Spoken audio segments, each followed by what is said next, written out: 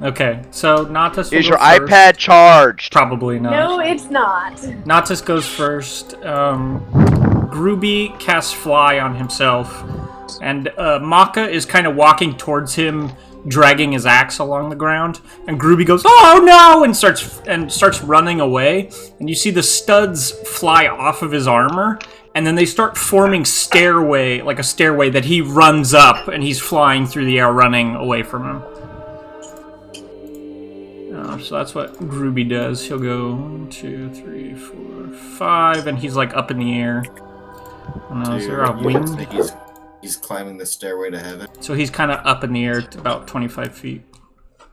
Danton has to roll against confusion to see if he gets a turn or not. So I gotta roll a d10. Roll a 3.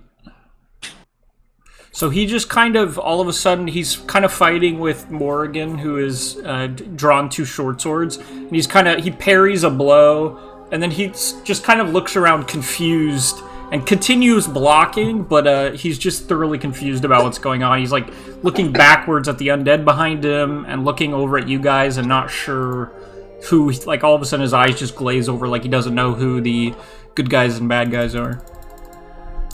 Oshileth will take some strikes at Morrigan. He rolls a natural 20 to start, and a hit, and a miss. So the first blow strikes, and you see his sword again turns into a white light and kind of splashes sparks across as he strikes down at her for double damage. So that's actually 2d6 and 2d8.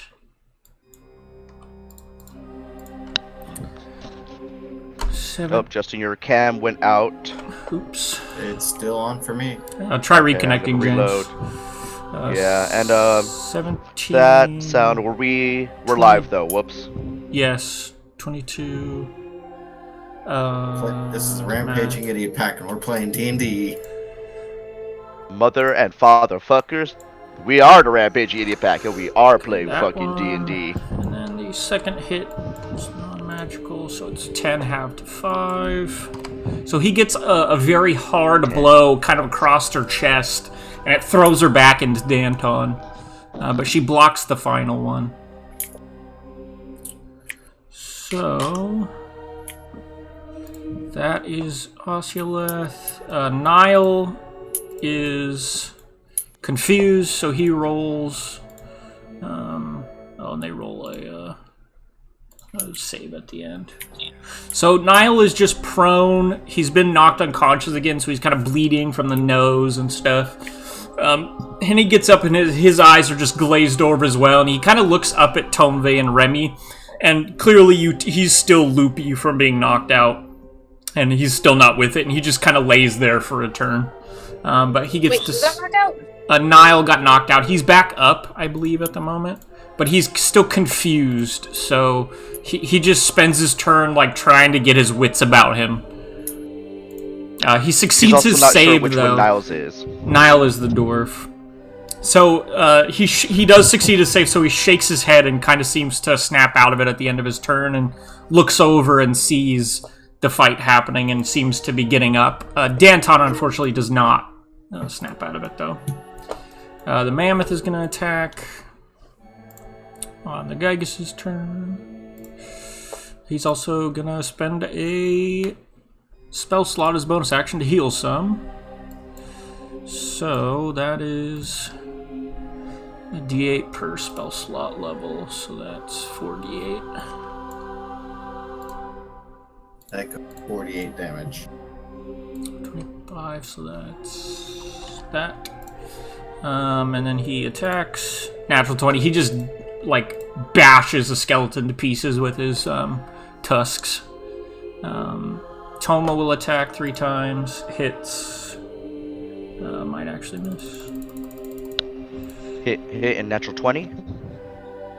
Misses and hits. So he does that amount. So he kills a single skeleton here. Laurentius strikes twice, hits and natural 20. for that amount. So the first one is 7. What are you at though? Oh, and I forgot he actually adds radiant damage, huh? So the first one is math 7, and 5 is 12. Yeah, so the first one kills the skeleton, and then the second one's a natural 20, and that kills the skeleton as well. Strauss will strike at the Minotaur skeleton. Hits.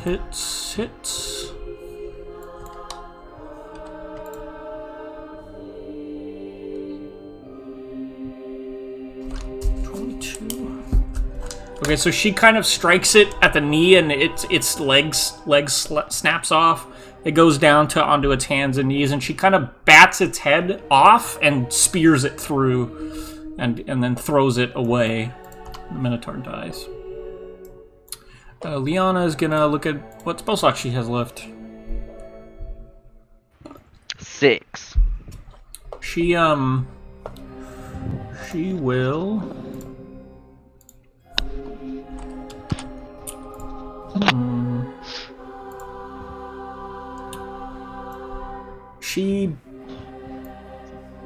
She will.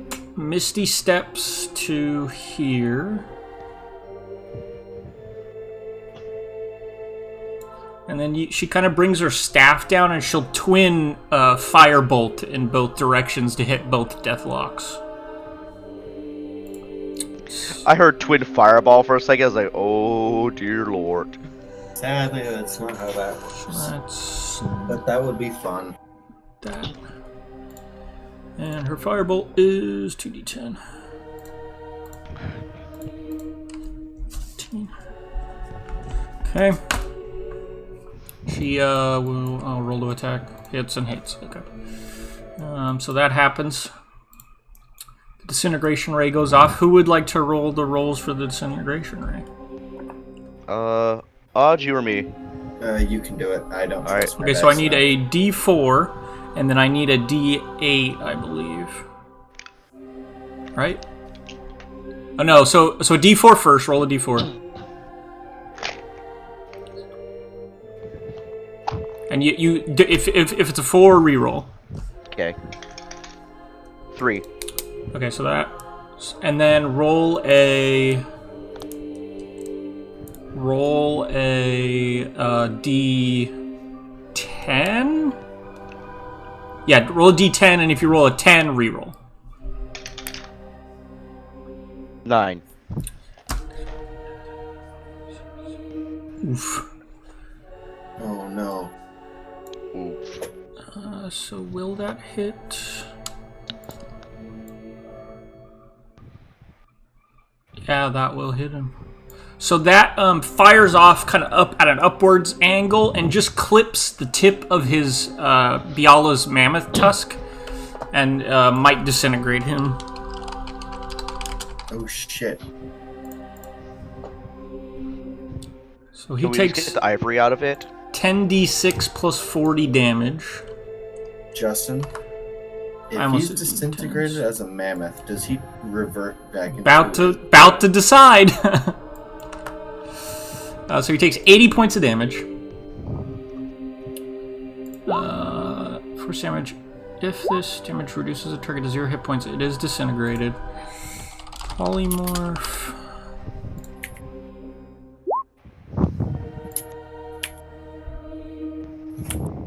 Until he drops 0 hit points or dies. Interesting. So if disintegrate drops something to 0 hit points, it's disintegrated. But in polymorph, if you drop to 0 hit points, you revert back to your beginning hit points. So he reverts back. Sage advice. Disintegrate Rip. polymorph. Disintegrate druid.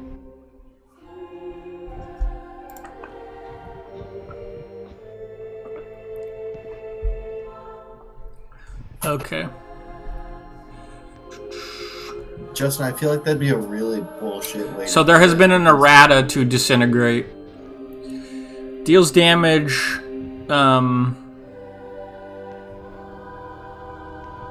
gonna have to look that up because his tweet doesn't make sense to me. Justin, it might be along the lines of, I think carryover damage goes to the person itself, and if it drops the person down to 0, they're turned to ash.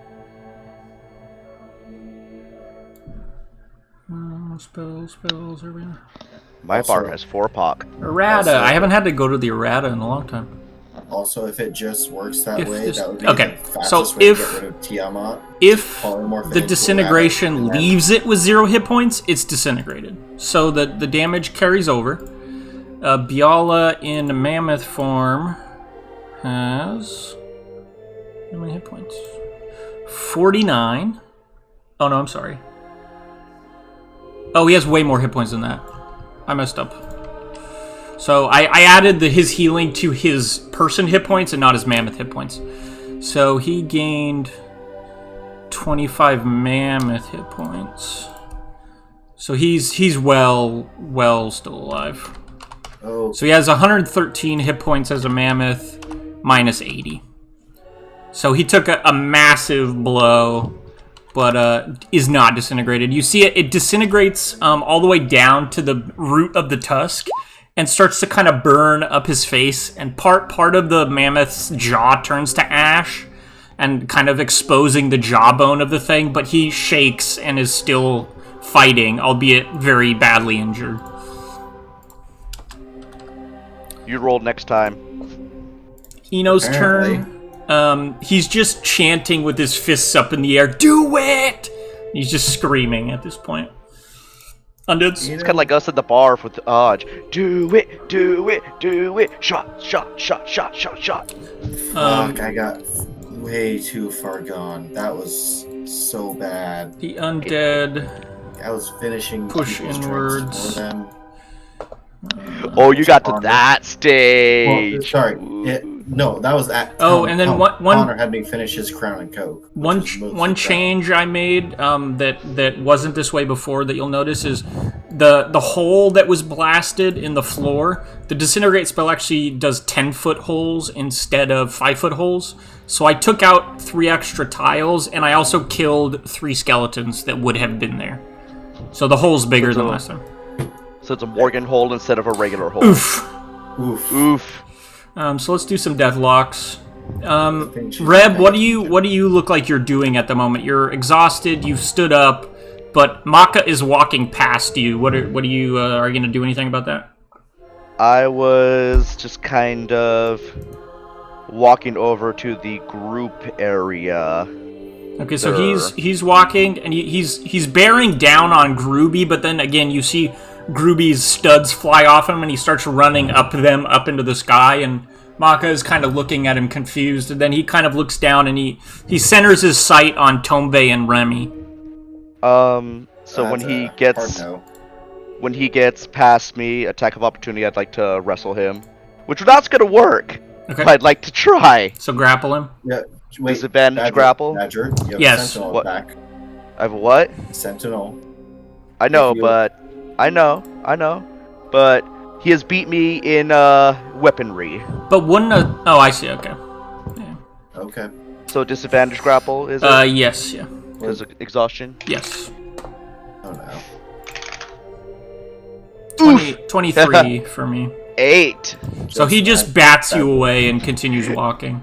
At like this point, you're like Rep just kind of laughing, like almost like barely trying to like fuck. So he gets to there. He's just walking. Tombe is kind of looking down at you and walking. His axe is sliding across the ground, kind of making a screeching noise. And you see that it's actually leaving quite a gouge in the floor, even though there's barely, he's not pressing down on it, but it's cutting through the ground like it's paper almost. As he gets within 30 feet, he does take a dash and starts running straight at you.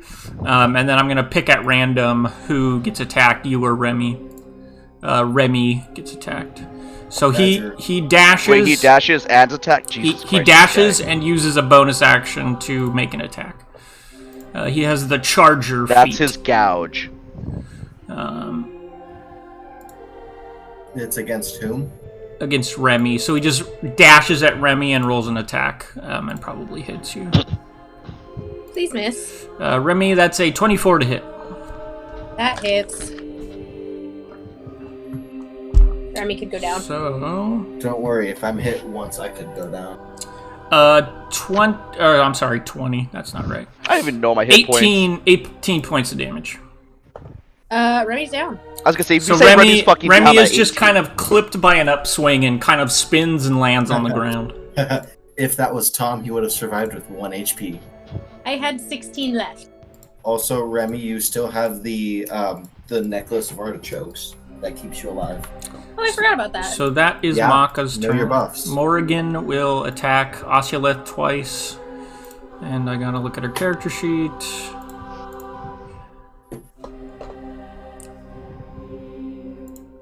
Actually, she's more... You see that she's still kind of pissed that Danton, like, blocked that blow almost on accident.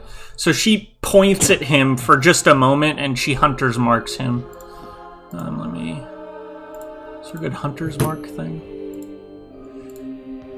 Let's do... I don't know, that one. So she Hunter's Marks Danton and will attack him a bunch. So... First attack is only a 15, which he blocks, and he kind of laughs again, and she looks even more pissed and like roars at him and attacks a second time. That one unfortunately hits though. So he's like in the process of laughing, and then she strikes through his guard and hits him and cuts him kind of across the arm, and you see it's a very small cut, but she got like a major artery or something because it starts gouting blood, and he takes an additional 4d6 because she's a ranger. So that's 5d6, 18, 22, any bonus damage.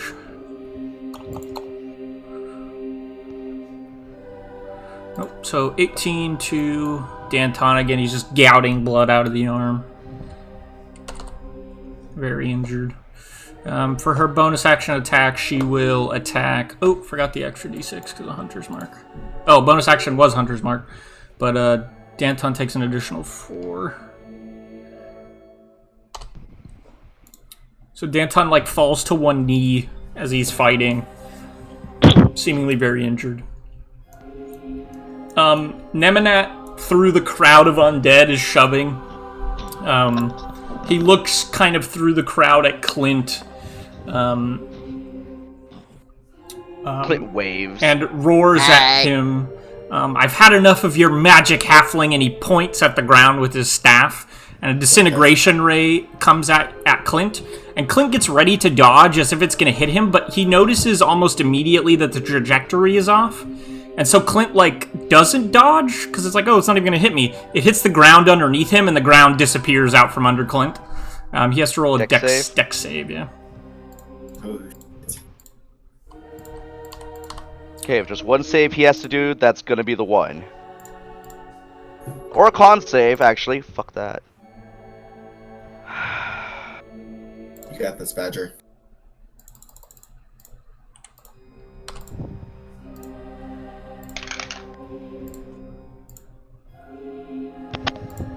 What's that? Oh no. 11. Pew pew? Do you have an Indomitable? I do have an Indomitable. Do you want to use that? You might have used it. No, I did not. Motherfucker, it's an 11! Gang, Clint plummets into the darkness and disappears. Tom uses his reaction. I will roll Featherfall. for the... Featherfall again. All of the skeletons fail and just disappear into the darkness. My last spell slot, but he's not falling quickly. Let me check one thing. Where you at? Nemanat. It's probably not worth The it, spell but slots. he's my buddy. Check some distances. Fuck, Conchabar's... He counterspells you. Nemanat counterspells you. So as he sees the Featherfall coming out, he whips his staff at you and says, "No!" And Clint disappears into the darkness. I'll whip my staff at that motherfucker. You cunt! That's Nemanat's turn. The undead attack the mammoth a bunch. 1, 1, 2, 3, 4, 5, 6. Yeah, 1, 2, 3, 4, 5, 6 at advantage. Hits. Hits. Hits. Hits. Hits. Misses. So 5 hits. Well, Badger, it's a bit early for that, Plus but in memory. 20, 30 points of damage to Biala to start.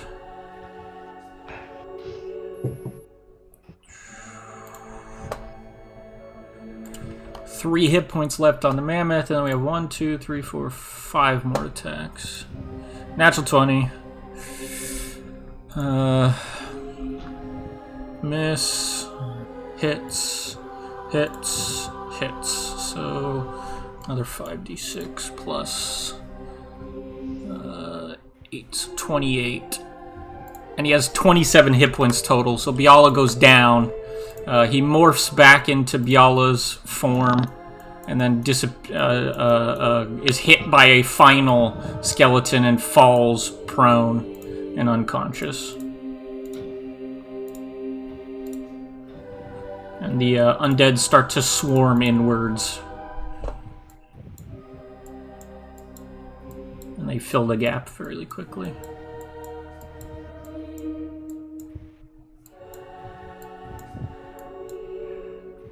This one moves through the sphere, not kind of recognizing that it will hurt it, and is just annihilated. This one will as well. Okay, Deathlocks now. This Deathlock here looks at Elise. He is out of spell slots. So... Nope. Nope.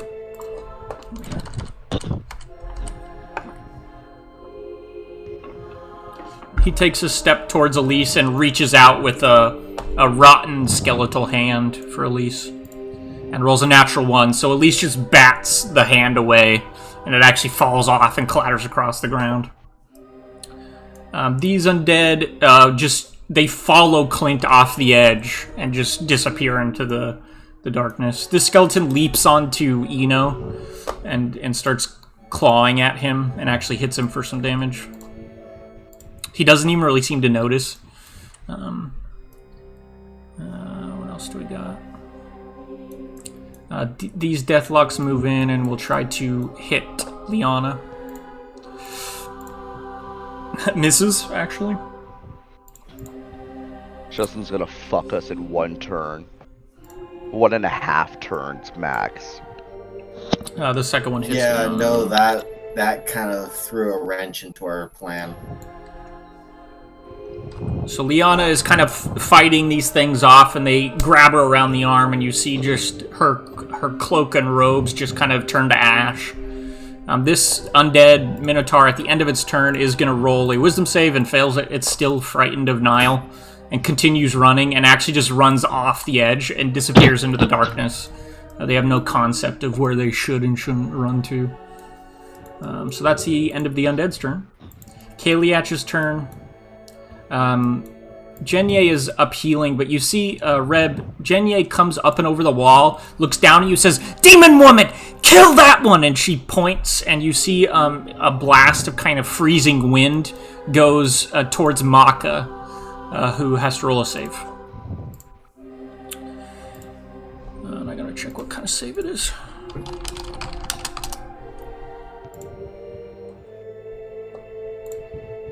He fails it. So you see this cold wind hit him, and he just kind of goes kind of rigid, as if he's frozen solid. She has held him in place with kind of a freezing wind that's coming out of her, the end of her broom. And she's just, and then she looks at you and like points with her head towards him, and he can't seem to move. He's just standing over Remy with his axe up in the air. Now, Justin, statistically, would you say this is considered held, grappled, or something other than that? He is paralyzed. Paralyzed. Yeah, so you have like advantage on strikes. And it's an auto crit. I'll look it up. I don't think so, but... Paralyzed is auto crit. That's why Hold Person is such a powerful fucking spell.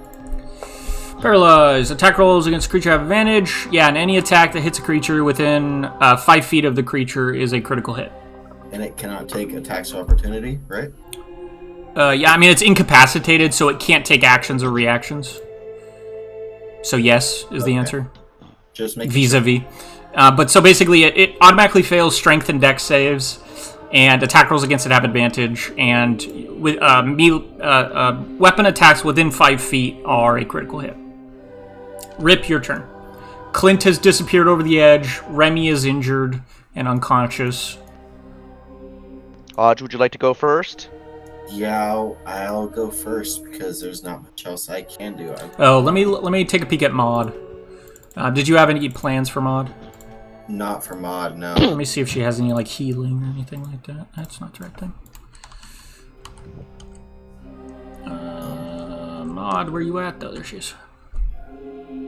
Maud does have one of my potions in her hand, though. Does she? I think so, yeah. I've pretty much always kept her with one in case I go down. Like, nothing's big enough you for gave her to, one like, to stay in. you gave one to Oculith, right? But do you mean like she has one in your pocket? You mean? Yeah. Okay, so I'll say that she flies over to Remy and pours that down her gullet. Yeah. So Remy, you wake up with 2d4 hit points. I can roll that if you want. Technically, I'm doing it. It's 2d6 actually. Or, yeah, 2d4. Sorry. You gain 2 hit points. Jesus fuck! Jesus Christ. You wake up. You're also exhausted now at this point and prone. Okay. 1, 2, 3. Okay, Justin. Mm-hmm. I need you to roll really low. What am I rolling? Roll me a wisdom save for Mocha. Okay. He has a plus Mocha 2. chocolata. And he rolled a 17 plus 2, 19. Fuck me. You needed a 17. God damn it. We lose. We're dead. We lose. It's over, we lose. Reb is gonna come in then. 1, 2, 3, 4. Justin. 5, 6. That's him, right? How many of That's my my- other Yes. poisons would you say I'm allowed to drink on a bonus action? Jesus As many Christ. as you want. God. Let me just check one thing. So, all hits are crits, but what if I roll a nat 20? That's a double crit. Is that a double crit? In that case, you smite with your highest level spell. Oh, wait. Say that again, sorry. I can't do either. Say that again. So, with the paralyzed, I'm within 5 feet, it's Yes. a critical hit. Yes. I rolled a nat 20. Quadruple damage. So that just doesn't matter, or do I like double the damage Yeah, I again, guess or it. I mean, more? technically, it doesn't matter. I'll give you a quad. Like so roll 4 times the dice. I think that Okay. if we were to go by the rules, there isn't like a rule for that. It like rolling a 20 is a critical hit, and there's no like double critical hit. Is what I'm saying. But I will allow that. That seems reasonable to me. Weed ass. So yeah, whatever it is, 4 times the dice.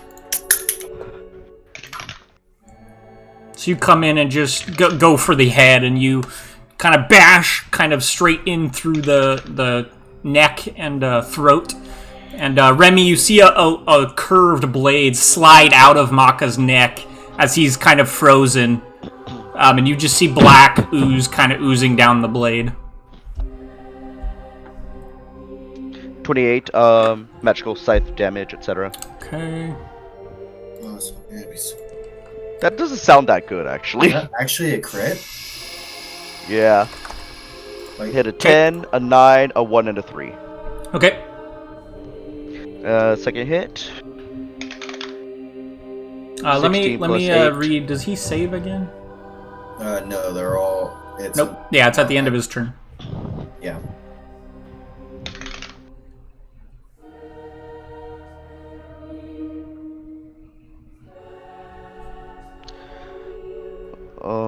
that one is 12 damage. Does that roll like over a 20? 16 plus 8, yeah. Yeah, you're good. Okay, 12 points of damage brings him to 900. that amount. Okay. It's 69, bonus but action, reversed. Nice. Not nice. Bonus action. Bonus action, hit with the butthole.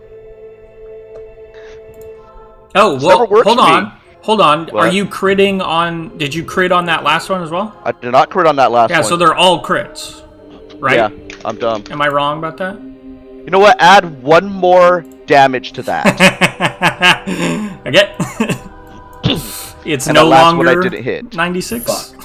So you stab him through the neck, kind of leverage down, and you try to like upswing in the crotch, but the blade gets kind of stuck in the scale mail, and you kind of rip it out. Remy, you have a turn. Elise, you have a turn. Fuck. That was all my movement too, so I can't back away.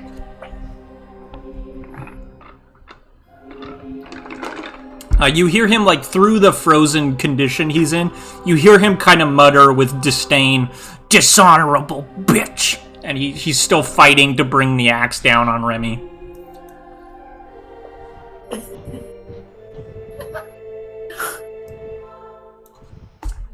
Oh, and I guess what's her name? Reb's gonna kind of call over to like the fighting group and all that, be like, "Guys, now or never."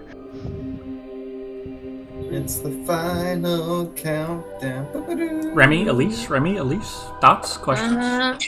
Release, Emmy. Remy might want to do a thing that she has to double check here real quick. Get your iPad.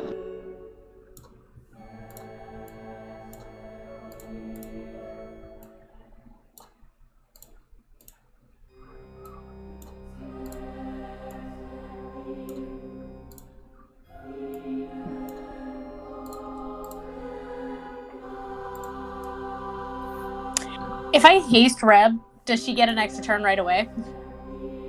Well, so again, because I mean, you could have done this before, and because we're doing tandem turns, we can retcon it and say that you hasted her before she took her turn. So I'd let that happen. That's okay. So you get action. another attack. Another attack. Okay. Yeah, just I believe. Maka looking right now. How bad is who? Maka looking. He has 95 hit roll points. a medicine check. Roll a history for Morgan.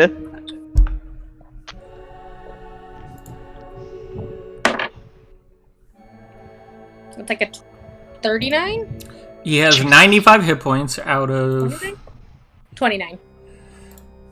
143, so I don't know if that's bloodied or not, but no, it's not. He has 95 hit points out of 143.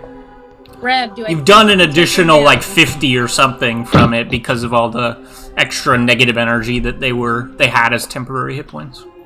Reb, can you do that much damage in another attack? Absolutely. A quadruple Morgan in a quadruple crit, she did 27 damage.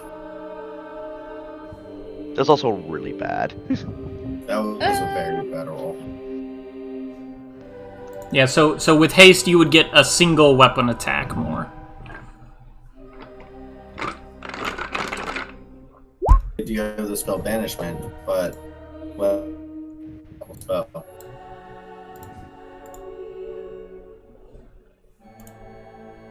I guess it's actually a fairly average roll for D10. Yeah, I thought you had a 7. There we go. Wow. I really not use that many spell slots? Hold on.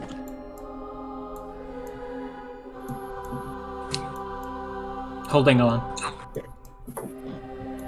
What would you like us to hold on to? Are nuts at this point. Alright, So I guess I Badger, can put Maud out. She's there, but she's still invisible. when our turn So, comes back, all I these- can say is hold my beer and watch this. Yeah, I'm only missing... Okay. So Elise is going to swipe at the Deathlock in front of her with the Shadow Blade. Okay. Clint was the only one that needed light, right? Yeah, Clint was the only one that had it. So it's dark in here now? Yeah, unless anybody else wanted to have lights. Toma would Rep's need... fine. Toma would have a light source near him of some kind. A light cantrip or something of the like. So, Laurentius would as well. Toma, who's being blocked by a lot of zombies? Yes, yeah. I'm just saying, like, on the other... There is a light source over there, but over here there's not. So yeah, it would be, like, advantage for the Shadow Blade.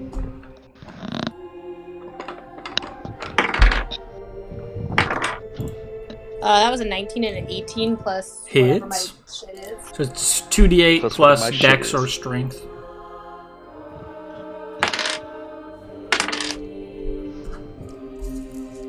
Eight, 9, 10 points of damage. Whatever kind of damage it is. Okay. Shadow damage. And had this one been injured before? Does anyone remember? I have all these numbers written down, and I think I remember which one it is, but I wanted to ask you guys. I feel like it's taking like a healthy amount of damage. Does that seem consistent with what you guys were Sure. thinking? Okay. Sure. I'm gonna say it's that one. I have taken a healthy amount of damage too. So that I don't one, know. that one is just dashed to pieces across the ground. Remy still. You're prone, so you might want to stand up. Oh, okay, Remy will stand up. Okay. Remy is going to Cast Power Word Kill. Remy's gonna cast Sanctuary on herself and And hold book it a the help fuck action. out of there. Nautilus's turn. We're gonna see what Nile does. 4. Oh no, Nile is no longer confused. I remember. So Nile stands up, very injured. You hear him kind of as he's getting up. He says, "Morning, Lord. If you were ever gonna help, now'd be the time." And he just kind of grabs his holy symbol and casts a spell. You see him start to glow in a very kind of familiar way, Remy. And then as a bonus action, he's going to heal Danton a little bit. Hey, Justin. Yeah. Question. Does Nile have the levels to use Divine Intervention? No, he does not. Okay. Could I have the levels to do divine intervention? No, you cannot. Can, If I Danton- ask real nice. Danton gets some hit points. Niall takes a few steps over. can Reb use the Third Covenant? Yeah. Fourth No! Covenant! I was about Fourth to is say what I yeah. need. I was about to say yes, but no is the answer. No, because Remy's the one that re-signed, right? Not Reb. Yes. Okay, so no is the answer. Let me take Pretty a sure peek at Remy's Groovy. didn't have any covenants. Remy's was just, hey, I'll get So you out of my Groovy house. sees, like, as he runs up on his floating metal balls, he looks back and sees that Maka is frozen. He says, "You guys got it!" And he looks over and is going to try to levitate Morrigan off the ground. So he casts Levitate on her. Oh, no, he can't. It's concentration, isn't it? Fuck.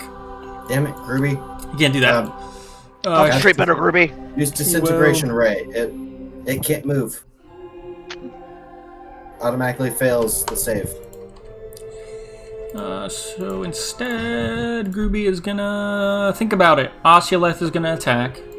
Let's do Danton first. Danton has to roll his D10. He rolled an 8.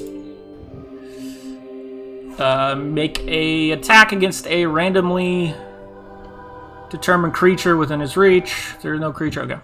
So 1, 2, 3, 4, 5. So 5 is Elise, and the other numbers are all enemies. What about Morrigan? Wait, for what? Morrigan is 4. So happening? Danton is confused. He can't tell who's an enemy and who's a friend, and he attacks a random creature within reach. Elise is a 5, and Morrigan is a 4.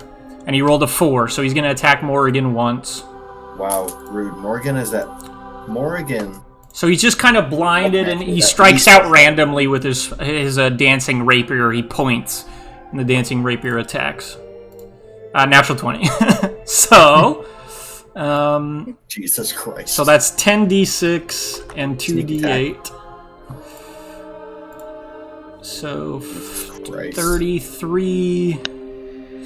Those are very 36 points of funny damage. numbers. To Morgan. Sneak attacks. 5d6 sneak attack and then 1d8 for the rapier. Yeah, 36. So Morrigan kind of sees it. He's confused and is whirling, and she whirls on Oculeth and slams both swords, and he kind of catches them with his blades. And then the dancing rapier bounces off the ground between Danton's legs and up into her chest. And you just see a rapier blade kind of go out through her mouth, and she coughs black ooze kind of into the air, and Oculeth catches most of it across the arm. And Danton is just dazed and confused and barely fighting. Oculeth will take his attacks. I'd like to think that it's just the sword fighting, not even him. Yeah, I mean, like, he's pointing, He's but kinda like, just standing there. but yeah, the sword has now blocked a blow, and he's just mostly getting lucky. Oculeth attacks I'm imagining him at like a advantage. conductor right now. Right. Oculeth attacks at advantage, hits, and that's Or 20. drunk conductor. So he So Morgan on a hits. train. So the first one is magical.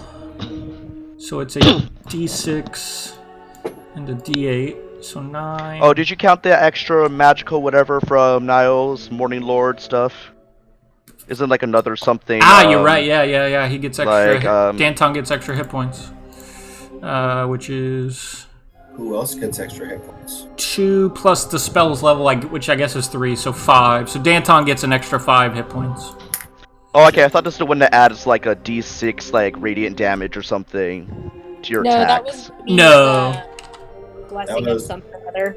Or the Cavalier or some shit like that? Yeah, Crusader's I just saw a big Mantle. round thing around there, so I was like, No, maybe that's it's his. that. That's his healing range. He's kind of glowing and throwing healing energy okay. at Danton. So Danton got some extra hit points basically. But so 9 and 5. Sorry, 9 and 5 is 14 points of magical damage to Morrigan. So, and then the second hit is just a d6.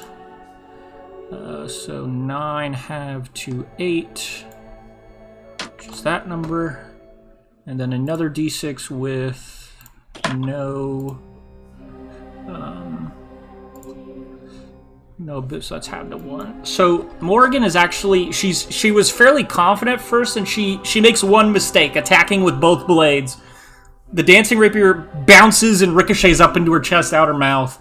And then Oculeth pivots and slides both of his swords into her knees, and suddenly she's just gouting this black ooze and cries out in pain and is very badly injured in a single round of combat. Gruby was taking his time to figure out what to do. He sees this happen, and he decides to go in for the kill. So he She's getting will shit kicked, dude. fly down, land there, and you see a burst of white energy as his studs kind of all fly off his armor, and will possibly strike both Morrigan and one of these undead here.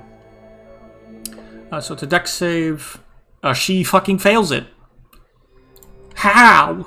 She rolled a 2, but her dex saves are like +9, so she fails it. She failed it in the same way that Maka keeps failing a DC 17, or keeps passing a DC 17. True. And the undead fails as well. So Gruby does 2d6 force damage, so for 5 additional points of force damage to Morrigan. The undead kind of gets hit, but is managing to stay up. And Gruby kind of sees now that he's like in the center of everything, and oh god! And he just kind of cries and begins to run away, but he doesn't move on his turn at all. So that's the Natis. They had a very good turn. Gygas's turn. Biala is down. Strauss says, "Get him!" And Toma and Laurentius both go to recover Biala from within the undead's territory.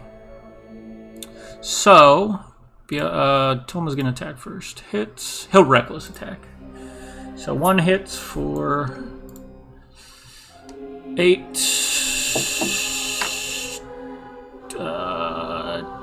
13 points of damage just does it. So he whirls and with a roar clatters and just splashes the crowd with bones. Laurentius is gonna look and see if he actually has any healing as a fucking divine barbarian. So he unleashes a battle cry as a bonus action, and up to 10 creatures within 60 feet gain advantage on attack rolls and saving throws until the end of their next turn. So let's do Liana, Toma, Strauss, himself, Biala. That's 1, 2, 3, 4, 5. So 5 more people. You guys are going to have to remember this because I'm going to immediately forget. I already forgot. You guys already have advantage, so I'm going to give advantage to the 4 that are around Morrigan and Niall. So everybody but Reb and Remy and Tombe have advantage on their attack rolls and saving throws. That's a big one. Remember that. Saving throws. I'm going to write saving throws down in bold. Everybody else has to remember though too. Laurentius is going to look at his equipment, see if he fucking has any healing. He does not. So he's just going to try to clear the way. Actually, he'll grab Biala and start pulling him back. So he takes a step. He'll take 3 attacks of opportunity there. Hits, and misses. So he takes 10 points of damage, halved to 5. And then he's going to move back with Biala 1 square. So he takes an additional 1, 2, 3, 4 attacks of opportunity. All at advantage. 2 at advantage. 1 hits, 1 misses. Misses and hits. 2 hits. 12, halved to 6. So that's that amount. And then they are going to... one of those can be reduced. So Toma reduces one of those. His ghosts capture one of the skeleton's arms as it's coming down on Laurentius. He doesn't take any damage. Biala will roll a death save. He succeeds, but does not wake up. I was like advantage on saving throws. Oh yeah. He rolled the same number twice. Toma will attack 2 more times. Still reckless. So that's a 14 to hits and 15 to hits. So 6, 8. Math. 11 doesn't kill it. Then he's going to use that 1 more attack that hits, and he kills another skeleton there. Strauss is going to take a peek if she has any spell slots left. She does. She'll cast Thunder Wave. We'll say there. So that is only 2d8. But 16. That's good. So, skeleton con saves. +2. Fail. Fail. So this one dies. Let's just go inwards. This one dies. This one dies. Natural 20. So this one takes 8 points of damage. That one succeeds. 8 points of damage. That one succeeds. So she clatters her shield again, and there's a shock wave that scatters a couple more skeletons. Ouch. Liana will take a peek at her spells again. She will... she will fireball on top of herself. Wait, what? 32 points of damage. Roll saves, fail and fail.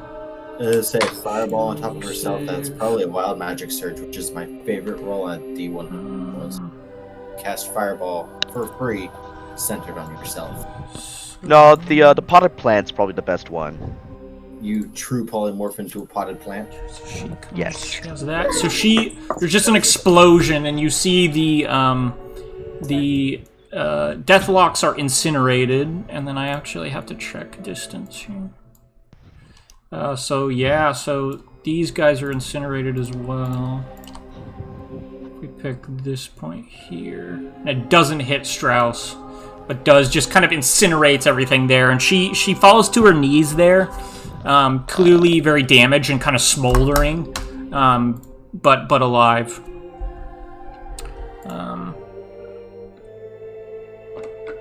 So, quick question. Yes. Tom's name is on the bar, right? So Yes. if he's the only one that lives, he still takes. Well, Aova has more percentage than Tom. Fuck, She has like So- half a percentage more. That's Yeah. right. fuck you, Ayo. Remember? Fucker. She sure does. Yeah, she. So that's the Gygus' turn. Who would like to roll for disintegration ray? Not fucking me. I will, because Badger. Give me a D4, and if it's a 4, re-roll it. Is a 1 the undead? No, it's for direction.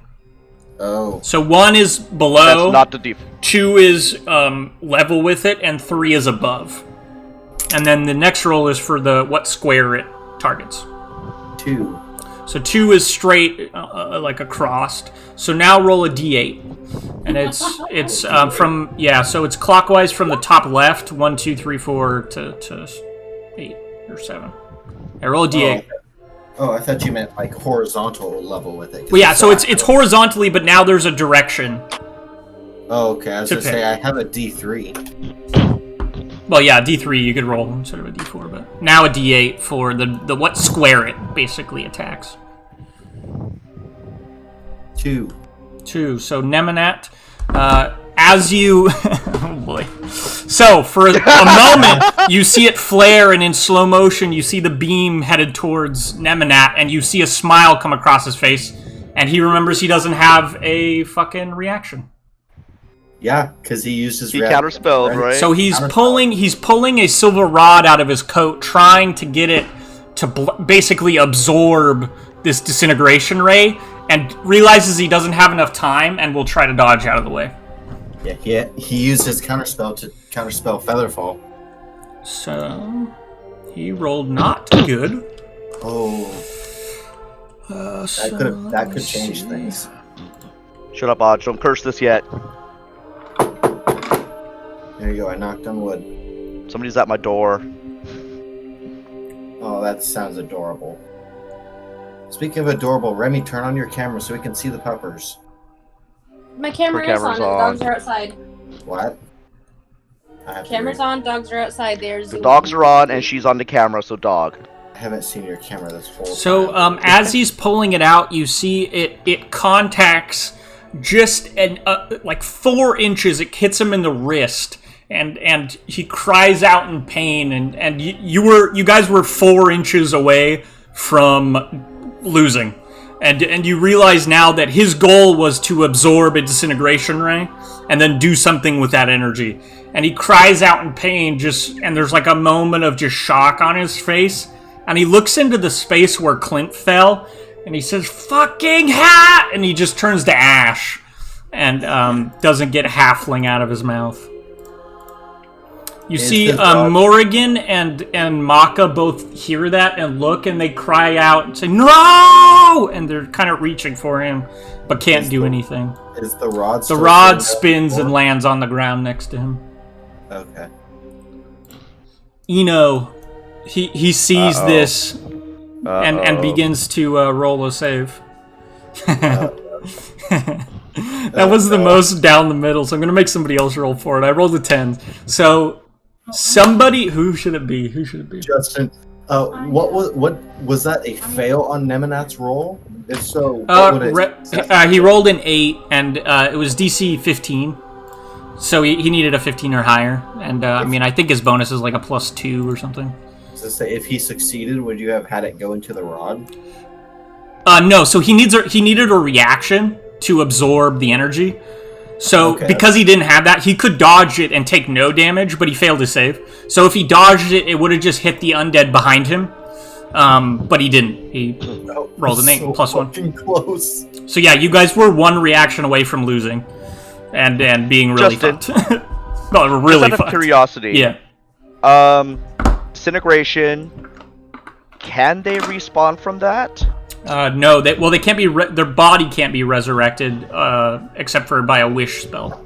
He needs with the. Oh, that's interesting. But like with the lich powers. Yeah, I actually don't know. I think not. I think the soul is disintegrated as well. Yeah, because I know player characters. Well, so like, it can't be restored to life, but he's not living. Yeah. So my answer is I don't know yet, but you also don't know yet. So. We'll go look up sage advice or some shit later, yeah. But you see, like, a couple items, all of his magic items that were there, you see kind of clatter to the ground. They're in kind of a pile of ash. Remy, roll a charisma check.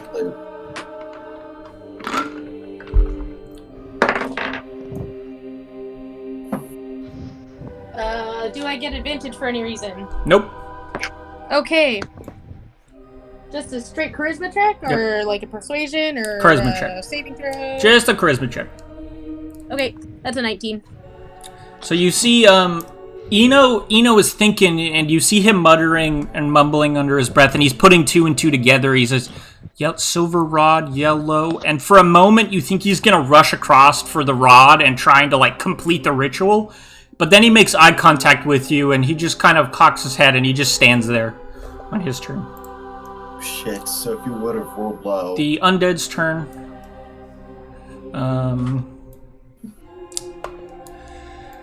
Maka ends his turn because he can't. He's paralyzed. So he's going to roll his wisdom save, but his turn is over. He fails it. So he is still frozen. Morrigan, bleeding, hit points.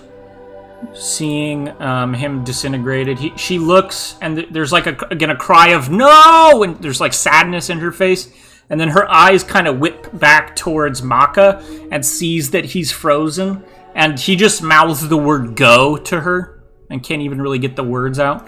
And Morrigan makes a break for the place where Nemenat was.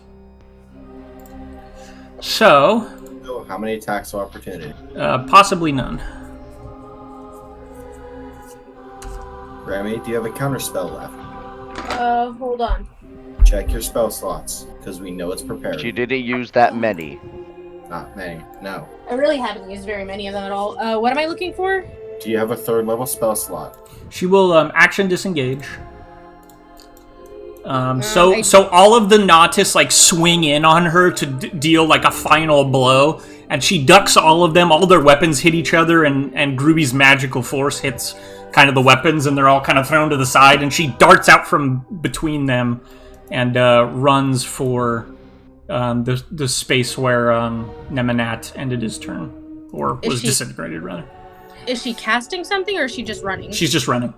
Okay, I wasn't sure if she was going to teleport away, so that's why I she gets here. I do have a held action, though. You do, yeah. I thought. Oh wait, no, yeah. I mean, you said you were going to help, but I don't make you decide that ahead of time, so you could do whatever you want.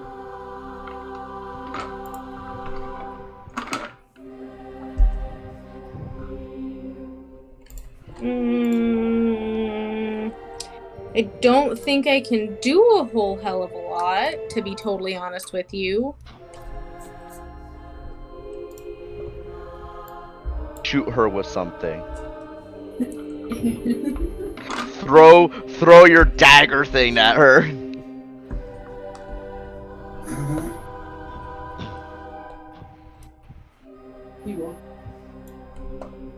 Well, I was thinking about pulling out the short bow and trying to shoot her, but quite frankly, I don't think that's going to work. You never know. You have a shot. Literally, she has a shot at attack. And Morgan has probably 10 hit points. But how much AC? Yeah.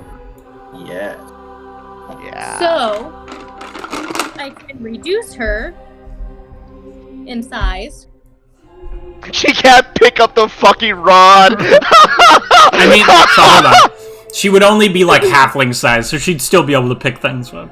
Oh, fuck me. Does it make her slower at all? Is that a thing? I feel in my heart like it reduces her movement by half, but I can check that. I'm looking it up right now. I'm just imagining her turning into fucking Maud, and she's like, no! Yeah, it doesn't seem to do anything about her speed, which is interesting. Maud, polymorph her into a rabbit. It does other things to her that are bad, but like it doesn't reduce her speed. Probably because she's the same mass, she's just smaller. So in theory, she'd be even quicker, wouldn't she? It's the same muscle mass. Or the Same muscle mass, but less weight. Basically. Just as fat. It's like Ant-Man. I fell asleep during that movie. Which one? She's not wearing any metal, is she? There's two of them. I don't believe so. I think that's touch anyway. You have a dragon. She does have a chain shirt on. Morgan. But she didn't use her bonus action to command it, though. Okay, fair enough. Could she use her action to command it? Yeah, but then she can't, cast the spell. Command it to go and cast that spell. But it's not No, casting maybe. the spell, she's casting the spell. Shit. My only other option would be to... Oh, wait, that might be fun. Do I have to touch that? That might be fun to... Oh my lord! Touch, go well. Shit, it's touch. Tits. It's so really... Oh! I can try that. What's the distance on that? She's like 30 feet away, or 25 feet away. Yeah, she was 25 feet away at the start of her run, basically. Oh, that's not what I was thinking. Who's there? Morgan, do you have the spell Heat Metal? No. That's what she was thinking, I think. That spell is not touch.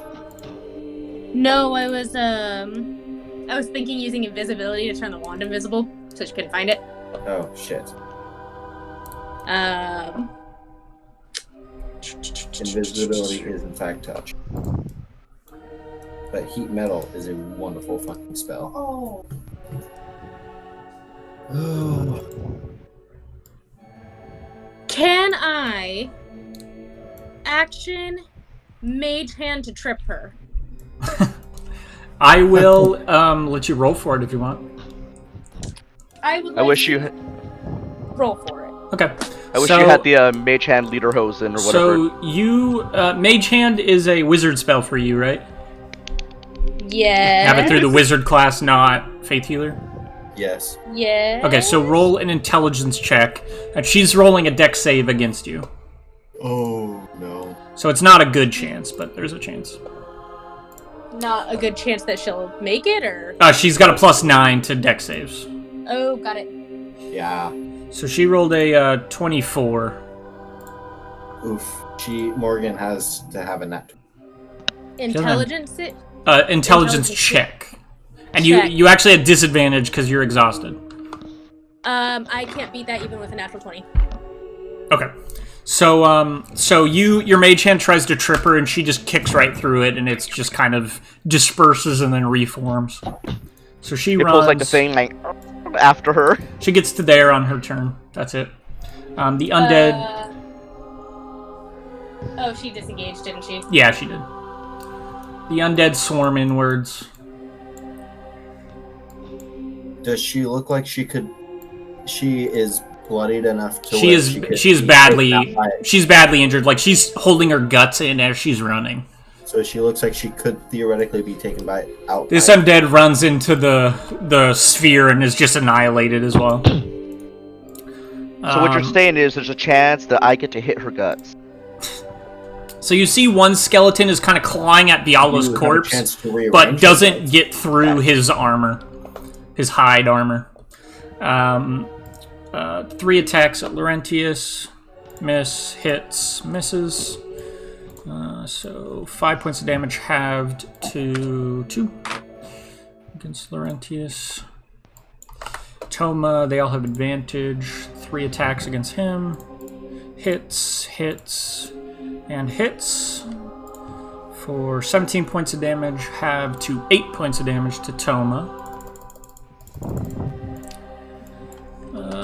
so they're just being swarmed at this point. 2 attacks at advantage at Strauss. 22 and a natural 20. Strauss will shield. Nah, she'll take those. So it's 3d6 plus. Ooh, that's shit. 3d6 plus 4 is 10 points of damage to her.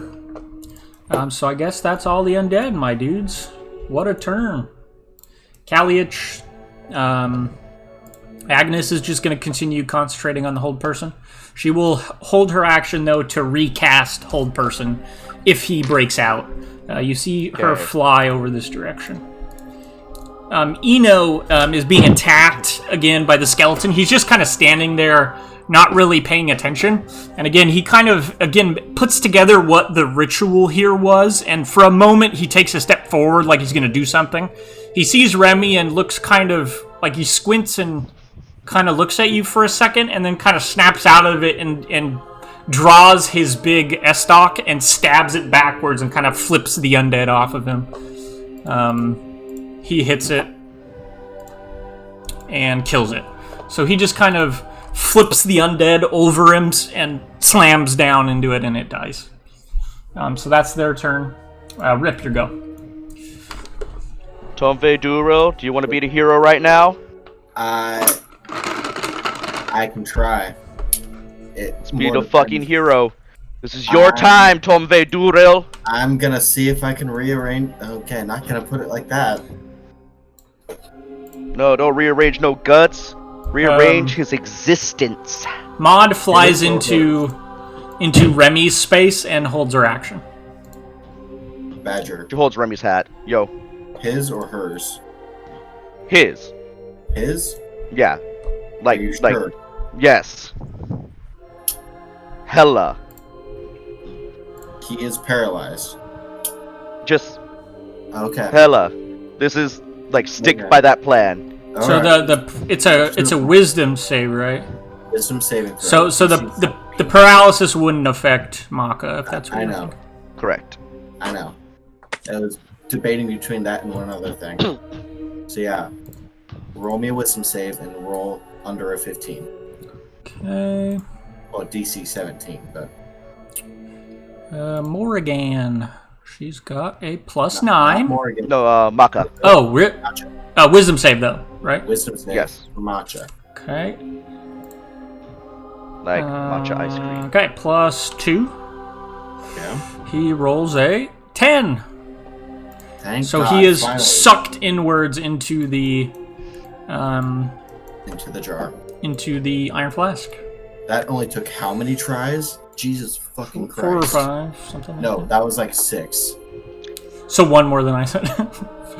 Rip, the rest of your guys' turns. Reb is going to 1, 2, 3, 4, and Reign of the Ram up at Morgan. Okay. I believe was at a 60 feet. I barely needed to move. It's a +7 attack bonus. Okay. Natural 20. Disadvantage. Fuck me. No, it's an attack. Attacks are not. Why do you have disadvantage? Exhaustion. She will use her reaction to give you disadvantage, even if you don't have I it. look at her and go, "No, you." She kind of turns shadowy all of a sudden and kind of goes translucent in the darkness here. Is that a feature or spell? It is a feature. Into darkness. There is no darkness for Well, me. so it's a feature that gives you disadvantage on an attack roll. It doesn't actually have anything to do with the light, but that's how I'm narrating it. 14. 14 misses just barely, so she ducks and the ram kind of goes over her and off into the darkness. What was your better roll? 12. So 19 all day. Okay. Action. Bonus action. She's gonna just kind of actually back it this way a little bit, get out of people's way, and then that's it for Reb. Okay. Remy, Elise. Yes. Remy is going to bonus God action command the pseudo dragon to fly straight forward. Okay. And pick up the wand. So it was a Nemanat's. Yes, yeah. Okay, yeah. So that's plenty of movement. So it flies down. There does seem to be other blobs inside this pile of ash, but the rod is easily viewable. Just so you know, I know that you're probably still going to choose to take this, but just so you know, the other items that are obvious here, there's a staff that he had that is kind of ordained. That is easily viewable. That's it for the obvious items. So there's the rod and the staff, but there are other blobs inside the ash here. It's just hard to tell what they are because they're covered in ash. Gets all the shit, brings Verils back to life. He's the only one who's left alive to actually use them. It's gonna just pick up the rod and go. It's gonna go use its last 5 feet to move straight up. Okay, so it's 10 feet up? Yeah, sure. Okay. Can it action dash, or was it an action to pick up the rod? It'd be an action to pick up the rod. Does it have an action? Remy is going to... I mean, it could use the rod for some purpose, technically. Justin, I forgot last turn. Clint flaps his arms. You succeed. Does he slow down his fall by flapping his arms? A very, very minuscule amount, yes. So Or like he also like shoots upward a little bit, like no. You see bullets flying up through there. Many moments later, they hear the noise. Right. Oh, Clint was our mascot. He can't be dead. You see, as Remy moves, you see that Maud was still invisible, but she was gearing up to get the killing blow on Maka. And like as Remy moves, she sees that nothing's there and is just confused. And she looks over at Tobe and says, "Tobe, you betrayer! I was on an adventure!" And she's just pissed. I'm sorry, what was this thing that's right here? So that is Morrigan's short bow. She dropped it during the combat, and I was drawing it there just so that I remembered that it's laying there. Okay. She didn't. She dropped it and drew sword, so I was trying to just remind. That's right. Yeah. Okay. Cool. Remy's gonna cast Magic Missile. Okay. At Morrigan. Yeah. Ooh. That's what, well 3d4? played. 3d4. Well, at first level, it's 3d4 plus 3. If you want. You can cast it at higher levels. If you have higher levels, yeah. Yeah. But it's. If I wanted. But it's a +1 for each dart, so. I would suggest against casting it or upcasting it. Who knows what the fuck else we're gonna have to do and need those spell slots for? I mean, that's fine. I'll cast it. Yeah, but I haven't used many spell slots. I'm gonna cast it at 2nd level. Okay, so that's 4d4 plus 4 if you're targeting all of them at her. Yeah, oh, for sure. Okay. Okay, 2 plus 4 is 6. 6 again. And again. Okay, come on. Give me something better. 3 plus 4 is 7. Praxis. Rolling 666. 7 25. total? 6, 6, 6, and a 7. 6, 6, and 6 is 18, and a 7 is 25. So she is, she takes all of the darts on the back and falls and slides unconscious on the ground. What spell was that? Magic Missile. How do you... Just unconscious? Just unconscious. What? No, I'm not going to question it. Never mind. Yeah, wait, hold on, what? How did you get a 6 if it's +1? I thought you said it was plus 4. It's +4 to the total roll, because there's 4 darts. Oh, okay, so it was a 2, 2, 2, and a 3. 2 and 2 is 4, and 2 is 11? 6, and 3 is 9? Is that right? Yes, plus whatever. 9 plus 4, so it's actually 13. So she's not down. Good call, Lodge. I'm sorry. Fuck you, Aj. You're no longer the hero. I'm gonna kill Tomvey. Well, I mean, Maud is pissed at you as well. So sorry. What was that? It was 9 plus 3. 13 damage. 13 points of damage, right? That's what I said. That's what you'd say. Well, Yeah. we'll call it 13. Okay, so she still has some hit points left. She gets blasted in the back and is running through it. You see just holes in her cloak now. And Elise. we can make it. Let's see. Eldritch Blast. Wait. Wait, what?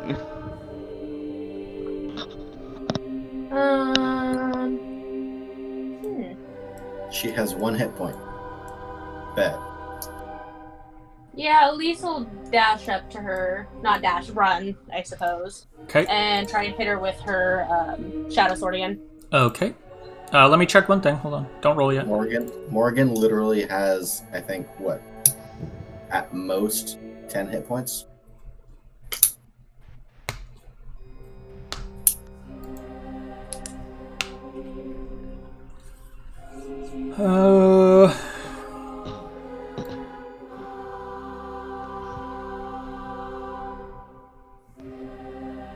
Fuck.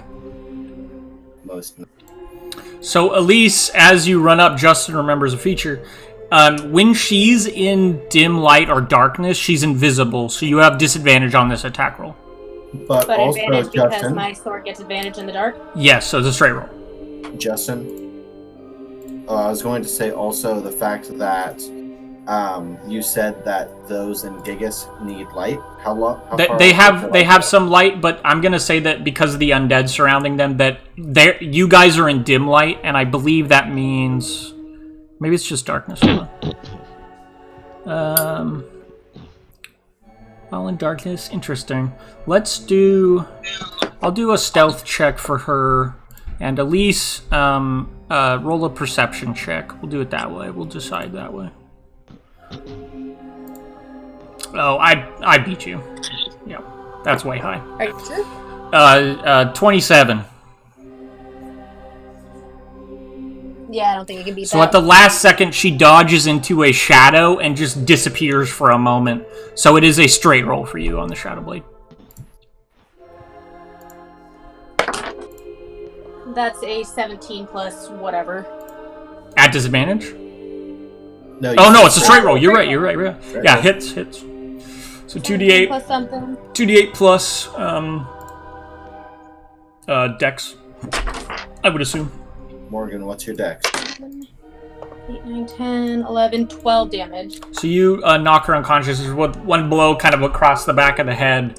You see her head snap back and blood kind of flies out of her eyes and nose and mouth, and she goes unconscious at your feet.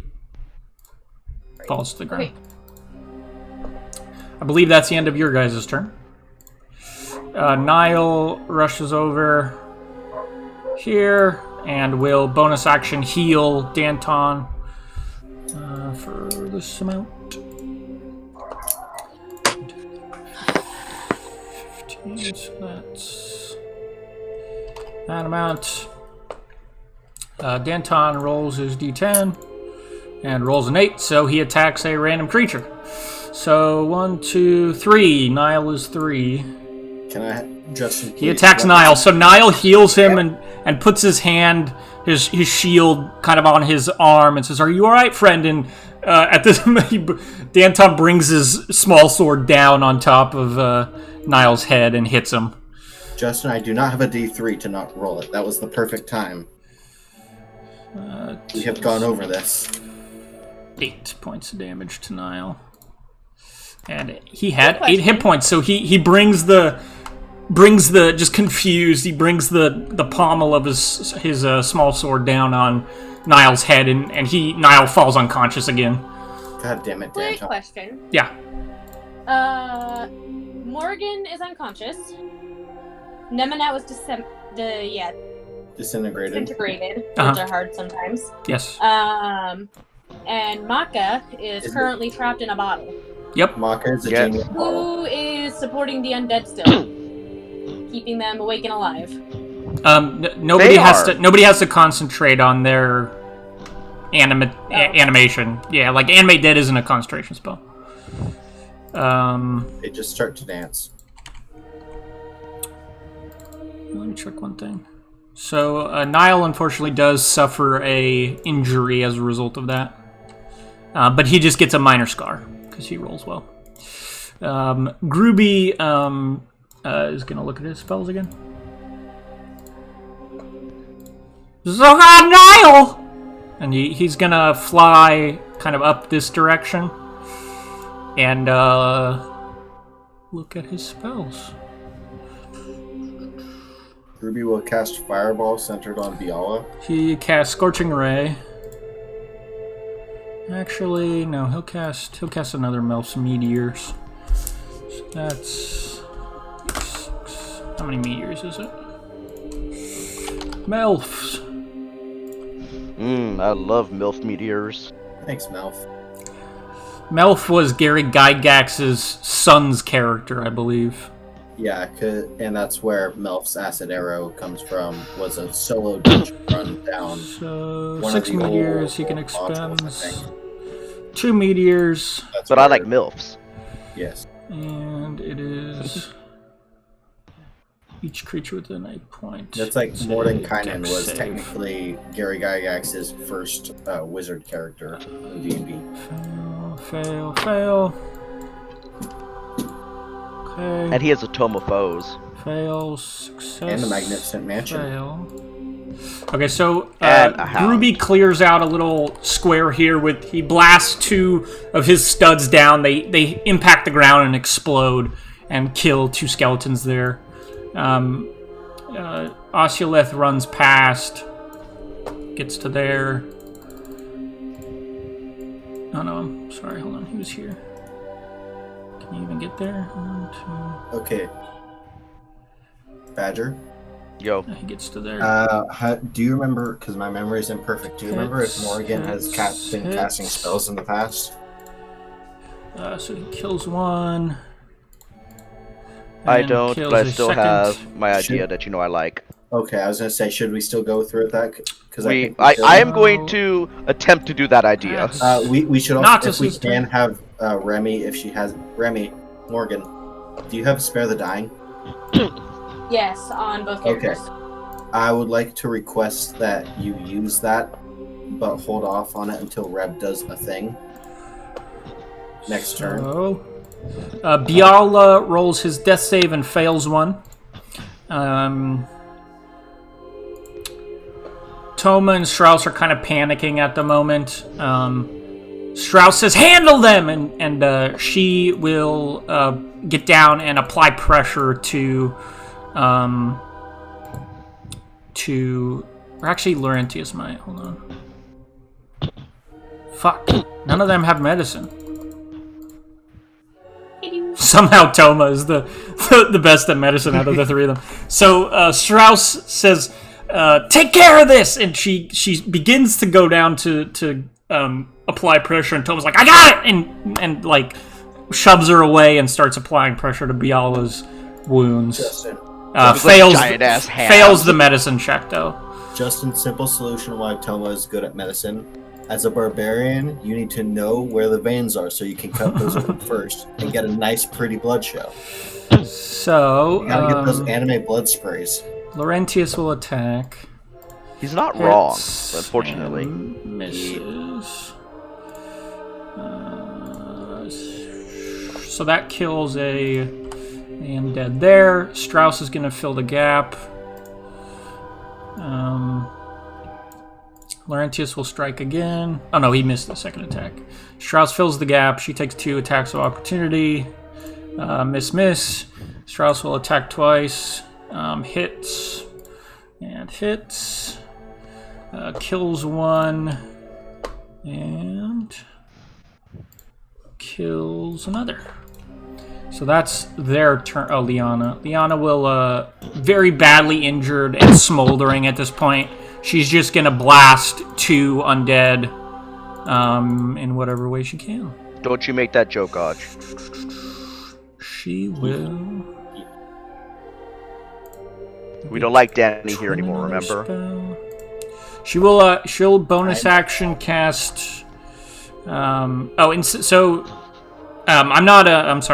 I'm a bonus action casting a firebolt and then action casting a firebolt. So, another sorcery point down. Is she gonna twin spell either of those? She doesn't have twin spell. I said twin spell before, but it was actually a bonus action casting and then a bonus action, or action casting. Oh. The mechanics are the same, but she doesn't have twin spell. So But one she attack could twin hits. spell both of them, and then attack with an action and a bonus action, because twin spell you can use while in tandem with another sorcery point. I'm not actually sure about that. I can't remember. I remember don't use correctly, twin spell and much. It's interesting. Twin spell is really good for things like disintegration, because it's a single target. Okay, so she blasts one for 14 points of damage, another for 15, so they both are blasted to pieces. And she's still just prone, like on her hands and knees, blasting firebolts at them with her staff. That's her turn. I believe that's everybody. Justin, Yeah. question. Yeah. If somebody had perhaps a gate spell or a teleport spell, etc., would they be able to, for example, teleport to where Clint is or someone else, and then teleport back somewhere or gate out somewhere else? So the Technically, problem if is, it's I think so you'd have to be here, and then you have to there's a roll to decide whether you know, like whether you get the right location. So if you do a location that you've never been to before, and you don't have any like connection to, the chances that you end up in the wrong place are higher. But I think it is possible. Say, Justin, I don't know Let's if put it that's this something way. you're homebrewing, but technically Gate doesn't have that. It's only the spell Teleport that has that. So Makeshift doesn't have Gate, it either. because she's using it through the cubic gate, she can't target a creature. She can only target a place on a plane. So if she's on this plane, she can gate anywhere on the plane that she's been to. But she can't gate to a place she hasn't been before. Let's put it this way, because of the special... almost said special needs, Jesus fucking Christ, Badger. The applications here. If Nemanat tried something like this, would he be possible because this is his universe? Again, I don't think that he's been to the place that Clint is falling, so I'm going to say no. Okay, I was like, he created it all? I mean, maybe that counts, maybe that Yeah, doesn't. I think that like he's been to everywhere that there's a platform, to stand on, but I can't imagine that he would have like went to the endless reaches of the pit below. I don't know, maybe it was like the Big Bang, everything came from him, so technically he's been everywhere. No. So yeah, with like a teleport spell, there is a chance that you can like describe, okay, it's been this long since Clint fell, he's falling at this rate, then he must be this many feet that direction. Not more of this shit. And then you teleport, but then there's a chance that there's just a mishap, that you end up in a random place, way off course. And then, of course, you need a way to get back. And then, because of the way I am, you're going to have to plan ahead so that you can feather fall when you get out of the way back. You teleport again, but you're falling at 500 feet around. That's okay, because then we just splat and then revivify both corpses. Yeah. Also, the cubic gate doesn't have any more charge. So, that's Gygus' turn. Got one more turn. Disintegration Ray, who'd like to roll? No, we use all of them. I'm pretty He sure made quite certain. because the last one that we used was to try and push the portal, push the fucking ball of death through a portal. And Nemanat was like, nope. So who's rolling for the Disintegration Ray? Not fucking me. Badger did. Morgan? Morgan, would you like to? What do I roll? D4 to start. And if it's a 4, re-roll it. Should have rolled a 5. What? 1. And then roll a D10. And if it's a 10, re-roll it.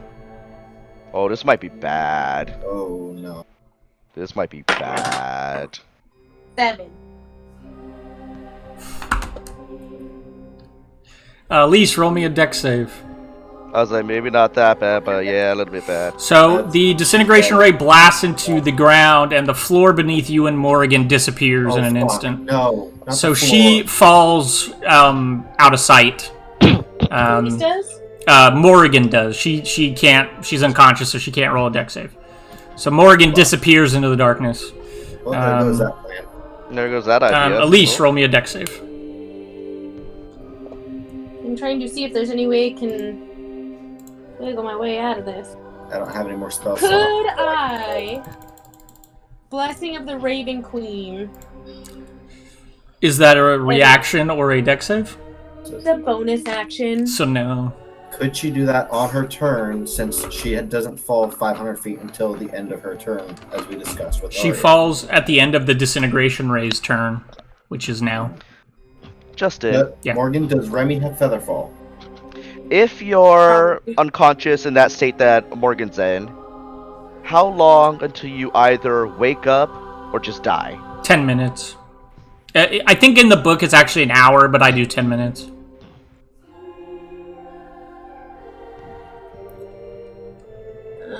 Dex save? Morgan, this is important. I'm Don't looking to Remy. see if there's any way I can finagle my way out of this. I don't think there is. Do you have the spell Featherfall for Remy? That's a good question. Does Remy have Featherfall? That's the most important thing you could do right now. I honestly don't remember if she does or not. I You need think to she figure might. it out. Because if she does, she can Featherfall, and then Elise can teleport back, I believe. Because is Blessing of the Raven Queen not 60 feet? Nope, it's 15. No. Oh, fuck. Never mind. Then you're just fucked. Sorry. Yeah, I might just be fucked. I might just have to try and make this save and pray to God I do. Do I have Featherfall? I don't know. Destroys the caption from liches, still dies to the ball of death. I do have Featherfall. I don't know if it's gonna help me anyway. Hey, Justin, question. Uh-huh. What would happen to the thing inside if the iron flask were to be destroyed? I don't know. Fuck around and find out. I'd rather not. As I actually don't. Do the other plan. I mean, what other plan? She's kind of falling into an abyss. What's What my about that DC? plan? 15. She's fucked. I'm talking about the other plan for the flask. +2. Oh, I yeah. What'd you roll? 14. Elise plummets into the darkness. Gone. What was the DC on that? 15. 15. Oh, So, Eno's Oh. turn. shit. He just starts to casually walk forward. Holds his action. Undead. They pile inwards. These actually are smart enough to kind of rush and attack Oculeth. So one attacks Danton, misses. 1, 2, 3, 4 attack Oculeth. What is his AC? That's not the right one. Misses. Natural 20, misses. So 2 hits for 16 points of damage.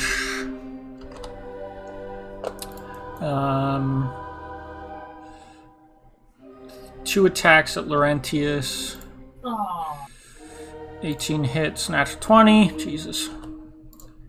For Jesus only fucking Christ. 12 points of damage, halved to 6.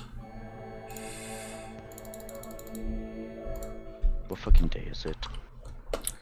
Thursday. 2 attacks I forgot to at start Toma. my Miss. notes today. 1, 2, 3, 4. Notes. So 2 attacks at Strauss at everyone's advantage. Hits, natural 20. The bar goes to Remy. And then 3 attacks, just Did you say normal. Reb? Yes. Said Remy. Misses, and misses. So Strauss takes math, 17 points of damage. Okay, so they're being kind of just clattered against. Do they look like they're almost dead? Oh, they are bleeding and exhausted. They're breathing heavy and just there's sweat pouring down their faces. At this point, you know what? Same. Kaliach's turn. Agnes flies over and says, "Halfling! Halfling! and just kind of looks downwards. Jenye will kind of walk over and kind of climbs up onto the edge of the ice wall and looks out over everything. Rip, your guys' turn. I would like to yell out at Agnes. He's not dead yet. Can you get him? Please. She doesn't answer you. He's the only person here I consider a friend. Oof. Eno just says oof. Maud just says oof. Clint's like you hear him yelling back up, "No! Who are you?" God damn it. Randy! Randy, is that you? Nero! The only people he ever cared about. Oh yeah, Vayer!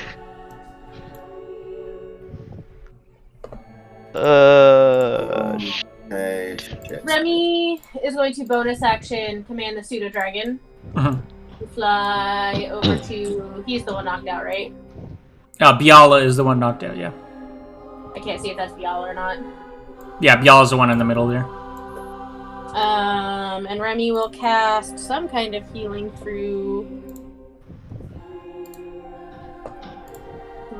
that. Fuck, where'd that dragon go? Is it stable? Fuck Is me. he stable? No. He is not stable. Nope. Cured them wound. Toma is applying pressure to his wounds, but he rolled a 2, so...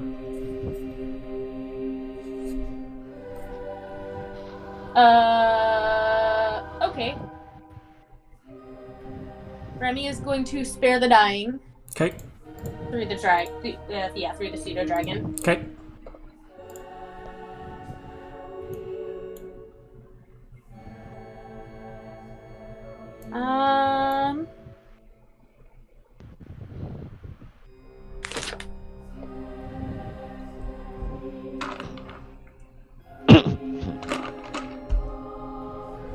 Morgan, We'll do that. What? how much more space or how much more movement does the dragon have? Went 5, 10, 15 out of 60. It went 15 squares. It has 60. Okay. Why? Fly it over a hole and drop the damn rod. We'll see. No, not let's see. Actually, no, better. Like, do it over, like, you can't see what the fuck I'm pointing at. Do it, like, over an edge or something. That's probably better. Yes, that way it's not within We'll reach. see. I will have it fly up in the air with, like, half of the rest of its movement, I guess. Okay. Why are you trying to kill us yet again? Are you, like, in with, like, the lich lords? Like, is this what you want? I mean, there Like, was I'm a gonna moment where she was like, hold on, let's hear him out. Like... It's like, I'm gonna go throw it back in the hole, and that's what makes us all good, right? Like, no! She also let him out of the magic circle that we had specifically for undead and demons. Weed, shut up. We told you, hey, maybe- Technically twice. Yeah. Technically twice, like once in the tomb and then once at the Westwood. I hadn't realized that yet, but twice she was tricked. And, like with Clint this, is dead because of this. Twice she was tricked into letting him out of a magic circle in the same way, just an illusion, just the same exact spell. And twice, Morgan did not sense the divine. Hey, use divine sense right now. See what happens. Oh, yeah, I don't know why I hadn't processed that it was the same exact thing that she fell for twice. And then, like you said, it's like, oh wait, I'm gonna make sure that they're making sense, and then we just like get our shit kicked in by them. Like, oh, well maybe we should not steal the rod or throw it away. Like, Maybe. Okay, what are you guys doing? What are you guys? So that's the pseudo dragon. Who else? Who else wants to do something? Tom used his movement. I would like to use my bow to shoot the one standing in front of Danton. Okay. I'd like to shoot the pseudo dragon down so it drops the rod over us. It falls into the sphere and just. Oh fuck! I actually just Let's find out what happens. in my inventory. I have something written down that I made a while back. I have it labeled as cherry bombs. Yeah, I think they were just like little explosive.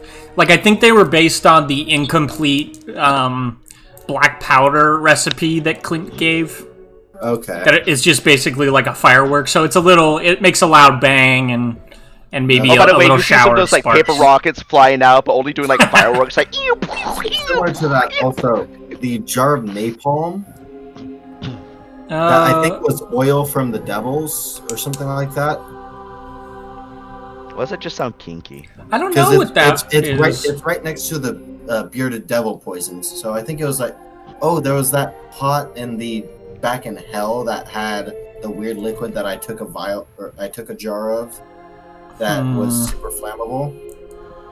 Oh no, it was in the Mind Flayer ship. Yeah, that. So the liquid that the tadpoles are placed in is heavily flammable. Oh yeah. And it's a very kind of viscous napalm-like thing. So if it's lit, it'll explode and kind of spray fire over. Would I think that if I lit and threw it, it would land on a corner? I'll say that it'll be like a crate bonfire. It'll be Liddy Titty. Oh, wait. I forgot I have spells. Or cantrips, because I don't use cantrips except for Mage Hand, because the only other cantrip I have is Create Bonfire. Thank you for reminding me. Let me read what that spell does. Buffs. Badger, I am juggling like four. I think it fills a 5-foot cube with fire, but the fire stays up, so it'll do damage each round. I think. Yeah, it's a 5-foot cube. Okay, and that's just a straight D8. So yeah, it will be better. I'm just before Remy does run up, I'm gonna shoot a bow at the one in front of Danton. That's right next to her. Just so that way she doesn't have to deal with that. Okay.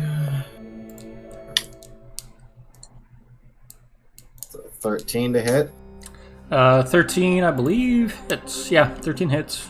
Oh, thank goodness. I believe that one was injured as well.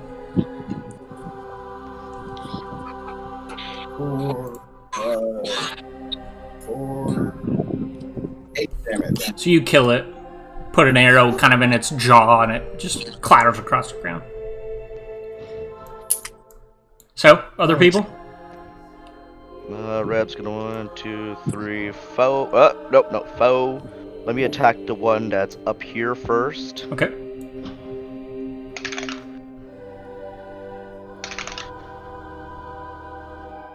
Uh, 18 to hit. Yep.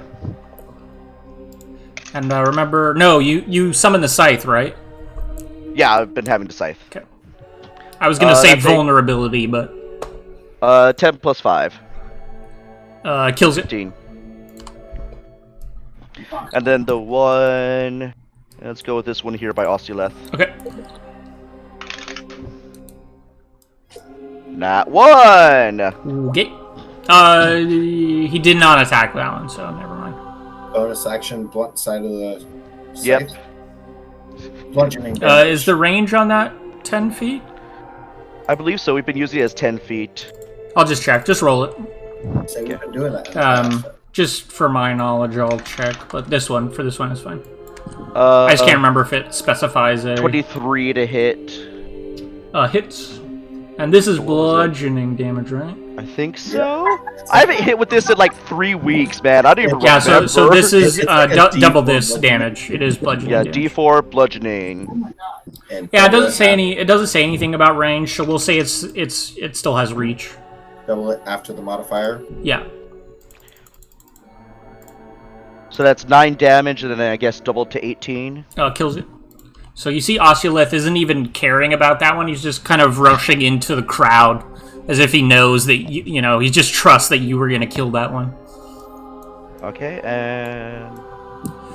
Remy, did you use an action? No, I held my action. You held it. Oh, no, Her action didn't was use an action. spare the dying, I thought. It was spare the dying. Okay. Is that everybody? I'm actually gonna step back a second for like my last piece of movement. Sadly, I think that's Noctis's turn. You see, Niall says, Mirror me. "Oi, you with the beard! Wake up! You'll be fine." And heals Biala for some hit points. You with the beard. 14. You boots back. Strauss. Oh no, it's not her turn yet. And then he then looks at Danton and did I roll Danton's save last time? Doesn't matter. I don't think you rolled any. Oh wait, hold on. Confusion might be concentration. It is. Yeah, it is concentration. So his confusion is gone once Morrigan is no longer awake. So his confusion should have ended. Yeah, a while back. Before that. So Niall suddenly realizes, oh wait, hold on, Danton attacked me last round. He just kind of looks up at him, and Danton just looks down at him and smiles and pats him on the head and says sorry, and then rushes in to attack. So he rushes in there and attacks, hits. So he does a bunch of damage. The dancing rapier and kills a undead here. Oculeth steps in and will take some attacks. Hits for enough damage to kill this one. Takes another step in. Will do his second attack. Hits 6 and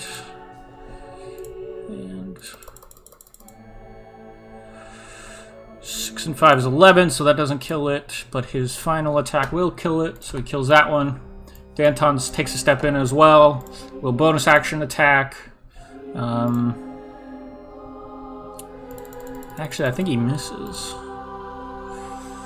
12 just misses, so he slices with his smaller rapier and misses. Niall took his bonus action. He will move further to there and hold his action. Is he gonna do his healing previous? Or is that with beard? Yeah, he healed Biala with his bonus action. Okay, So he holds his action.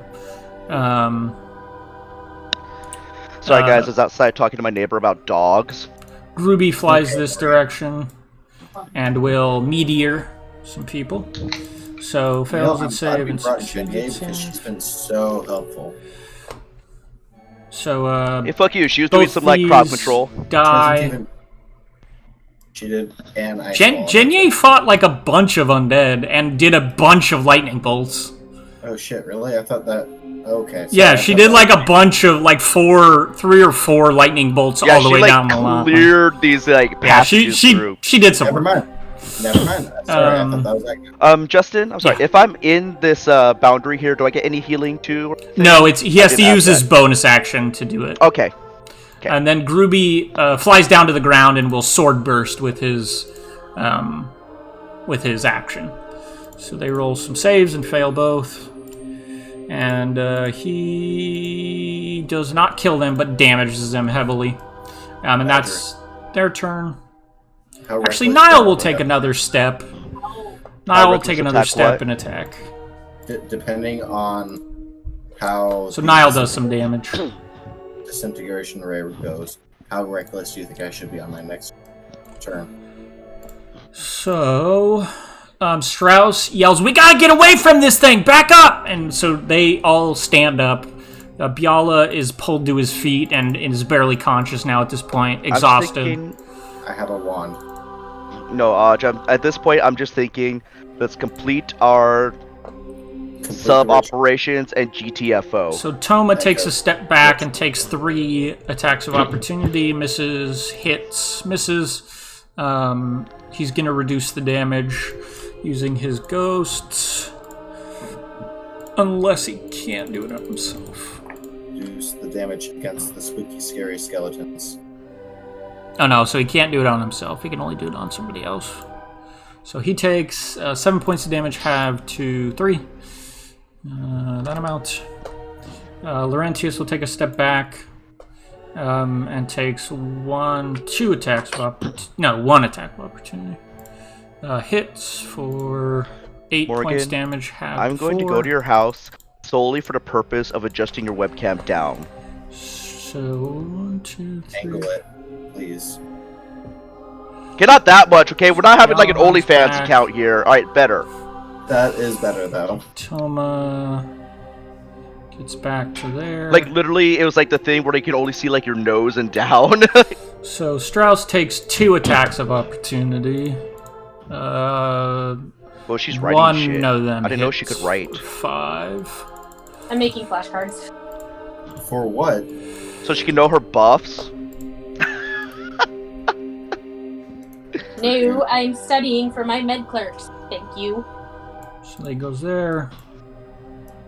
It's like being like an So they all surround. Fail. They all surround Liana and everybody. And you see Strauss kind of puts her shield up, intending to kind of try to block the disintegration rays. The disintegration ray surges and fires. So who would like to roll? Real quick, for any of you watching, I do not look down on vet techs and whatever Morgan is. I was just kidding. I only hate I'm Morgan. just CR. I'm just CR. I'm just studying to get my med clerk so I can fill prescriptions and shit. No, I said like that was for like nurses who failed. I was like, no, I'm just Oh, kidding. you. Just you. 3 out of 4. I take offense. I don't know. I don't even know what was said. Dodge. Yeah. We all rolled once, didn't we? Yeah. Yep. So I rolled again. So a D4.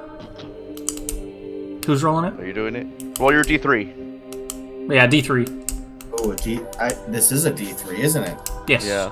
Because we're disregarding the 4. I should have Yes. realized. You've been talking about it all session. Very. See? Very. 1. Oh, I should say, I guess, everybody uses a held action to dodge. I think that would be helpful. So I don't think I used any actions from them. So they all dodge, seeing that this thing is going to fire off. There's a 1 on the D3. So it goes straight down. But I need a D10. D10. Or it goes to the downward plane, but I need a D10 to see who it hits. Okay, I have one Square for me. What does yours say? 8. 8. got 1, 2, 3, 4, 5, 6, 7, 8. So it does a 10-foot square here, and nobody's affected. Ooh, that was So close. it blasts right in front of you, Reb, and you kind of slide to a stop, just barely preventing yourself from flying over the edge. Fucking PTSD right there. Eno will continue just kind of walking forward. We should try and save Nekarat's stuff as much as fast So as possible. the undead kind of swarm in. One will attack Grooby. Misses with a natural one. Yeah, good idea actually. Watch. These will kind of rush this direction. And you see one kind of rushes towards the pseudo-dragon. So one sees the pseudo-dragon and attacks it. Rolls a I 14 think to it's hit. 10 feet up. Oh, it is, Can it yeah. reach that? It just is jumping at it. It's just jumping at it and trying to hit it. So we got some attacks at Osula. I just imagine it like a little kid like with a kite, like ah. This one will run this direction. 1, 2, 3. No, 1, 2, 3, 4 at Osuleth. 2 are at advantage. Misses. No, just barely hits. And then hits. 2d6. 2 more misses and hits. So he takes 3 hits for 17 points of damage.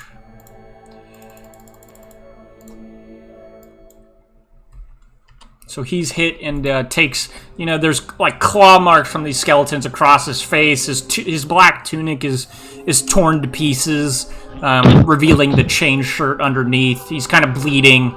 There's blood dripping down his hands from defensive wounds. Danton will be attacked twice at advantage. One of them hits, but he will parry it, I believe, with his reaction. So the dancing rapier kind of flies. Danton's not even facing the right direction. He goes to block this one on his right, and the one on the left is swinging right in for his neck, and the dancing rapier barely clips the fingertips of the skeleton apart. And it misses by a fingertip length, yeah. My bad, I did not catch Misses. this guy move into my reach. He did, yeah. He's doing attacks. He did, yeah. So Danton blocks the other one, takes no damage. And this one moves into your range, Reb. Where at? Oh, that one. That is yeah, he motioning moves it. He moved from like over here to into your range. Okay. I'd like to just blast him with one. Okay. Disadvantage still. I'm gonna drop my die. Why I disadvantage? rolled safety. Because I'm still exhausted, I'm imagining. That's not, and it's only disadvantage on ability checks, not attack rolls. I've been doing my attack rolls at disadvantage the entire time. Nope. But Badger, I told No, you it was no disadvantage. from the very Yeah, beginning. just Hodge, nobody listens to you! I don't listen to you, I'm sorry. it's just ability checks. Dirty 20 either way, because I rolled a 12 both times. Hits. So roll damage.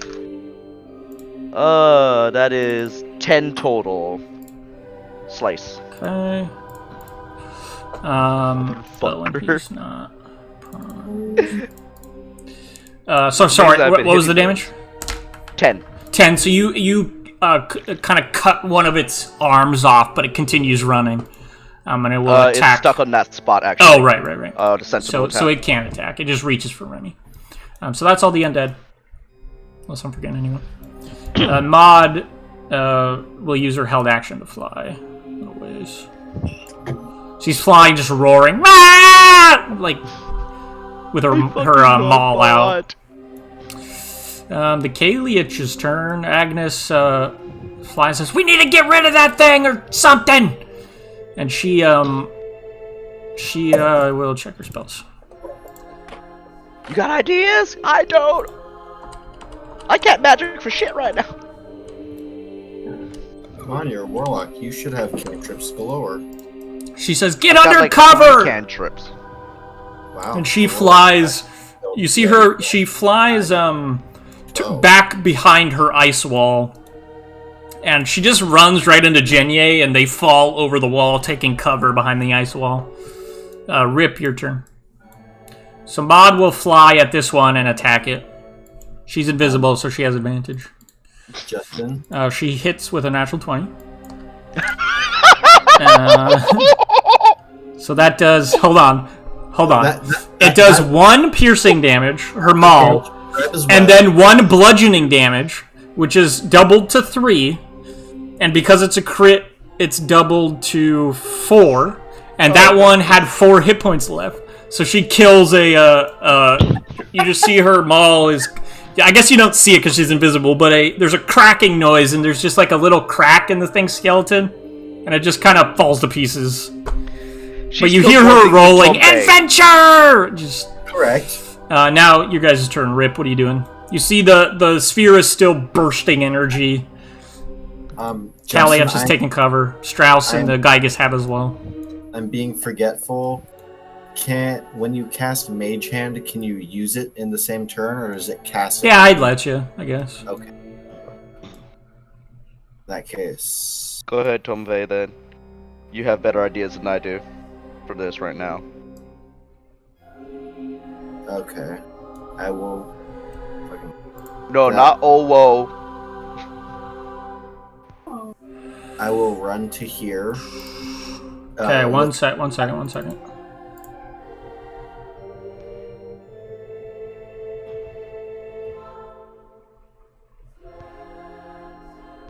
Turns out there's a trap on the floor, and I just blow up. Nope. Okay, continue. Nothing bad happened. You're stepping the wind, like around the wrong place. What? Just what? Nothing bad happened. I was checking that thing, but I was wrong. So. Okay. What does that make me nervous? I was checking the Sphere of Annihilation for, if it moved towards Tomve for some reason, but... No. I was also checking its range, like if there was some sort of range on it.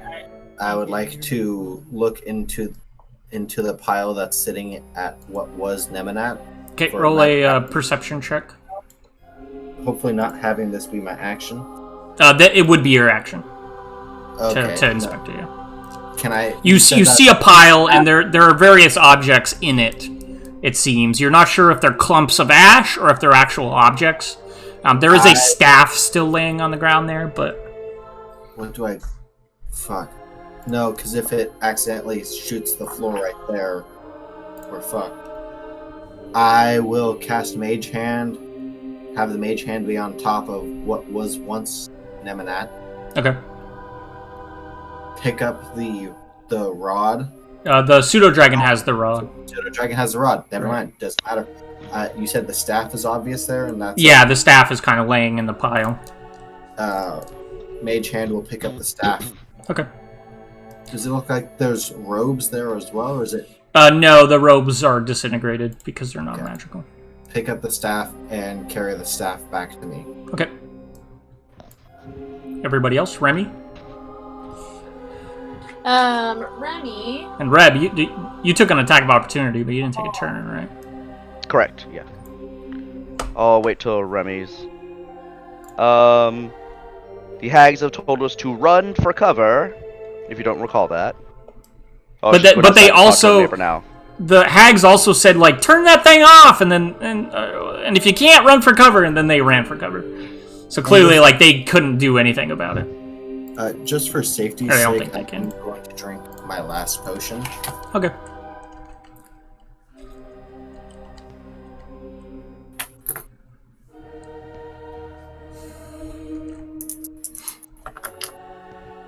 Fuck. 2. So, Nailed it. so when we were battling and those skeletons were getting sucked in, was it only when they were in this spot right under the? Yeah, you have to be. So you take damage when you're in its space, like if you touch it. So they were taking damage when they touched it. Okay, but anywhere 5 feet around it. As Yeah, I've seen like so they far, were. is it Yeah, okay? yeah. What are we doing? Trying to decide what Remy's doing on her turn. Trying to survive. Or you see some more light, or you hear some more like, and like that's the musket finally getting up, and like one more paper rock is like.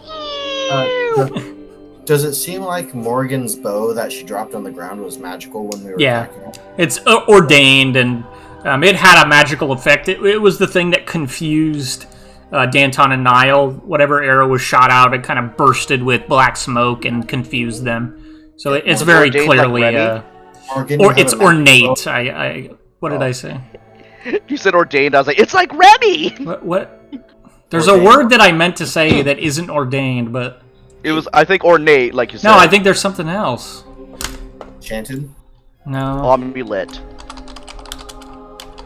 maybe I meant ordained. No, I don't know what I meant. Inscribed? No, it's an O word though, Ostrich. but Omelet. Umlaut. Orange. Orgasm. I don't know. Like it's a word that means like decorated, I guess, but Ornate? You no. We've said ornate like 3 times, yeah. Remy, figure out what you're doing first. Remy will, I don't know what the word I was looking for is. Maybe Remy ornamented? will- I don't know. Ornamental? Ornamented, maybe, but that doesn't sound right. Remy will Continue. pick up the bow and put it in her bag, and bonus action command the pseudo dragon to come and drop the staff in her bag. Okay. I meant adorned, is what I meant. Adorned. That's totally an O word. Well, it has an O in it. But Odorned. yeah. Like odorn. And then Remy's gonna move over here. God damn it. Right here. I just got so mad that you just said that, James. It took me like 5 seconds. It took me like 5. I'm so mad. I hope you get hit by the disintegration, I right? missed that. What? Reb, your turn now. You're the You're gonna have last one. to go back and watch. God damn it. I'm not So gonna remember angry. Am I allowed to cut this corner here without having to like Yeah, make you're- a deck save and not fucking like die? Yeah. So I'm gonna just swoop up. I will take those attacks of opportunity. They 2, 3. Did they take attacks of opportunity already? I don't think so. But they are disadvantaged because of my cloak. Yeah, at so least the Guy first gets one. moved, but they have new reactions because of their turn coming up. So the Okay. first one, it takes an attack of opportunity at disadvantage. Yeah. Misses second one, misses third one. 17 to hit, Miss. so they all miss. Okay, so that's 5 movement. And how much can I scoop up with like use an item action? 1 item. Roll me if you want to do that. It'll be our action and roll an investigation. Yeah. Check. So you roll an investigation check. Okay, because I'm probably going to be doing the same thing next round with the mage again. And since he already got the staff, I'm like, okay, that's the other one. Investigation check, disadvantage because of checks. Yes. Oh, that's not as bad as 13. 13. Hey, that thing One shoots second. right next to it, shooting out disintegration rays. I'm not going to get close to it. Also, So you do find amongst this pile one of the larger kind of piles of ash that seems to be kind of ash caked around an object. You grab it, you go for the kind of the largest one, and it's a book about this big. It's almost like a little personal journal, and you clear ash off on it, and it's clearly a journal of some sort. Not a spell book? Does it look like the one? You can't look through it at this point, but there's a book.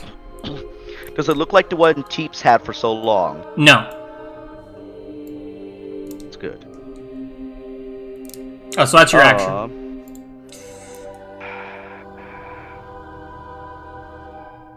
So you have like 1 square of movement left. Yeah.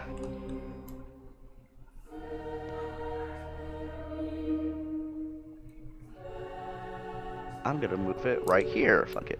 Okay. That is all of you guys. Noctis' turn. Oculith says, "Stay behind the skeletons!" And Niall's like, "Oh, that's a good idea!" And he runs this direction. So they'll attack the ones on their right, but they're using the skeletons as cover. So Oculith attacks one. Actually, Gruby will do a sword burst first. So saves, so one of them takes damage. So he bursts that one with sword burst, moves over. Oculith will attack one. Hits.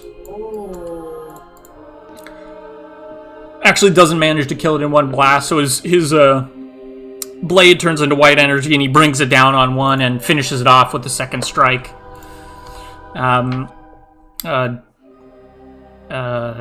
And then he will bonus action attack one more. Hits for a little bit of damage. Niall will dodge. Gruby already used his action. He'll just stay behind Oculith. Danton will attack one more. Hits. 4. So the Dancing Rapier kills this one. And then that was actually his bonus action. So he'll dodge as well, just in case. Okay. Yeah, so I think that's all they got. I guess Niall looks over at you, Remy. You see he's glowing, and he says, "It'll be all right, little one." And he kind of puts his shield in front of you, and you heal for 8 points of healing. I'm sorry, hold on. 13 points of healing. Oh shit! Thanks. Gygus' turn. Strauss calls over you, "Remy, what do we do?" And they all dodge again. Because I don't think they can really do anything. Let me check. Liana says, "Where's Contrabar? He can dispel that thing!"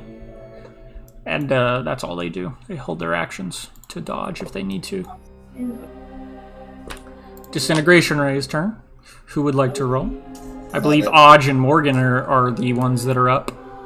Or no, Odge rolled already. So it's James or Morgan if we want to take turns. If you guys want to take turns. You have to be super careful. James, you doing it? D4? Well, D3. If you roll a 1, there's a chance. 2. Okay, so it's straight across, and I'll roll a D8. 6. 1, 2, 3, 4, 5, 6. Wait, that's Bye, right. Clint, 1, again. 2, 3, 4, 5, 6. So it blasts off straight ahead, back this direction. So back the way you came, and it just disappears into the distance. Doesn't hit anything. It's parallel with the ground. Eno continues walking forward. He kind of starts walking and holds his action. Undead's turn. Remy, is the pseudo dragon with you? This one rushes at red. Dragon is next to Yeah, it's next to Eno. Does the pseudo dragon Okay. still have the rod? It's here. No, she put it Okay. in the bag of holding. When he gets here, actually, let me take my echo Attack. opportunity. Okay. I don't know if we should keep the rod or if we should. 17 to hit. Yep. Oof. 10 damage again. 10. So you slam into it and just hold it at bay at distance. 4 attacks, or 3 attacks at Oculeth. But one's a natural 20, 1 misses, and 1 misses. So he takes...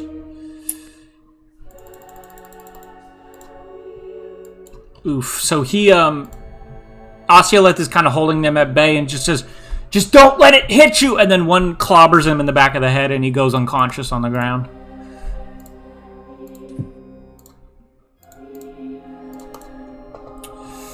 So that's all of their turns.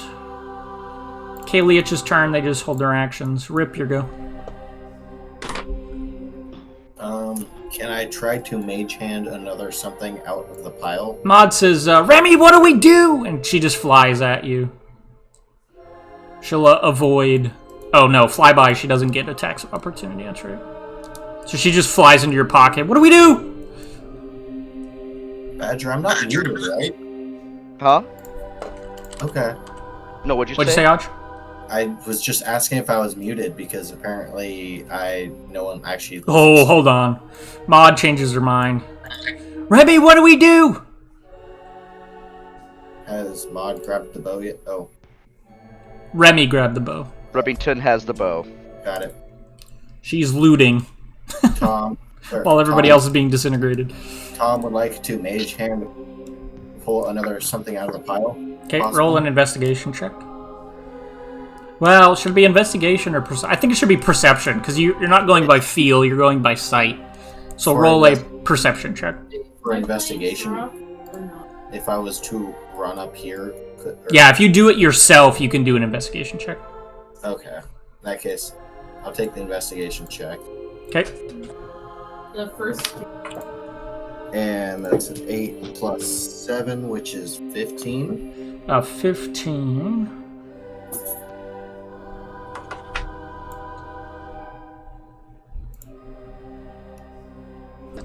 Hold on. Probably.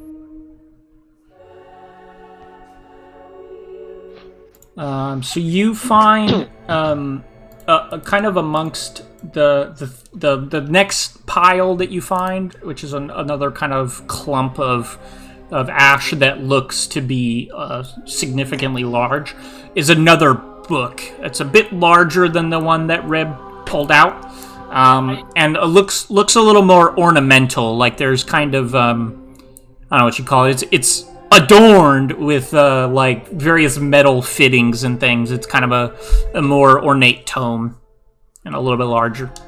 It's very ornate. It's very Yes. It's ordained as well. It can do weddings and such. Okay. It's a mimic, is what I just decided. So that's what you find. And I will move back over here. Okay. And yeah, I think that's the rest of my movement. And just yell, we should probably go! Like, now! After he moves right there, attack of opportunity. No, I'm gonna smack this one again. Okay. Sentinel, you hit. 17. Yeah, you hit. 14 damage. Yeah, so you dash it to pieces. Eliminating Tombe's cover. Oh, well, I guess you take position in front of him, so... Gonna hit at this one. Okay. I mean, 16 plus 8. Yep. I don't math. Oof! 7 damage. 7, so you slash kind of across the back, and it takes a couple ribs off. But it's still alive. Then, not 20! Hit.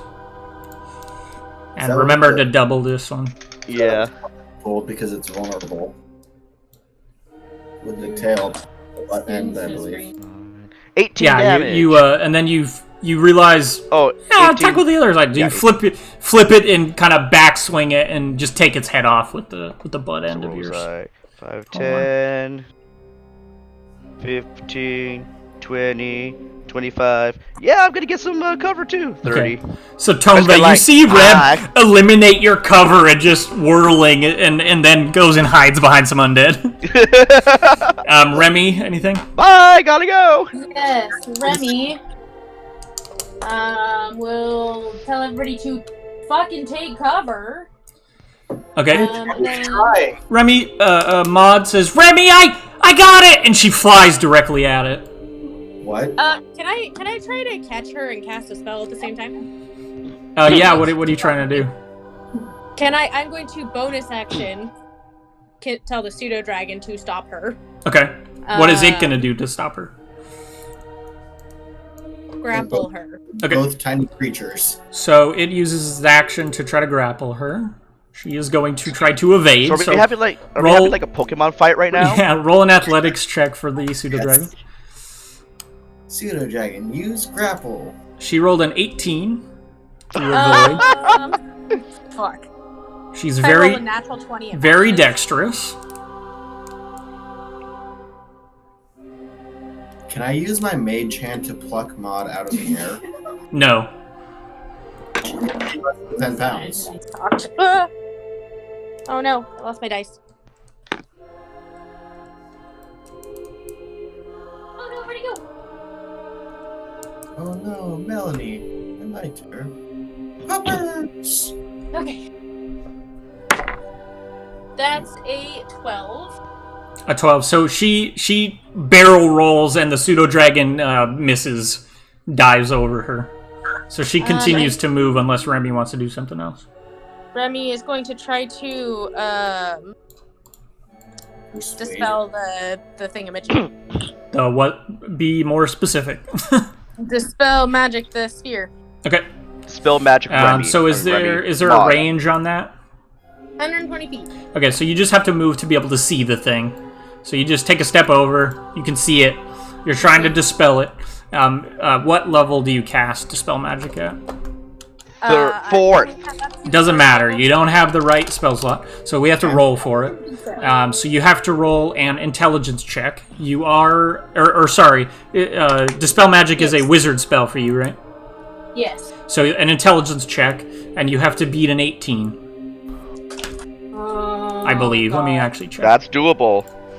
Oh my god, that's doable. Morgan, what's your modifier? Difficult, but doable. Yeah, I'm sorry, DC 17. I was wrong. DC 17. Still difficult, but doable. 5%. You need a 15.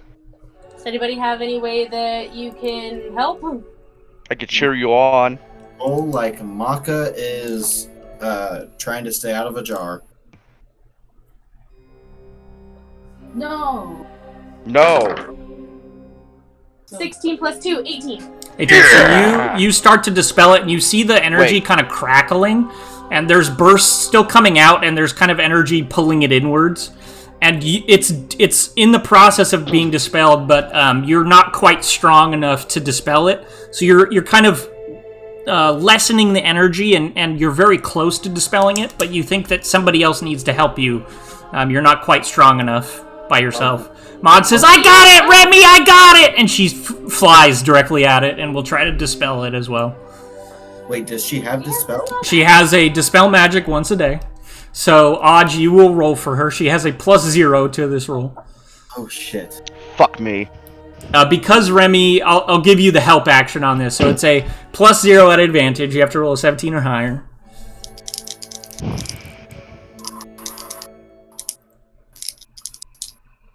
I can't look. 16. Oof. So she reaches out to touch it, and she's her like sleeve is kind of being kind of turning just into gas, just being vaporized. And she's reaching it. There's a little point of light on her finger, and she can't quite get it. No, fuck.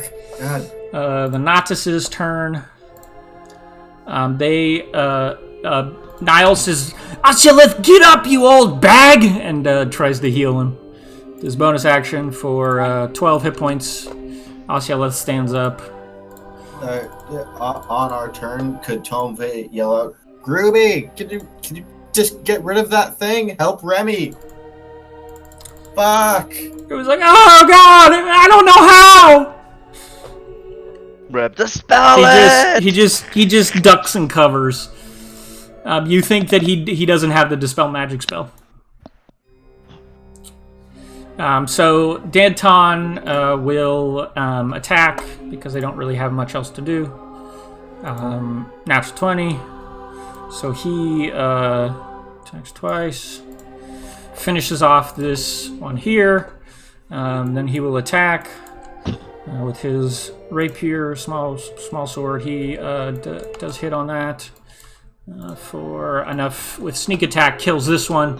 And then he says, get back! And he uses his movement to run kind of back this direction. He runs away. Niall will go with him. Gruby will fly after them. Osioleth will he'll take the attack of opportunity. And let me sentinel it before it tries to. Okay, so it does hit him, but we'll see if you kill it. 15 to hit. Hits. And doubtful 7. 7 points of damage doesn't do it, so he takes some damage. Minimum damage, so 3. Just barely clips him in the back. He runs and will action dodge again.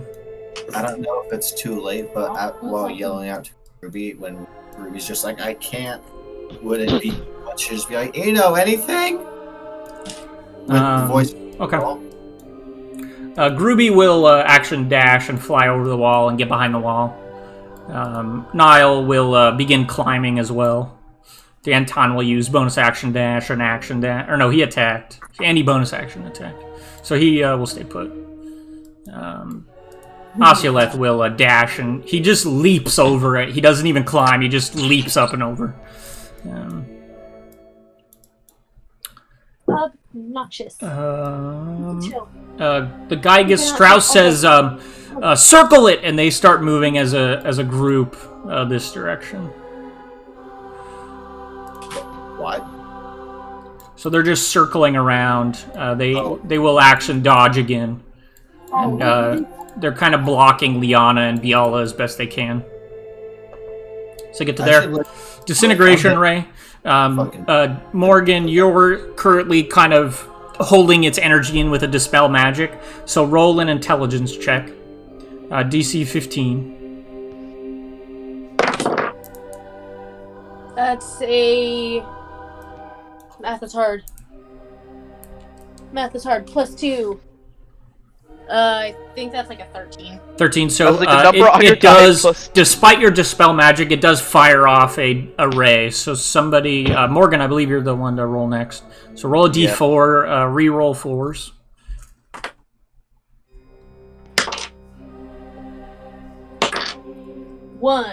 One. So it goes down, and then roll a d10 and roll re-roll 10s.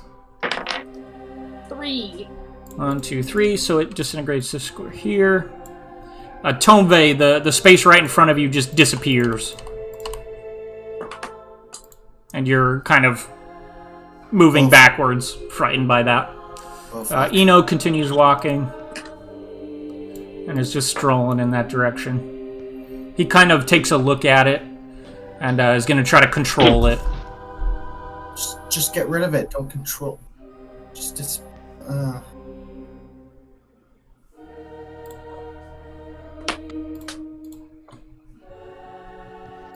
If he just sends the thing straight into his own face, that's gonna. Fuck. I forgot it was 10 feet, not 5 feet, so it's gonna go into his square. God damn it. Okay, so he looks at it. What does he need to roll? Intelligence. I forgot. Arcana 25 to be able to control the sphere. You rolled a 15 plus 10, 25. So he moves it straight up 20 feet.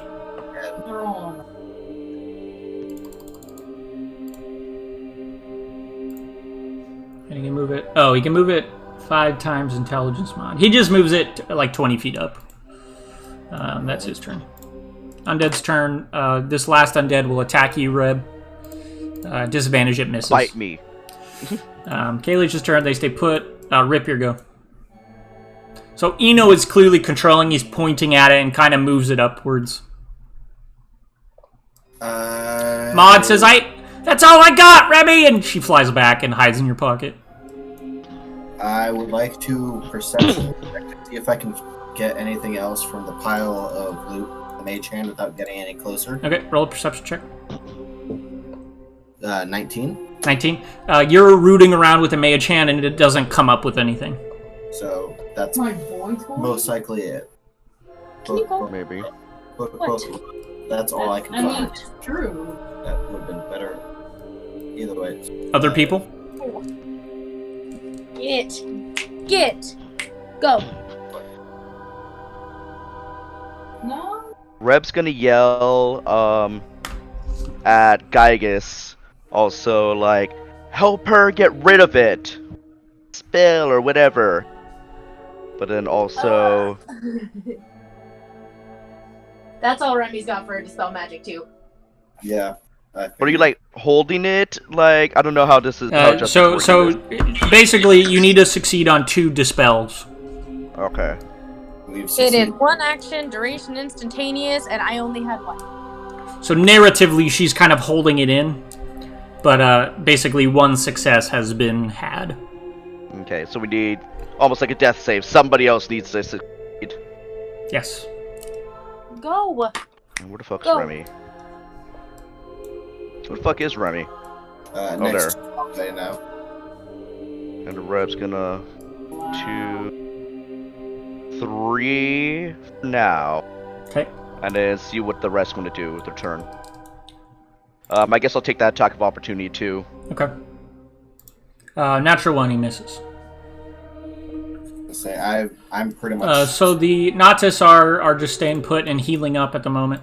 The Gygus continue moving. They take another action dodge. And Strauss just says, where's Contrabar? He's the one that handles this sort of thing.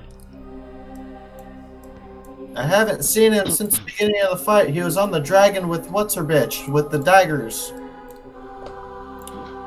My honey killed him for some reason. Honey, I killed the wizard. Not shrunk the kid. That's because okay. he shrunk the kids. Okay, like I guess gonna Disintegration have. right time. Odd, roll a d3, and if you roll a 1, it might hit, but otherwise it's not going to harm anyone. Can't Hold on, real quick. Shoot. Did we skip Remy? I don't know. if Remy, Morgan did you want to do? do anything? Yeah. Did I miss you? Probably have to concentrate on that. You don't, because that's not the mechanics of the game. But Okay. that's just narratively how I'm kind of narrating it. Like a Dragon Ball Z. Yeah, beam back in the struggle. way. You gotta get that. You gotta charge up that spirit bomb, my dude. So roll a d3, Odge, and if you roll a 1, it's going to hit the platform. Otherwise, it's not going to. 3. Okay, so it just fires straight up. What can I do? Eno is just kind of looking at it now, and he says, I guess, and he kind of waves his hand, and he's going to try to dispel it. He fails. So he waves his hand and then looks a little confused and kind of waves his hand again, and nothing happens. If Remy doesn't do anything, I'm gonna dodge action. Okay. The undead rushes at you, Reb, and rolls another natural 1. As it enters your spot. Nat 20 as he enters my space. Roll damage. I'm pretty sure I don't have to bother. Rolls 8. 2 1s. Plus 5 plus 5, 18 damage. Yeah, you kill it. So the undead are done, so Kaliach are just taking cover. Rip, your turn? Does that sound right? Yeah. Okay. Yes. Reb's going to kind of attempt to push Remy a little bit backwards while she's doing her spirit bomb thing to try and get her out of dodge. I got what I think I can. Let's go. Did you rummage around in the ashes? As much as I could. Both of us did. There does appear to still be clumps of ash that might be objects. You're not sure. Shit, I'll send really? the pseudo dragon after it. I'm still within 30 feet. Can I still do a perception check to... If that's what you want your action to be, yeah. Yeah. That's a D12.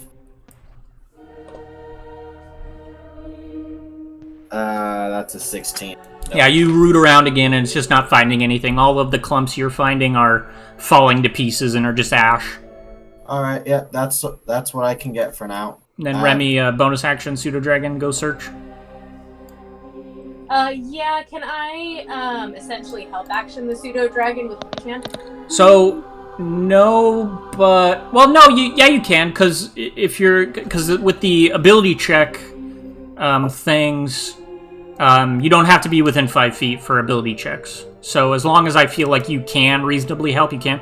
So you look through the pseudo dragon's eyes and just roll. Whoever has better investigation, roll that character. So if Remy has better investigation, roll Remy's investigation at advantage. Let me roll Tom's investigation. No. Are you sure? Yes.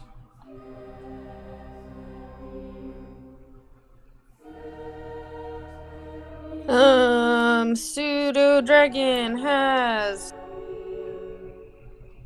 It's No, it's intelligence. It's intelligence. Yeah. Okay, Remy's got better. So roll Remy's at advantage. So you're looking through its eyes and kind of running the show. 17 plus 2, 19. 19. So you find a small leather box, and it could fit in your hands, even in Remy's hands. And it has a little strap on it that could button on one end. And it's a little box about, maybe 3 inches by 3 inches. And it's wrapped in leather, and there's a clasp on it as if it kind of opens on the back. Phylactery! Shit, if that actually is a phylactery, I doubt it, but... Yeah, it's got enough movement to bring it back to me. Okay, so Let's the see if pseudo it's dragon spot. moves back to it. Justice, back to I've you. never done this, mid-battle. I jerk off. Basically, What? changing my cloaks around. Would it take, 2 actions, like an unequip plus an equip, or... Yeah, I do it like that, yeah. Okay. Hope you guys don't mind, but I'm gonna be a little bitch. Is Remy moving, by the way?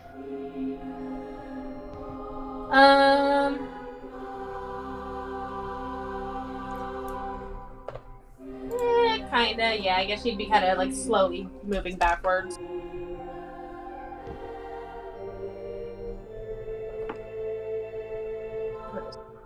Damn it, get out of my way. Wait, 1, 2, 3, 4,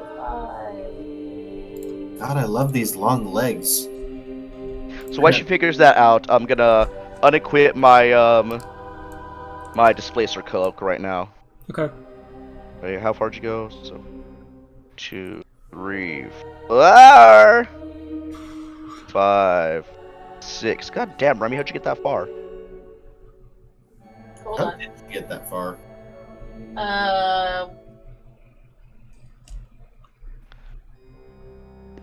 Movement. You have, what, 25 movement? 30.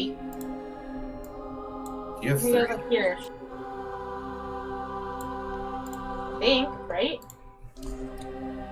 I know I was 1 spot ahead of you. You were right here. Right where? Here? I think you were here. Go there. No, So the one did No, you where- move? here. Did you move Go Maud? there. Was Maud where you were, or did you move her? No, I moved Maud because I couldn't get her off of me. I Oh, thought I was right here, but... Or right here, maybe? huh. I was right here. Well, so Maud's in your pocket, so she's coming I'm with right you. here. Yeah. If you drag a box, you can move both of you. Drag a box? Yeah, like if you click and drag a box and then just select your square, you can move both you and Maud at the same time. Like selecting multiple icons on Windows. What do you mean box? Like if you left click and then draw a box. Like you're selecting multiple things. You have to have the mouse, like, the mouse thing selected, the select move thing. See. Yeah. So if you look at the streams, what Justin likes to do to like every little like square there or like a square of things, that's I'm doing that right now. So Red, do you want to move at all? Where did she end up going? Remy, over here. Okay, 1, 2, motherfucker. I shouldn't do it this way. 2, 3, 5 shacks. Gygas's turn. They continue moving this direction. They'll move in front of you guys. And they just say, "Get over the wall!" How high is the wall? 10 feet. So Liana and Biala start climbing, and they'll use their action dash to basically get over. Strauss says, "Laurentius, you too," and he hops over. You see he's kind of heavily wounded. So they get into a safe area for now. Disintegration ray time. James, I think it's your turn. I believe it's Odge again. I rolled the last one, but I can roll the next I thought Morgan rolled the last one. Yeah, I think Morgan rolled the last one. No, Odge rolled it. I rolled it because I used the D3. So, James, I think it is your turn. Just don't roll a 1. It's fine. 3! So it blasts straight up again. Eno's turn. He says, he looks back, he says, "I don't know what's going to happen, just duck." And then you see him pull a spell scroll out of his bag, out of his kind of hip bag, and he unfurls it and starts reading it, and you see kind of a spiraling whirlpool of energy open, and the sphere is sucked into it. So Odge, roll a d100, and if you can, put it on camera. If you can't, I'm gonna make James roll it on camera. On camera. I'm gonna pull out the dice box. He just cast Gate because if he cast a spell of his own making. Oh. Which is a 5th level spell that banishes creatures, but it is planar travel. So we're gonna see if this thing explodes. Okay, well I'm gonna get the He dice box. genuinely doesn't know what the fuck's gonna happen. Justin, do you know what's gonna happen? Yeah. Well, I mean, depending on your roll, yeah. Okay. Win or lose time, boys. 39. 39.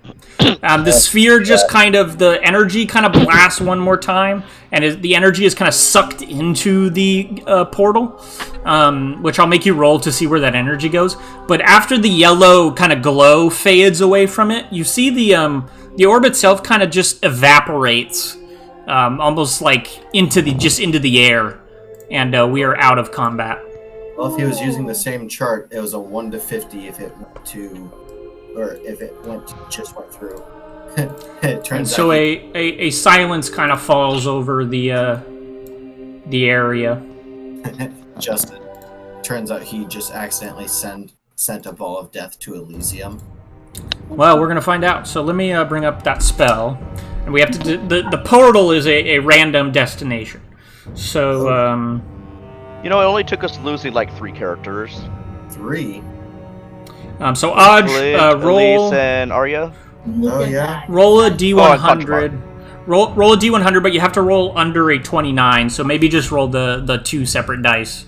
I think I have a d26. There's 28 options. I have d30. Roll that. God, I don't normally get to use some of these fun dice. This is great.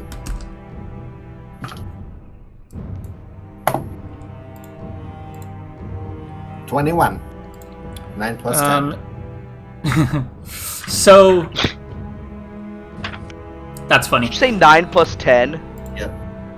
Wait, please tell me that just sent it to the prime material plane. No. So the whirlpool you see is kind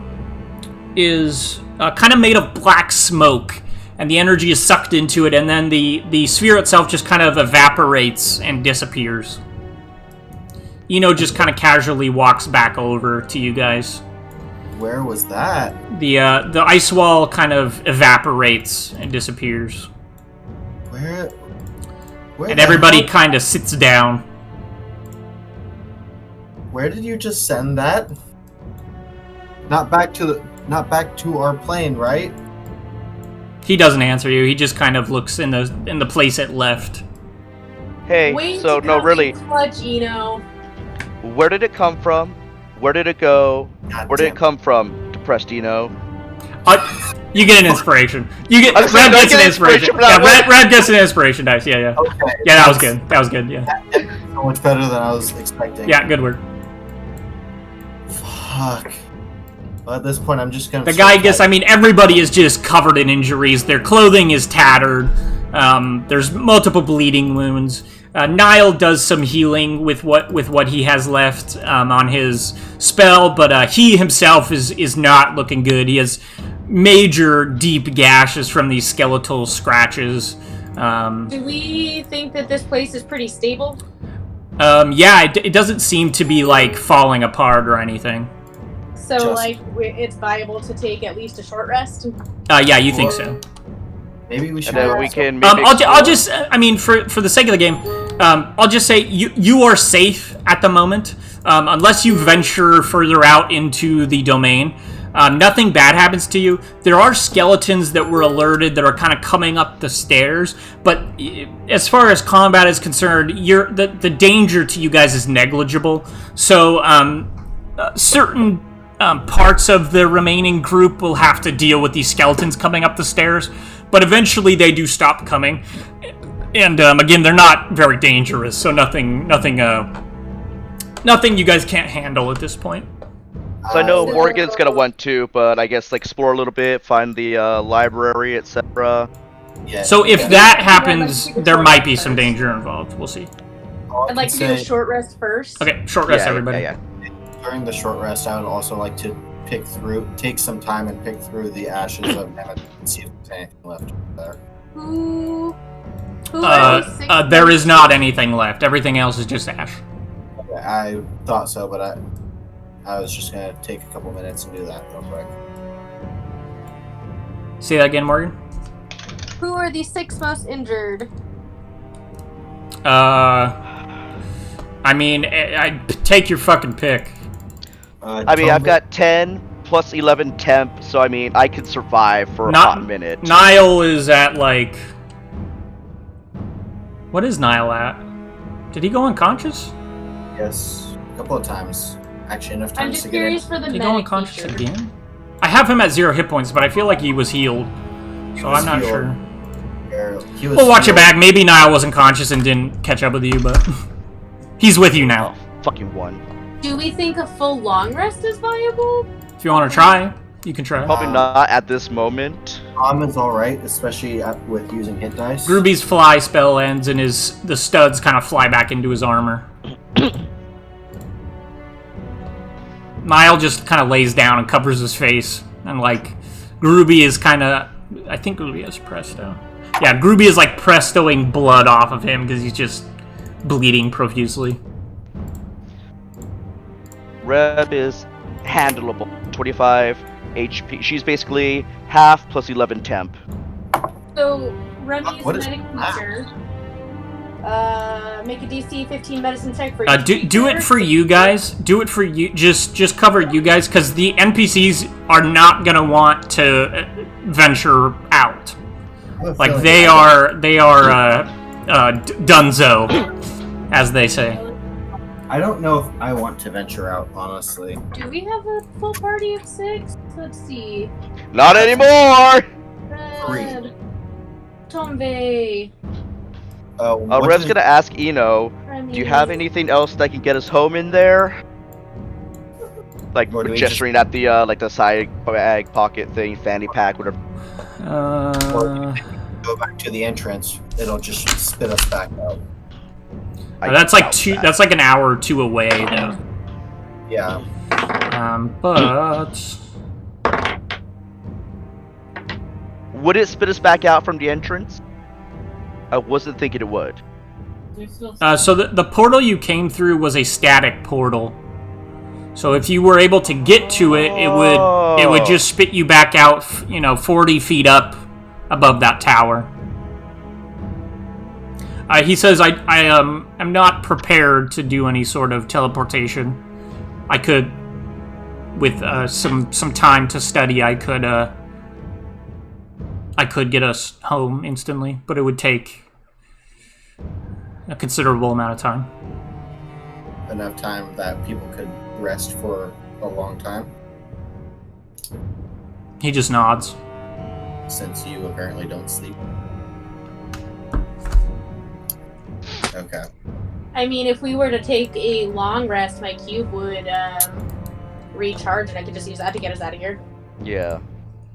We would just have to take shifts to make sure wandering undead don't fuck us over in the night. You see the hags. I'm tapped out of everything. And also, there is still the problem of we do have a lich in a bottle. The hags look at you and says, "The halfling's gone. We're leaving." And you see Agnes kind of grabs Jenye by the arm and flies off, and her broom is kind of sputtering and sparking still. And they fly off at a very slow pace away into the darkness, headed kind of back towards the entrance, you think. You know, I have a question for you.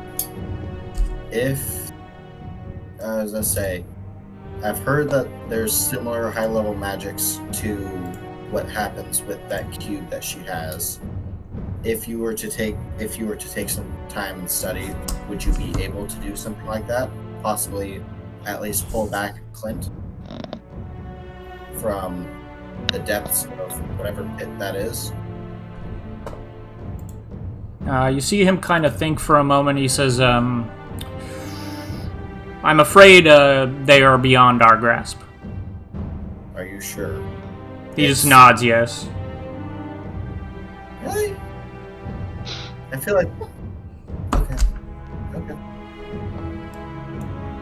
He's not dead. And if he had the gate spell, but I'm just gonna take that as he doesn't. Because he's lame. You hear like the blunderbuss like down there again. Huh, he must have fired that off like 2 days ago. So what's the plan, guys? Took a short rest. Morgan, what does your medic feature do? DC 15 for each creature that I roll for, and you can... What is it? That creature can regain the maximum number of hit points that a die can restore. A creature can only do so once for a short rest, regardless of how many hit dice they spend. Alright, so you're gonna do that with us at least? Yes. So, yeah, I already rolled it. It was 2 5s and a 19, so 15, 15, and 29. Are there only 3 of us now? Yeah, it's just 3 of us. Clintaria Rip. and Elise.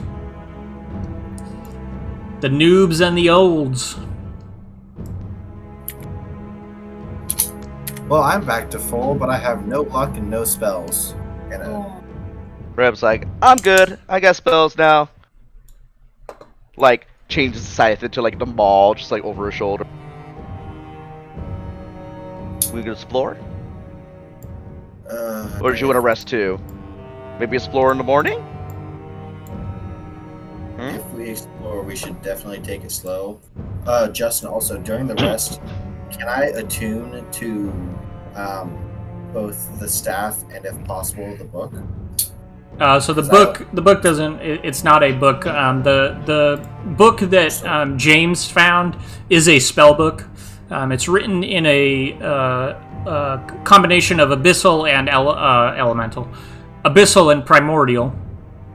There are a bunch of spells in it. I'll give you access to that because you guys speak those languages. The other book is just a book of lore. You could research that. But what you find is it is encrypted, so you'll have to do the downtime activity to kind of get at that information. The prettier looking book is the Book of Lore. Yeah. Okay. And then the staff you can attune to, if you like. Yes, please. I will put that item in the chat. Oh, yeah, what's the box that Remy picked up? You don't know. Don't open it yet. It's clearly magical. Please. Like if you were to detect, yeah, you could identify it if you want. 10 minutes, identify. I'll give you that. Why are you being a weeb on cam? Because it's fucking hot and you guys said, hey, your fan is loud and annoying. Hey, So I I'm never getting- said that, so. I could just hear it on his mic. And So this, why Uh, stop blowing him? this one isn't picking up on the mic, so. This is my stack of medications that I have to learn. Oh, that's it? Parvo. That's a lot less than it could be, trust me. Parvo? Yeah. That's what you thought somebody's name was. Actually, Adderall? Name your child Adderall. Let me make sure this is updated. I knew, or my friend knew a guy named Sudafed. Okay.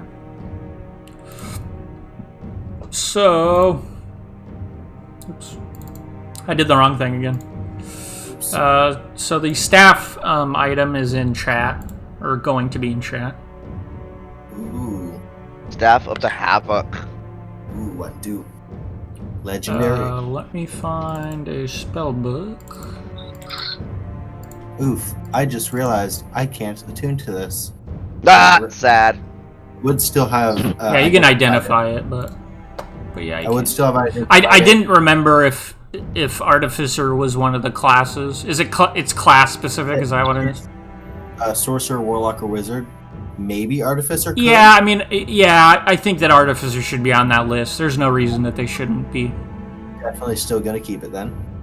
You can cast Spirit Guardian spell without expending a spell slot or material components.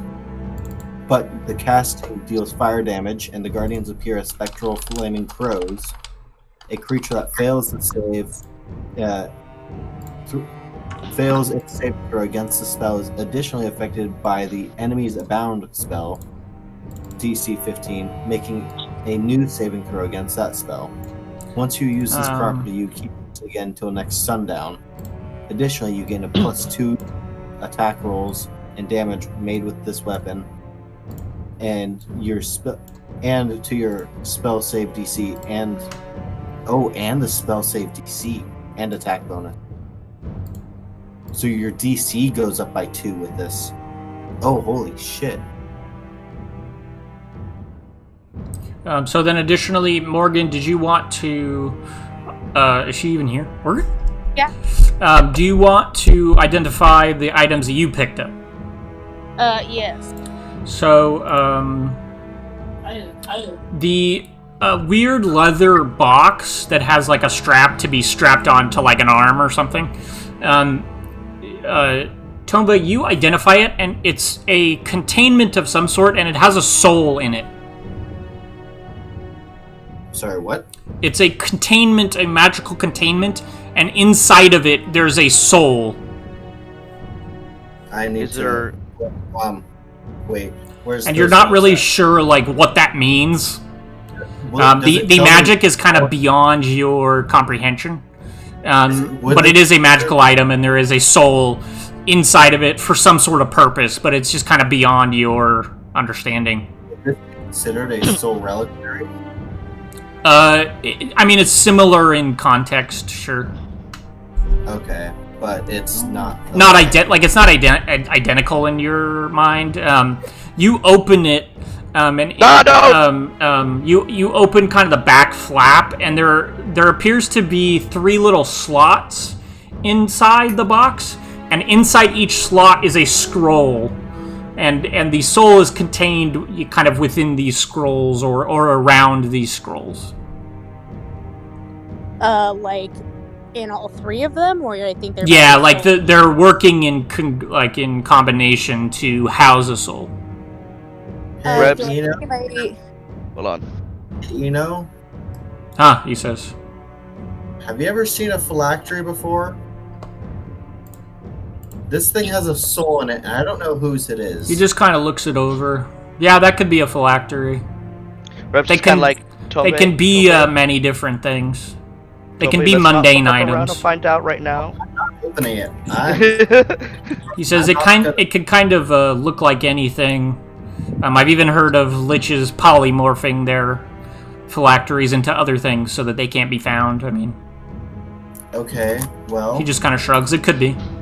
I mean, my identification skills only go so far with super high level magics. If you were to look at this thing, would you be able to say, yeah, this is one of the liches? He says I could try for a price. Really? He says, Or- when have my services ever been for free? When you were trying to hunt down Connie, apparently. And then oh yeah, Conjure Bar. And then he just turns into mist and mists away God damn it. towards the teleportation, like, circle that got you in here.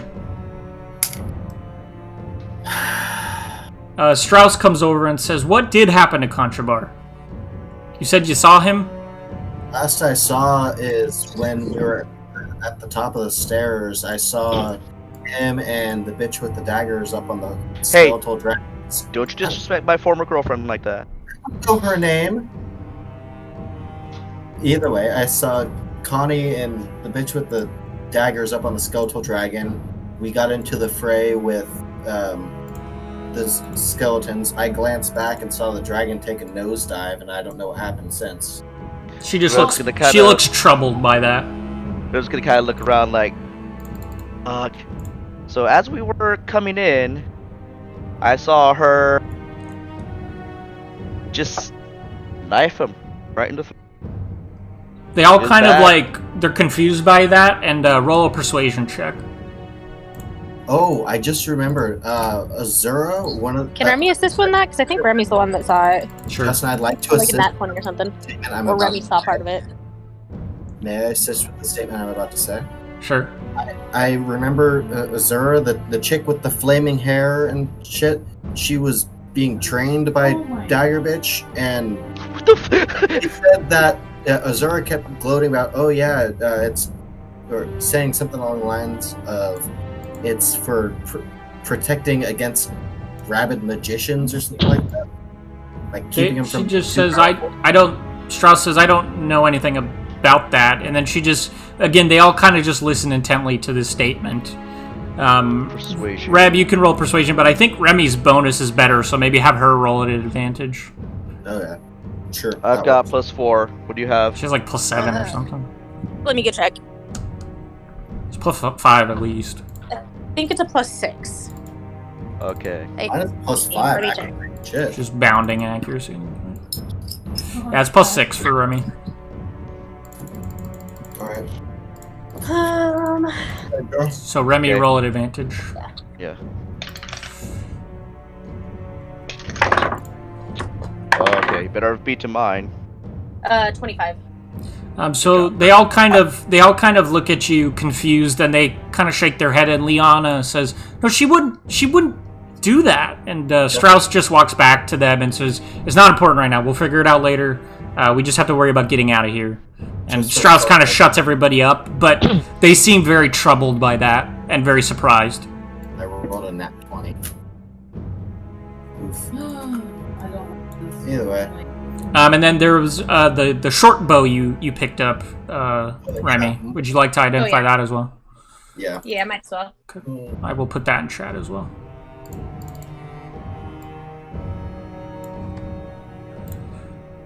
Okay. Well,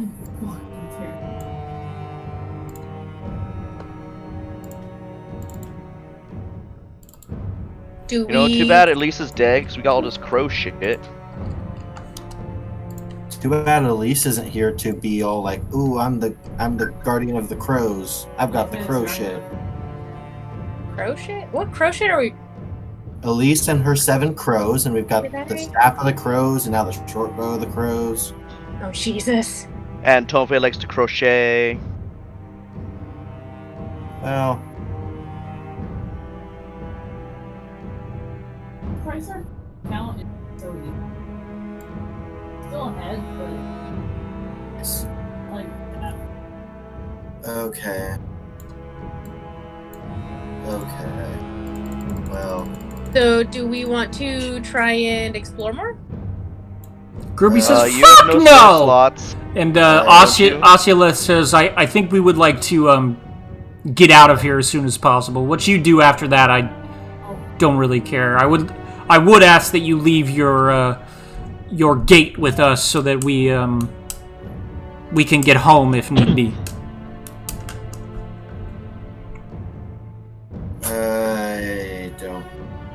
I don't know if we should go exploring anymore. Where? And you think there's a lot to explore in here because there are many branching pathways. And how did we know exactly where to go? You got lucky. Up. Do we... Remember there was a roll at the very beginning? No. And I gave you 3 directions or something like that? And you guys decided by rolling? And you rolled the right number? Oh shit, really? There were like 3 or 4 options for what encounter you would come upon.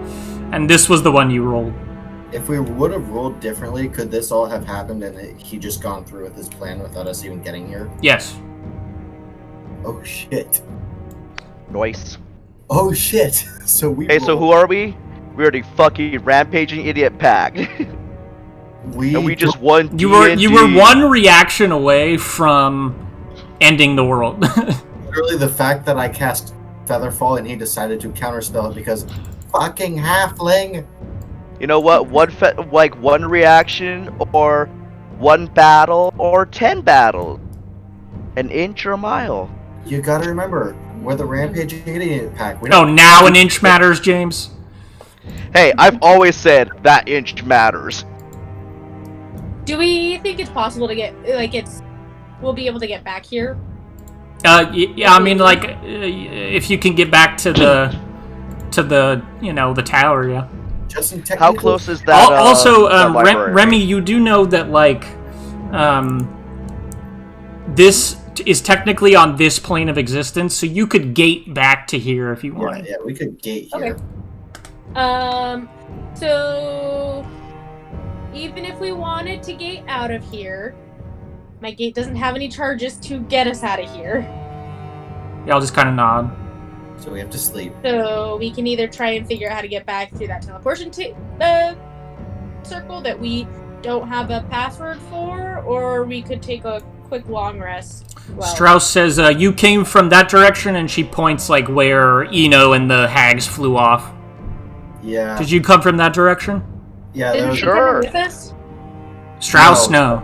Strauss is from Gygus. The Gygus came in way before you guys did. Yeah, we came in. There was a portal that was at the old Marina Tower.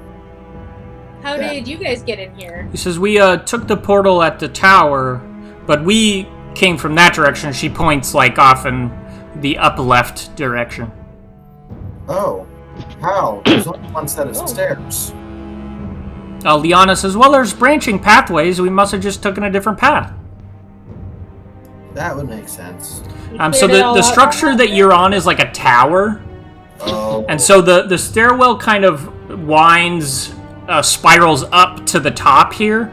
So there's about 300 foot of stairs, and then there's a couple branching pathways that look like private quarters, and there was a library and probably a place to eat and that sort of thing. But this seems like a central, like a sanctum, like this is where Nemanat lived, basically. But there's many branching, stairwells and walkways that lead off in all directions. So it's like a spider web. So you're Is saying there anything worth exploring in this room? Say that again? In this specific area that we're in right now, this room, is there anything worth exploring? I mean, there's that library, but everything else you saw on the way up seemed. No, I mean in this specific little triangle. No, I mean it's just an empty platform. Yeah. Okay. It's like the ceiling. It's like the top floor, and there's like nothing on here. Okay. Well, I guess we could go back the way the Gygus came if they. Wait, why do we need to go anywhere? Why not just Strauss says kind of play it it took cool us here for a minute? It took us 6 days to get here. How long did it take you? Less than 1. 6 minutes.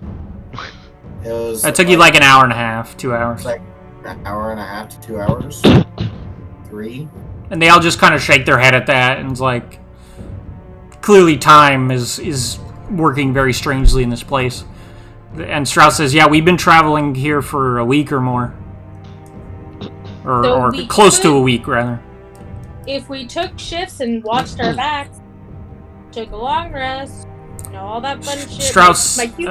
Strauss confirms, we would be okay with that. Yeah, and then Rebel look at Remy and say, you, I, you might have to get some new recruits, can come in and check this before they might come back to life. Hey, I you do guys, want to go look at that library. And like Reb kind of nods, like I figured. spitballing, just spitballing here. Do you guys have any idea what we should do with this? And I just jiggle around the flask. It's actively smoking. Like Like, he is not happy. This is not supposed to be happening. it's like a little warm to the touch. And there's like little dents, as if a tiny man is striking it with an axe. Jesus Christ. You have a bag of holding, don't you? No. I have some pants of holding though, but those pretty much only are big enough for herbs. It's really weird because rule restrictions and that's it. How big is this bottle? It's like a flask. Let's say, how big of a flask? A regular flask or a Sam Regal flask? A regular flask. Because Sam Regal is a gnome or a goblin, not a person. No, I'm He's not a Sam Regal. talking the person Sam Regal. Yeah, but the flask What's is giant because he's a small character. He's a small Put your person. flask in your pants of holding? One of the pockets? He can't mechanically. Mechanically, I can't. They're filled to the brim with like raw materials that he uses for his alchemist stuff. Yeah. Does anybody else have a... You? Sorry, I can don't you know repeat if everything it's for the working past with my 3 food. minutes? No. Alright, figured. Nothing big has happened. We're discussing what to do with the flask. In this case, she wants me to put it in my pants of holding, but I can't because mechanics of the game. I was like, wait, what is it at? Like, create like a fucking like vortex thing that kills us all? Kind of like a bag of holding and a bag of holding. No, that I wouldn't don't kill us. think That would it just does. It doesn't, but also, even if it did, it wouldn't kill us all. It would just jettison us into the astral sea. Jesus, Mila. Reb says, my idea is still drop kicking that thing over the edge here. Honestly, my thought is almost trying to do something similar to how you guys described Nemenath was locked up, except with just the flask. Can you do that? Do you know anybody who could do that with the next week or however long it takes for them to come back after you kill them? Like, cause I don't know. And this is like the at least like the most permanent, foolproof, solution that we may have. Fair point. All I know is if I can help it, I'd rather not use the flask. You didn't even find the flask. It's my flask. I'd still rather not lose the flask. This is a super... You stole that from me. You know what? And she's like grabbing at the flask from you. You accidentally open it. No, I'm kidding. Like the claws are like kind of getting into you from the arm. Like, get the motherfucker. The reason why... Oh.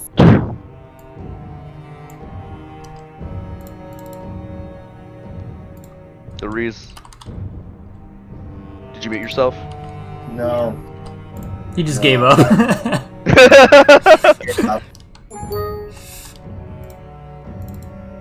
I was thinking I would just toss him over the edge out of the flask, but then his body would die eventually. 11. Versus Yeah. the flask keeps them alive indefinitely. It's just Yeah. like, stuck. And that's the important part. Yeah. So we just need 2 more of these. But we still don't know what's gonna go on with, and she like kind of points over like where the orb and Nemenat were. Like, I don't know how that shit works. This one seems like a pretty safe idea. I don't know, and what I do know is I'm not exactly sure, but I feel like we should destroy that. Pointing over at the little, possibly a phylactery that Remy has. Sorry, what? Remy was just staring at it like it was the ring, like... Absolutely. Yeah, I could free another thing. There's a fifth lich. It's the fifth lich. No, I guess it'd be the fourth lich. what happened to the fourth? We haven't found and fucked that one up yet. like we skipped that one somehow. This is the fifth. We got to go back and fuck that one up later. Morgan, what I was saying was I'm not exactly sure because I don't know exactly what that is, referring to your little box. But I think that might be one of the phylacteries, in which case we should destroy it. Well, I mean, there's a soul in there, right? There's like a person's soul. Yes. So I mean, technically, we think it's a lich. So technically, it would be a dick in a box. Christ. Okay, so simple solution. We revive Conchabar, we take one of the skeletons here and do a soul transfer similar to what we did with me. Instead put Nemanat into one of the skeletons, then we just kill the skeleton and his soul is released. Trev just kind of looks at you like, are you fucking hot? Did you take Clint's weed before he left? Pipe lead? Well, I may or may not have taken a botany a little bit. There's a small sunroof in my room. Don't worry about it. Yeah, that's where they all get into, the vampire chicks and shit. Hey, we made... no. And who made that thing to the roof? The emergency exit. That was a stupid idea. That was not my idea. We were all there, so. We were all there. Having like flashbacks, PTSD, having to chase that vampire out there. Yeah, I guess Morgan wasn't there. It's like jumping off a fucking building with it. Morgan wasn't there, but I think we can still kind of blame her. Yeah. So, what's the plan, guys? The plan is for the immediate moment, I'm going to read the spell because I actually don't know it off the top. Oh yeah, maybe I should look at that spell book I have. How far away was the library from where we are right now? About, like, so this tower thing is only about 300 feet. Like, the spiraling staircase you came up was 300 feet tall. So, you know, 150 feet down, maybe. Honestly, I didn't even remember that we passed the library, so that's good that you remember. Oh, I definitely remembered.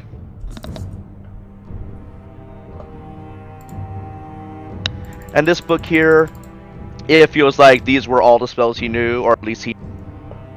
Sorry, cut out there at the end. What was that? Oh. These, the spells in the spellbook of Nemanat, these feel like we've seen him, like, he knows all these spells, or these are all the spells you know. Yeah, with some research, I mean, that was the spells that he uses regularly, I guess. Mm-hmm. That's not to say that there's not more spells within his library, but these are the ones that he, you know, carries with him. Yeah, okay. My goes for a long rest. Okay, so you guys take a long rest. Nothing bad happens.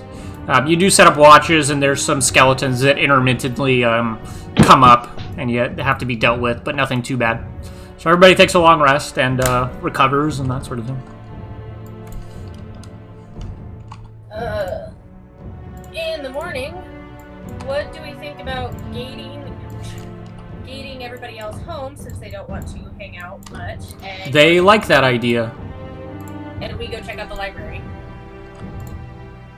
They like that idea. I'm asking the other boys, the Rip boys. I don't give a fuck what you want. Badger, Weed, Odds, Wiggins. I'm reading because I'm not used to high-level spells, so I'm not sure what some of the spells do. He's not used to high level. Hey, fuck you. That was Wait. real. Hey, I resent that. These are my spells. Hey, I represent that remark. Thank you very much. I resemble that. Okay, So, we're gonna go what to were the we library. seeing, like, coming up with the kind of enemies? Mostly more skeleton Skeletons. types? Yeah, skeletons. Justin, on Shit the tons long of skeletons? rest, did we level up? Yeah, We'll find out, won't we? everybody did. Gang, Did gang. Clint level up? What's that? Did Clint level up? No, he He's did not not. dead yet. Wait, everybody leveled up from that? Yeah, everybody that survived. Would he have leveled? Yeah. Oh, damn. I mean, So- I cannot stress enough how close you were to be just killed. Like, one reaction away from everyone dying. Justin, you gotta remember. Easily dying, too. Not even like, oh, there might still be a chance. No, like, statistically speaking, very unlikely that anybody survives. Thanks. One, you gotta remember, we don't do things intentionally good. We just accidentally luck ourselves into decent situations after releasing liches. And two, how much fucking damage would that have done? Yeah, two things. One, I mean, it wouldn't. How could we have survived it? Wouldn't it? have killed everyone instantly, so you don't know what would have happened. But it wouldn't have been good. Like, Will you tell us what would have happened? They're creating something that's gonna destroy the world. So just imagine what that could do to you, little fucks. Like, it's not gonna be good. Whatever. And two, Justin, I was coming home today, and I was just thinking, I was like, man, I remember the last time Justin thought he was gonna TPK us, the purple. I was like, fucker, bet. Yeah, but like, even with the purple worm, it was like, it happened and it was unlucky. And I was like, well, it is gonna try to eat you all, but I don't want it to eat you all. This one was like, no, I have to want to murder everyone, because that's what this is. I just remember you saying, like, no, like, I really thought we're gonna TPK, we're gonna go to the bar, have some fun. Nope. So, you guys take a long rest, and then what? I guess the idiots go... Okay, so where do you send them? Well... Where does everybody want to go? Because I'm making one gate for everybody. You know what? I will send them to, Momra. Strauss asks you, where are you headed after you leave here? Probably back to the Westwood. Send us there, she says. Okay. So you gate them there. Osuleth says, you lot are staying here to explore? Yeah. Just a wee bit. He Not too whispers, or you see him message Danton something, and Danton kind of perks up and says, I guess I'm going with you. And he just stays with you guys. But the other three, they leave. Niall is all bandaged up and is sent home. Reb's so gonna they go kind to of the like Westwood as well. Reb's gonna kind of look at Osuleth before they go, be like, no, we share here. What are you guys talking about? Osuleth With just the helmet on, says, just holding that, like, he just points and says, Danton's going with you. He just said it. After he leaves, can I try to persuade Danton to tell me why he decided The to instant, like, the gate closes, and you go instantly to talk to him, and Danton is just like, no, don't do that, don't look like that. No. Go there, Fiddle. Why'd you decide to stay? Because I like you guys. What is he up to? What is the grumpy one up He's to? just kind of looking around. Danton says, I don't know, he just told me to stay with you guys. Well, the help is always... Are they gonna try and steal our bar again? Not probably, he says. More hands makes less work. Let's go explore a library, guys. So you guys head down to this, and like I said, it's kind of like the stairwell and this platform, kind of top and bottom, is about 300 feet and almost forms like a tower. And then there's little branching pathways that lead off to basically, again, what you guys think is Nemanat's sanctum or like home or something. So there's a lot of like... I have to put Clint's dice away. There's living space and that sort of thing. But really the only thing of real note is this library. And Remy, you take a peek at a lot of the books. They're written in all sorts of different languages, but they're all encrypted. So you think there's like some really juicy information here, maybe spells as well, but it's all encrypted, so you'd have to do research to access any of this stuff. So you could take all these books home, but you would have to do the research downtime to access any of it. And the reason it's this way is because Justin can't give you access to everything all at once. So I'm putting things behind a paywall, and the payment is downtime. So everything is encrypted, and you have to downtime research it to learn anything. We need Justin's Patreon. If possible. What's that? Sorry? Morgan, what do you say? Oh, Remy wants to take as many books as possible. Yeah, so you could take them all. Again, you run into skeletal resistance, but nothing too terrible. Aj, I think I already rolled HP for you, but I think I already rolled max. Well, I just rolled max, so can I keep it? No, you can keep what I rolled. But so what did you roll already, or what did you what's your hit points right now? 37. So I rolled a I just rolled an 8. I have no con mod. 37. So Morgan, Yeah, What I rolled an remind 8 you- as well. that So- we could just so gate it's the same. right in front of that bookshelf and Should be shove it into 45 now, right, Matt? Yes. Yo, you get a whole bookshelf. 37 plus 8 is Yeah, 45. Yeah, okay, that's what I rolled. So yeah, you can take all these books, and again, there's skeletal resistance throughout, but minor, and you guys handle it. Danton doesn't really fight. He just stays next to Remy. The dancing rapier kind of fights here and there, but he doesn't really do anything. You know, I just fucking laugh. Remy will think of periodically, when he does actually help out with the rapier.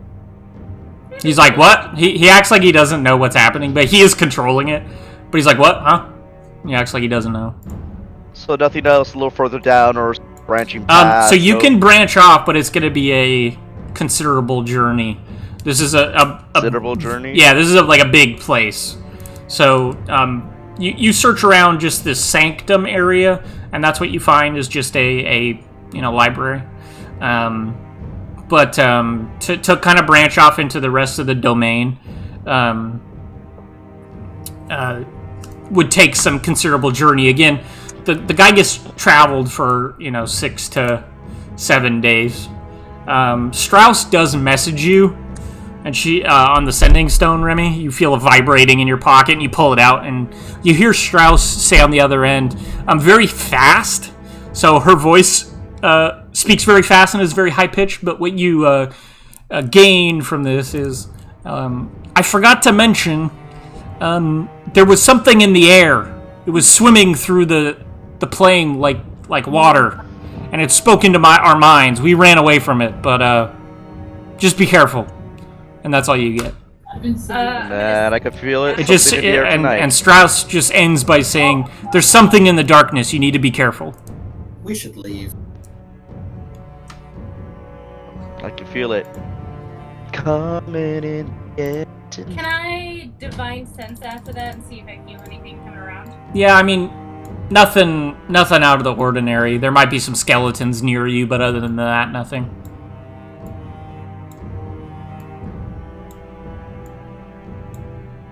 Now I'm really worried about tossing this thing over the edge.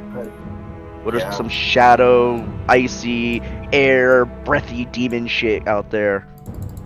Pain! Sigrix! You know anything like that? What? She says. Like Rip speaks to the carved ass part of the armor. Do you know of anything like that? In the air? Kinda weird. That flies? And she describes what Remy just relayed to us. She says, no, not really. I mean, I know things that fly, but nothing that swims through the air. That's weird. You giving me shit, Sigrix? No, she says. I'm gonna insight that. Okay.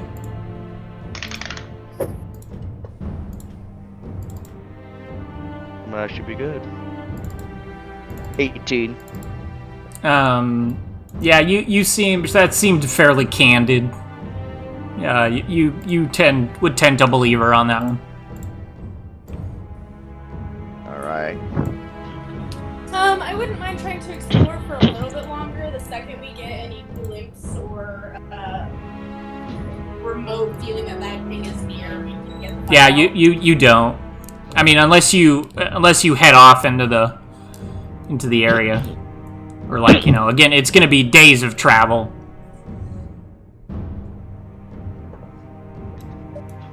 Hold on real quick.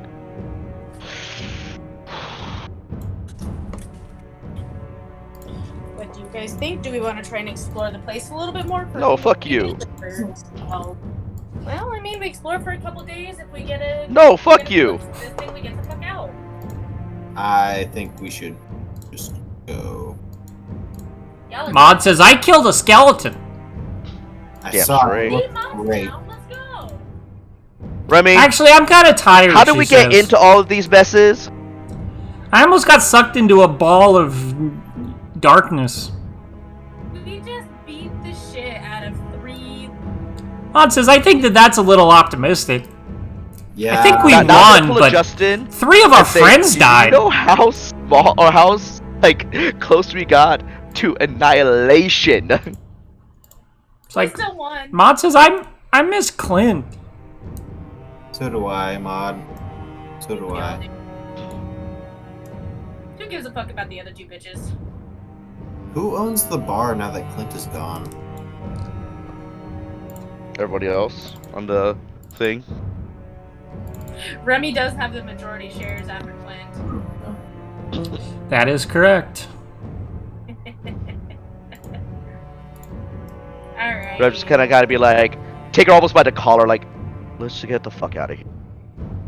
Alright, fine. What are we doing about the flask? At the moment, I think we should put it inside of a magic circle, inside of a bigger magic circle, inside of an even bigger magic circle. Yeah, but that didn't keep people like looks over at Danton from coming up and borrowing it. No passwords. No one is allowed in. Not even us.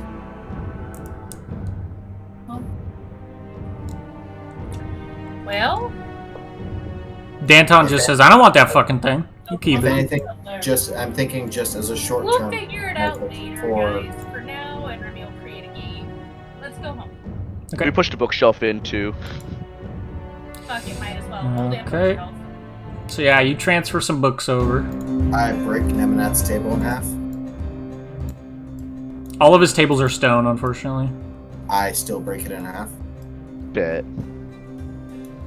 So I gotta get some minis out.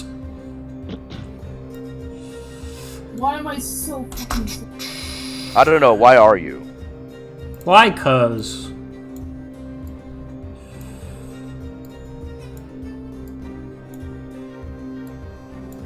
Holes in the floor in sub pock. What? I said there's holes in the floor in sub pock. Base pock? Sub pock. Yeah, because of the annihilation thing that was down there. Oh, yeah. Sphere of annihilation was down there, and it ate holes in the ground. Yep. So,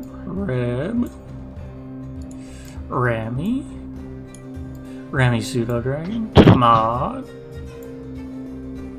Tone Do Real, and is that everybody? Yeah. One mo. Ugh.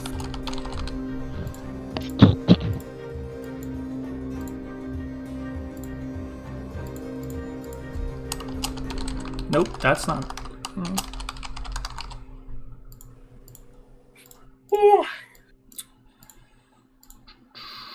So what's the plan immediately as you, other than dealing with bookshelves?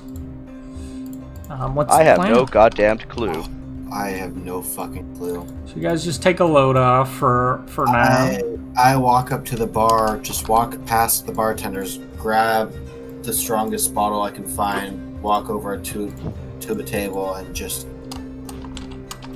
Aovi uses like a ranged attack on you. she can go. Improvised weapon. She kills ball. you in a single blow. Are those crows still there? They are.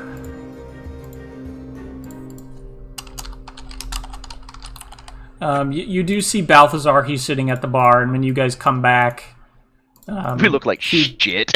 he does. Well, I assume like when you guys come back, I just wrote Balthazar because I was thinking of Balthazar. I assume you guys kind of take a moment to go upstairs and tear down and kind of bandage up and that sort of thing.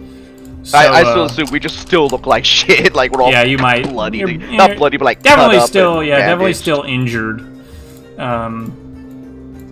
have like everybody And else. so He kind of notices that. He gets a drink and then comes over and sits with you guys wherever you are.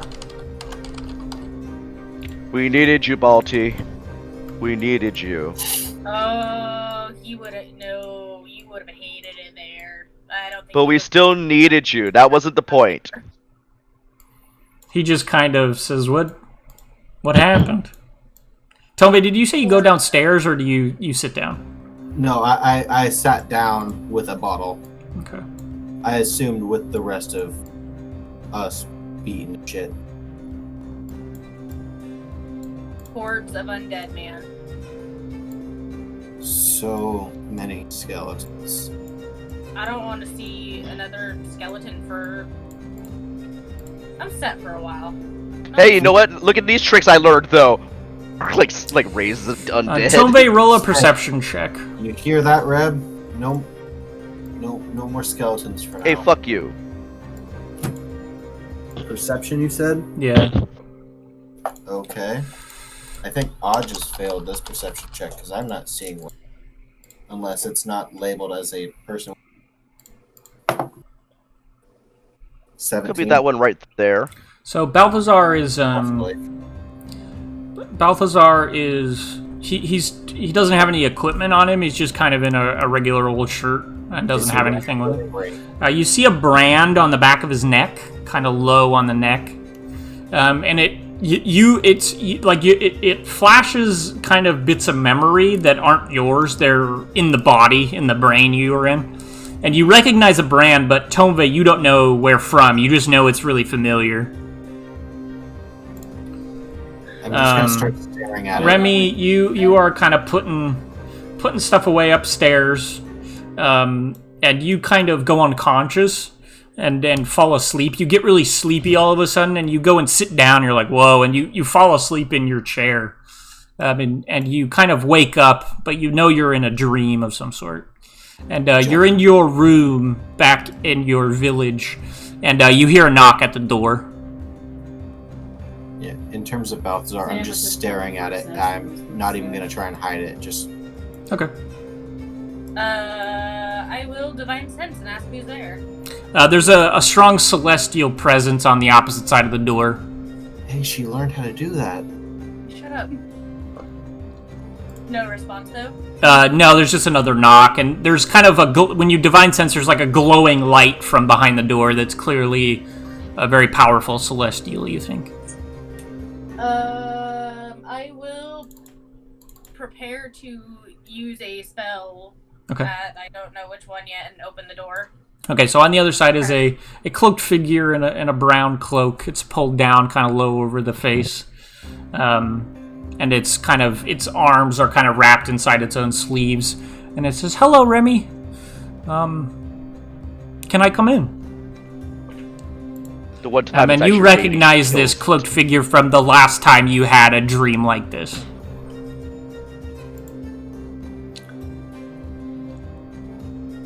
Why do you need to come in? Well, I figured you would like to speak. I mean, I guess I don't have to if you don't want to talk to me. I have a gift, and it kind of points inside its robes. I don't know, did I read this wrong? Are we not cool? Did something happen? Come on in. Okay, so it kind of walks in. You see it walking with a limp. And you see little spots of blood kind of trailing behind it as it walks. And Actual blood or like black blood? Like red blood. And it sits down.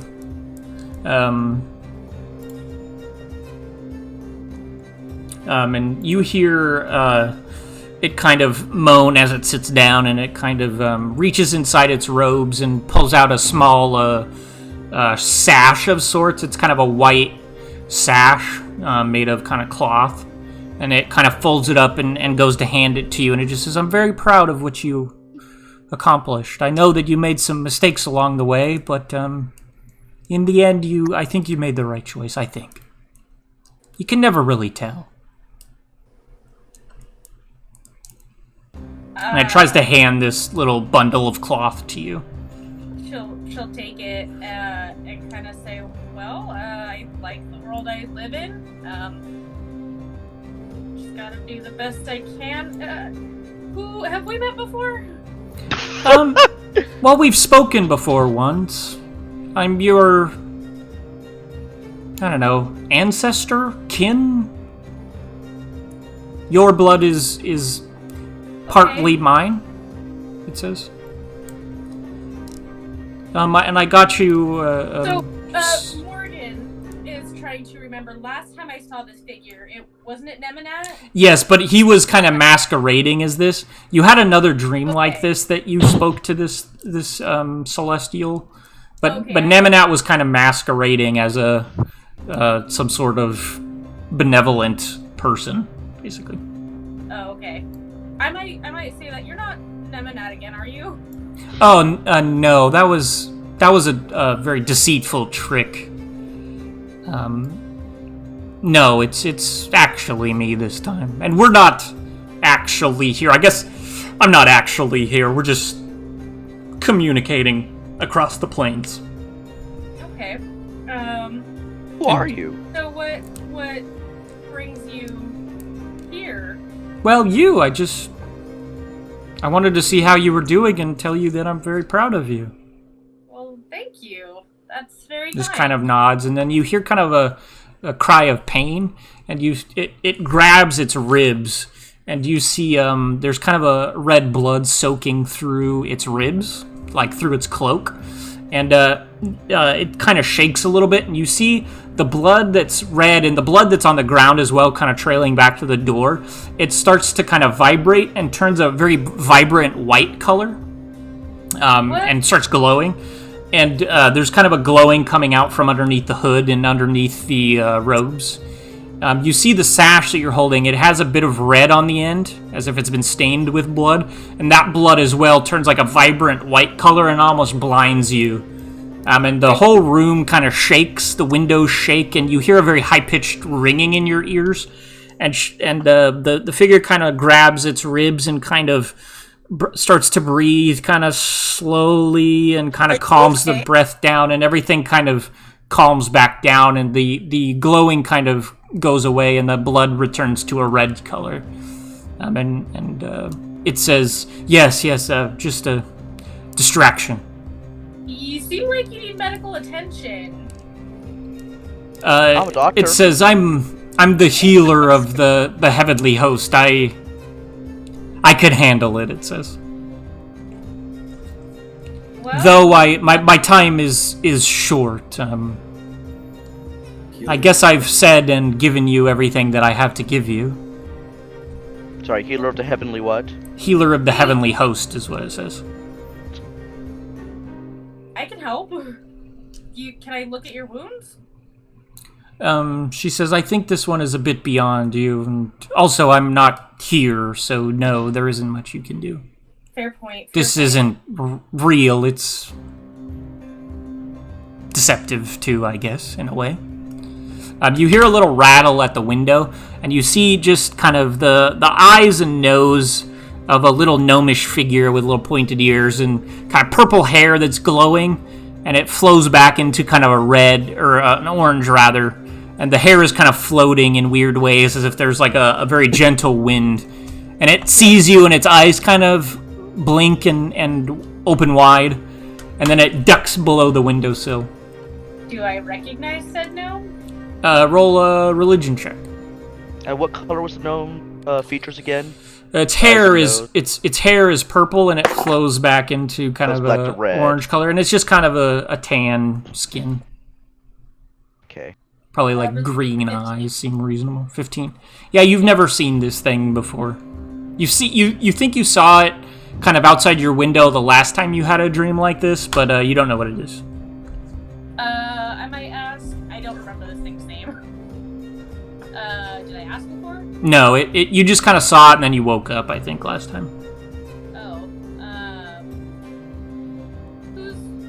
I'll ask about the gnome. Who's that gnome that's... You look back and the robed figure is gone. Its chair is empty. I'll go look out the window then.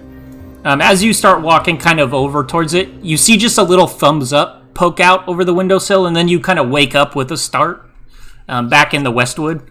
But in your hand is this cloth sash that's been given to you. I'll send you a thing in Discord. There you go.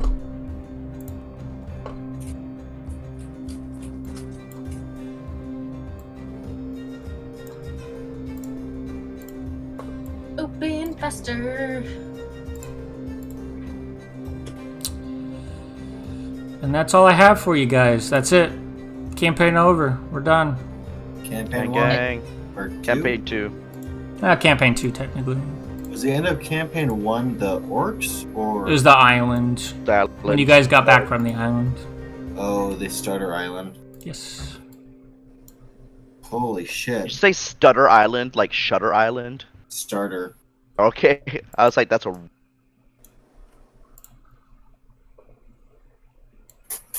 I was gonna look something up.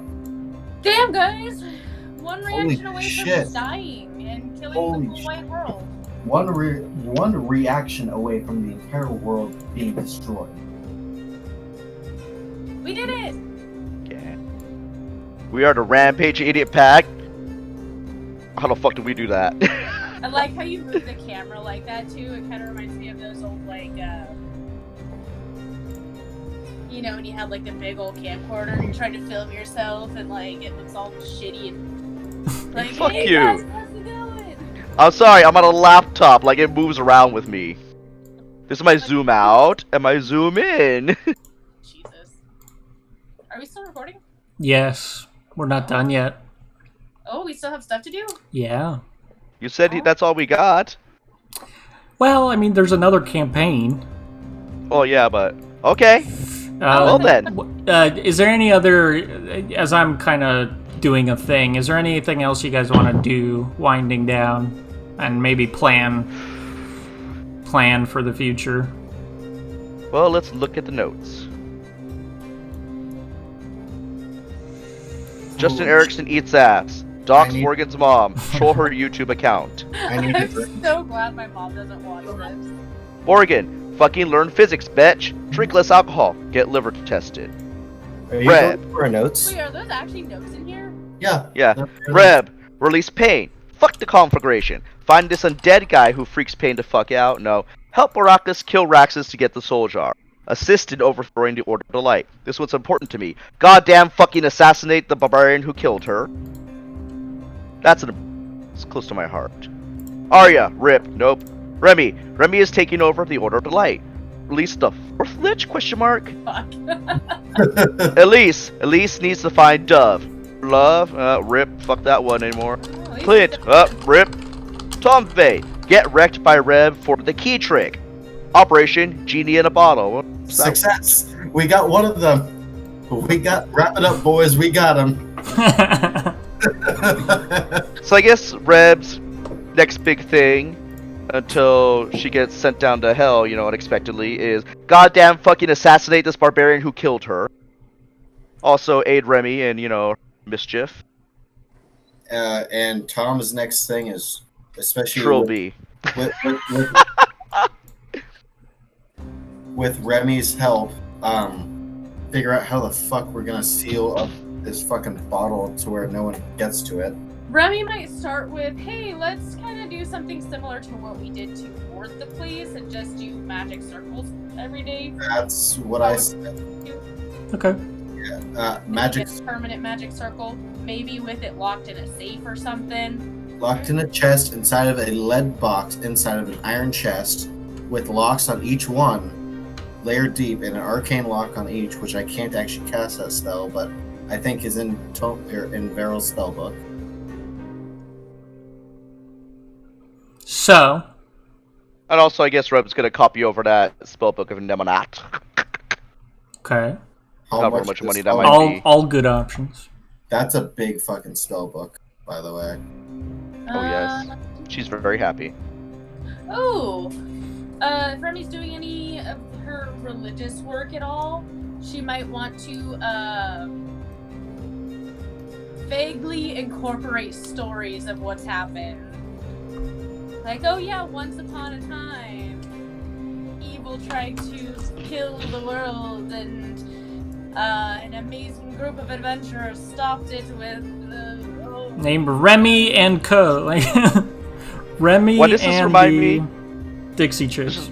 This reminds me of the like Dick Jesus memes where he's like talking to pastor. He's like, "Tell him about that one time I fought the dragon."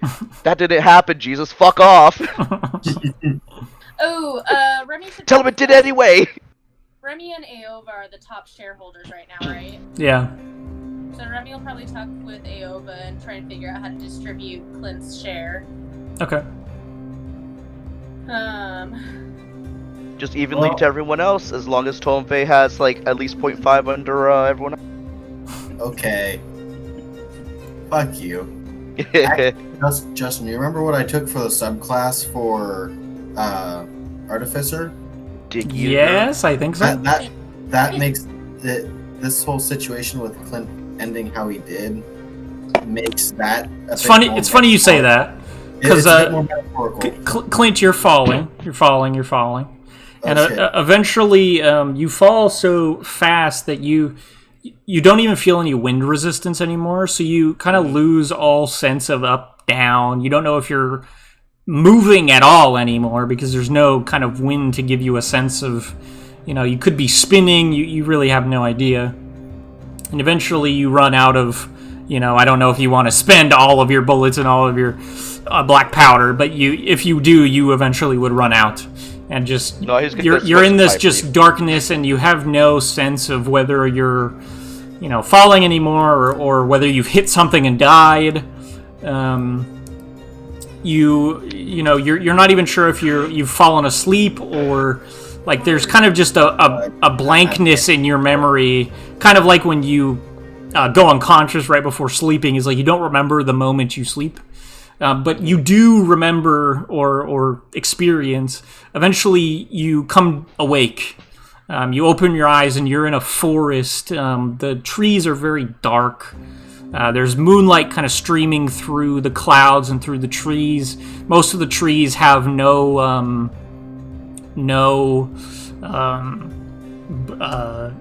leaves on them, and you kind of feel underneath you crunchy, dried leaves.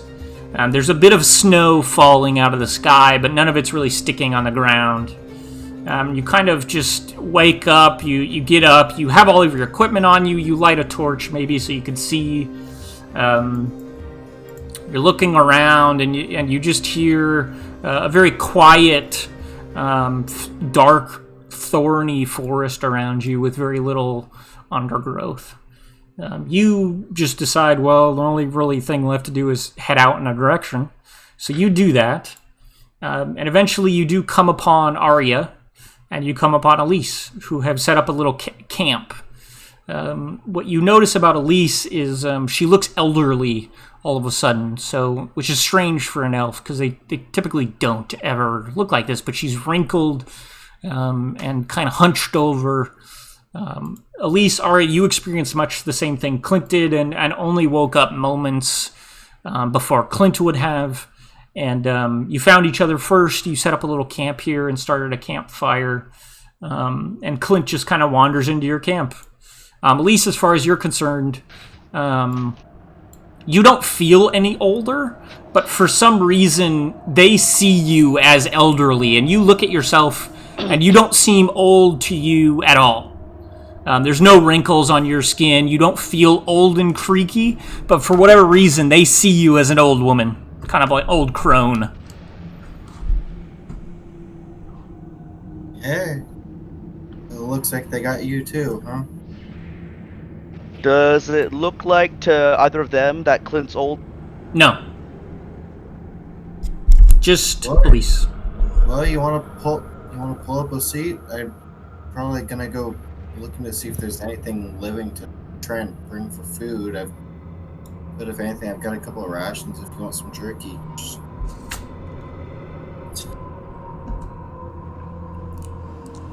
Type it.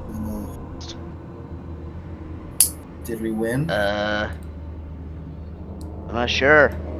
hope so. Um, Well, I mean, I didn't hear anything really blow. Uh-huh. You guys are professionals. I am nowhere near a professional. I don't know anything about all that magic shit. I was just told, hey, come along, you can punch things like skeletons, and I was trying. Oh, Trying be the operative word here. yeah. Okay, well. So Clint's gonna be like, wait, hold on. Do we have any of our stuff, Justin? Oh yeah, you have all of your equipment. Clint's gonna say, hold on. Kind of walks over.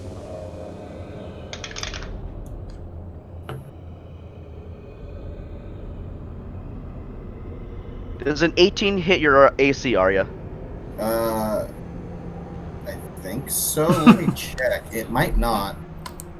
It matches. Okay. You have advantage because this is a surprise round.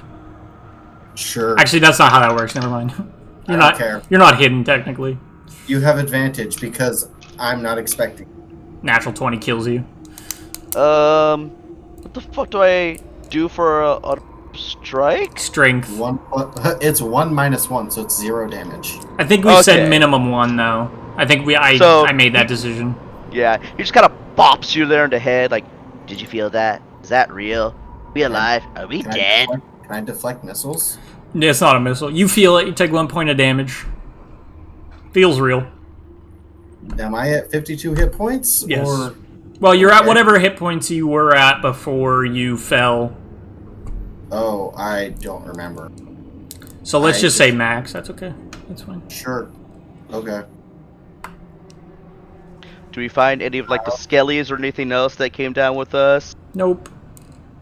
I mean, Clint fell with some skeletons, so you probably would actually find some bones around you, but they're not. They're dead. Wait. What about Connie?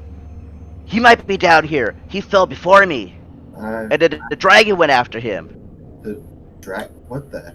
Oh, the one. Yeah, the one that helped us with the Yeah. I haven't seen him, though. I just. We need to go find him. I think we should sit here and rest for a minute. Clint's like, I can't remember who told me that we needed to find Contrabar, but I remember that I was supposed to find Contrabar. Well, how rested are they? I'm imagining they. I don't know how time you're as rested as you were when you fell. So since Arya we don't remember, it's okay. We just say that she was at max, but everybody else is at whatever they were at during that battle. Oh, Clint was like 70 or something. Do I still have that point of exhaustion? Yes, yeah. Okay. I mean, we can try and go find him, but at least from what I've seen around here so far, it's woods. And Justin, correct me if I'm wrong. I don't recognize any of the woods around here, so I don't think it's anywhere I've been. Yeah, you don't. Elise, you could roll a religion check. Arya, you could roll a nature check. Clint, you could roll a nature check as well. Can't hear you, Morgan. You're muted. That'll go well. Do we have any sense of time? I mean, you've been here for maybe an hour at this point. Like time of day, does it seem like? There's just a moon out. Kind of a full moon that's streaming through clouds in the trees. Okay. But there seems to be movement. Disadvantage. Probably moving stars if there are any. Roll a religion check.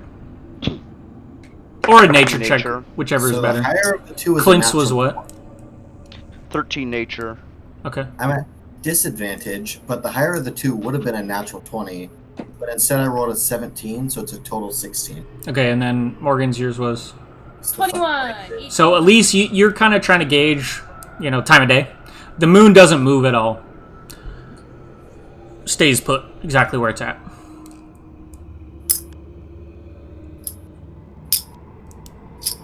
Well. Anything from the 16?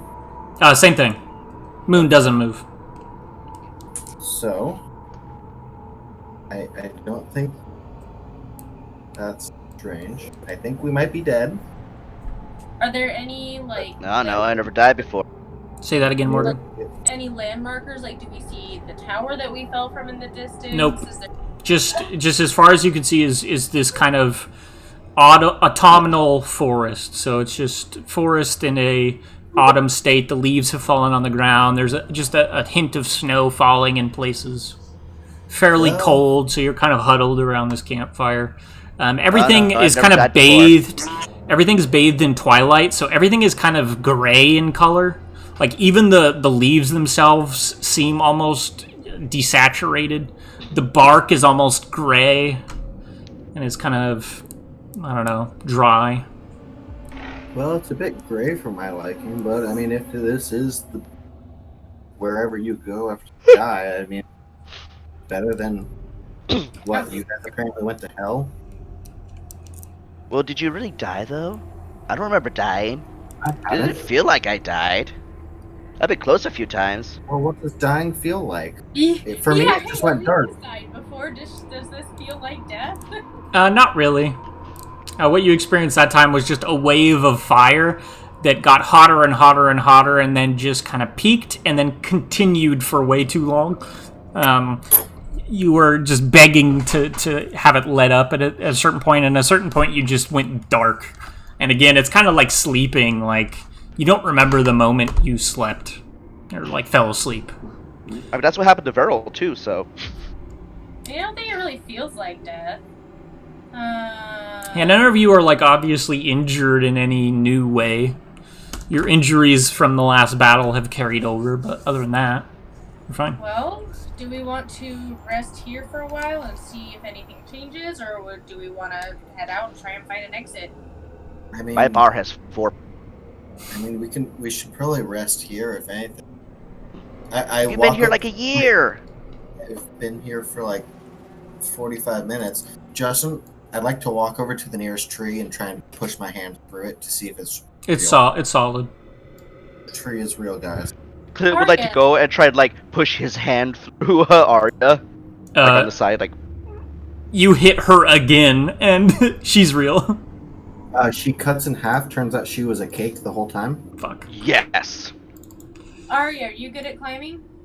Yeah. Well, I'm good at jumping up things. Do you want to try and climb a tree and see if you can gauge, get some bearings? I mean, you're always jumping to conclusions, thinking I've died before.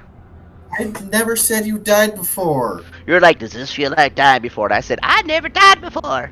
Well, neither have I, so I was just curious. I'm sorry. Seems pretty wizardry. Seems pretty wizardry. Okay, Justin, does it look like there's a tree around here that has branches well enough I can acrobatics my way up? Yeah, you could climb up. Just roll an athletics check. Could I acrobatics my way up? Yeah, I'll let you. Yeah, sure. I hope you fail. Oh, it's a disadvantage because I'm exhausted still. Yeah, even they're laughing at you. God damn it. It would have been a natural 20, but instead it was a 4 plus I think like 10. Yeah, so it's not graceful, and you definitely see that she kind of starts parkouring up, but clearly doesn't have the grip strength or the leg strength. So she the parkour like very quickly turns into kind of clinging to this tree, and then she kind of like hustles her way through the rest of it, just climbing normally, but as clearly slows down as she gets to the peak. Arya, just roll a perception check.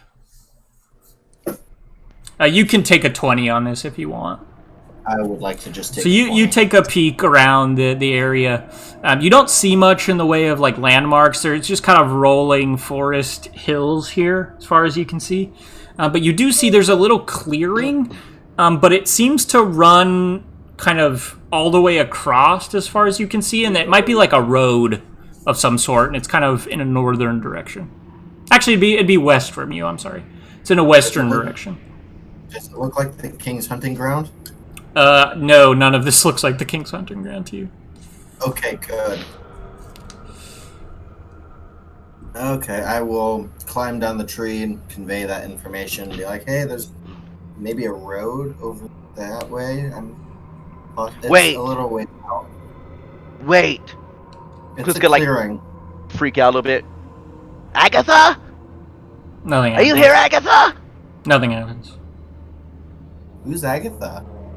Agatha, come out! Nothing happens. This is like your forest. Clint, are you smoking too much pot again? No, Agatha's the one that tried to kill me, and she killed Nero's mom. What? And we don't like her. Clint, can I see what you have in that bowl real quick? No. Are you sure? Yeah. I just want to try it. Because whatever it is... I'm sorry, it I is think north from you. I had the direction. It's north from you. And it It's runs okay. like west to east.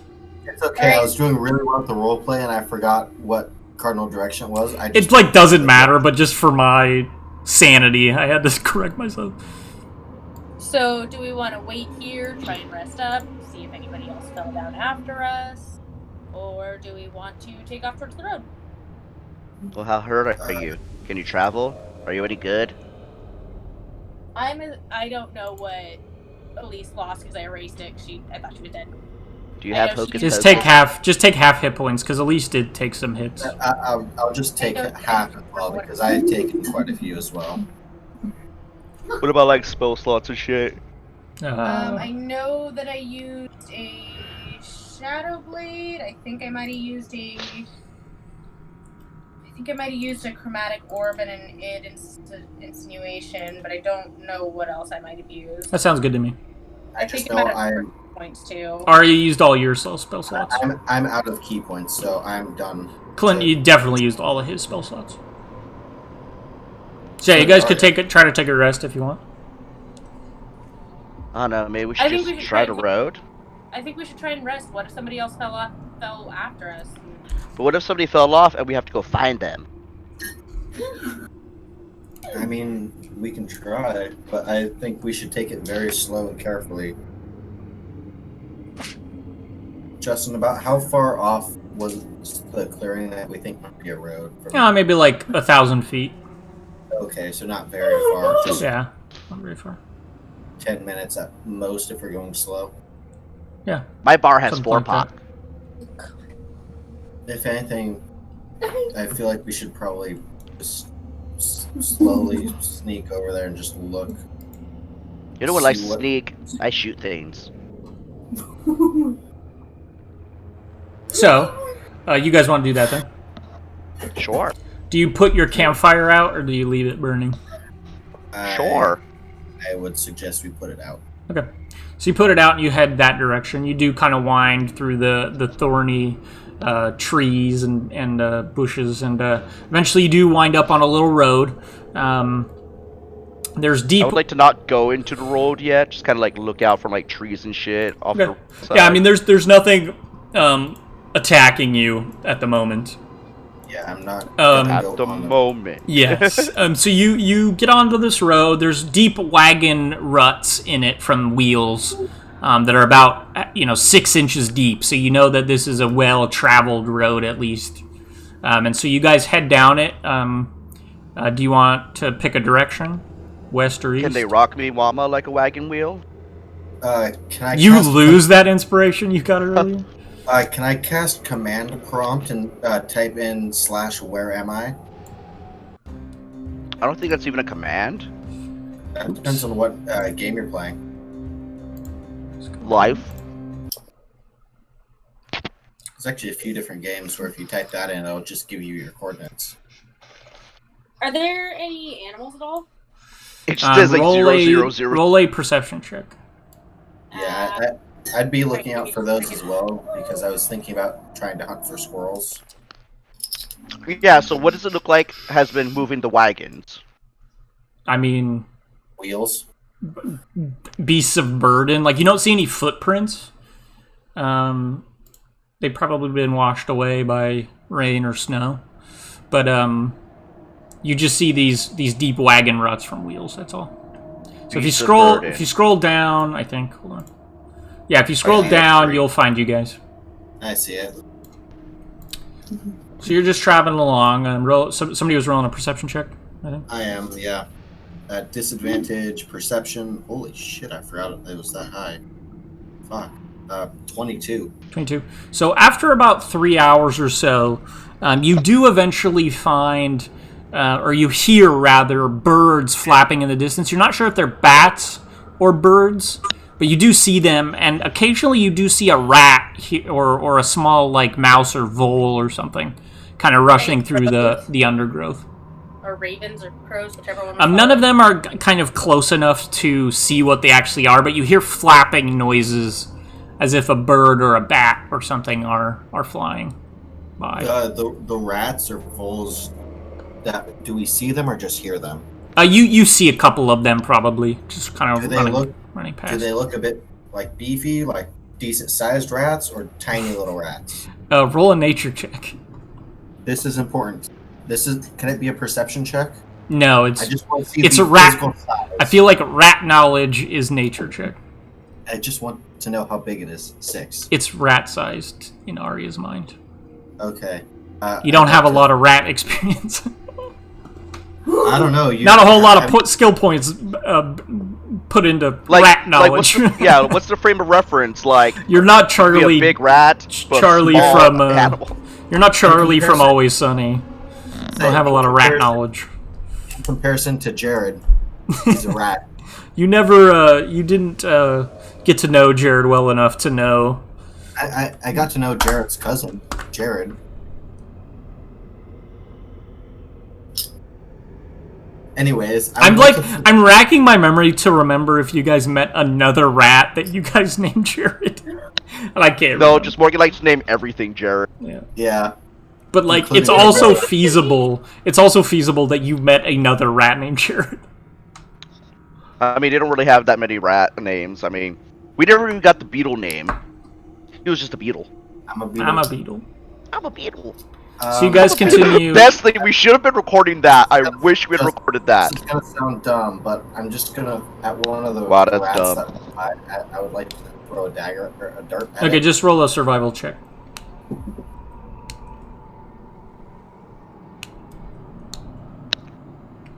Are you sure it can't be an attack roll? It can be a survival check. That's with disadvantage, but attack rolls are not. And people can help you if they're willing to help you. What are we looking at? He's trying to hunt some rats. I mean, what, it's a survival? Yeah, it's a survival check. Yeah, I have a +2 non-proficiency. I'm not gonna. +4. So you get, like, Clint can give advantage to, because you're just hunting rats. So Clint can basically hunt rats with Arya, and Arya can roll at advantage, which is a straight roll. While we're doing this, does it look like the birds or bats, whatever, and the small mammalian things are coming or going a certain direction? Not really. I mean, the rats themselves are going in all directions. The flying creatures seem to be avoiding your torchlight, and the rats to a certain extent are too. But 8. So you get 2 rats over the course of 8 hours. 2 Jesus little Christ. rats. You're saying we're on this road for 8 hours? Yeah, so you travel down the road for 8 hours. It just kind of winds and continues along.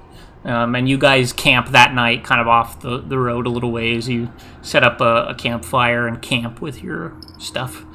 Who would like to eat the rats? There's 2 of them. Arya would like to. Plenty of rations. What's that? Elise has plenty of rations. She does Okay. not need it. So yeah, mark off a day of rations or a rat. Yeah, Clint's gonna let Arya try that rat shit first. To be fair, We don't trust that shit. Arya also has cook's utensils and spices, so she can actually prepare this rat like a fucking meal. Yeah, do but you do you eat have the- prevent poisons? Do you eat the rats? No, Arya? I don't eat the rats. I have at least a few. What days was the point? Okay, You're just trying to get in trouble with the king again? The king shows up. So mark off a day of rations. Those are my rats. You guys sleep that night and get a long rest in. You wake up the next morning, but it's still just the moon up there. But then everybody roll a wisdom save. Justin, Yeah. before we go to bed, Fuck can I me. just silently do something that I haven't done in literally years? Sure. Fart? Give a Be level Send out- 6.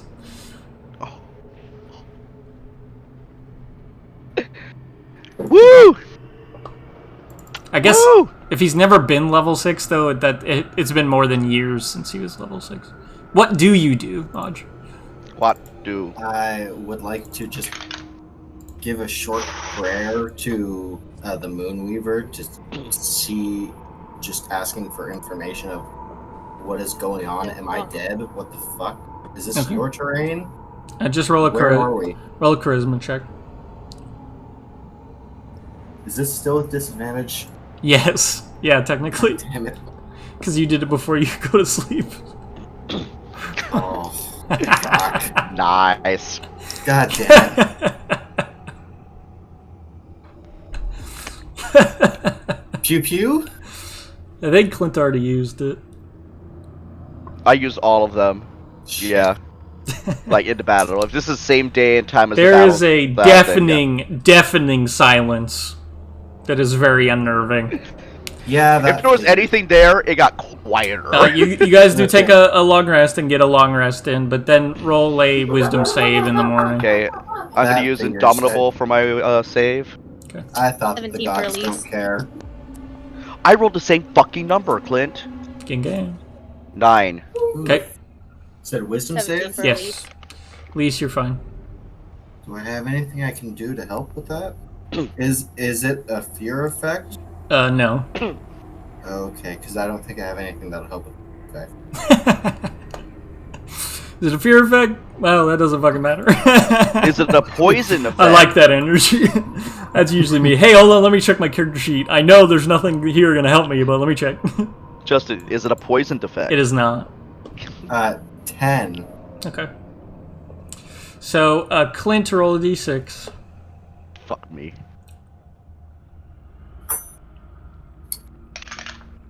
Five.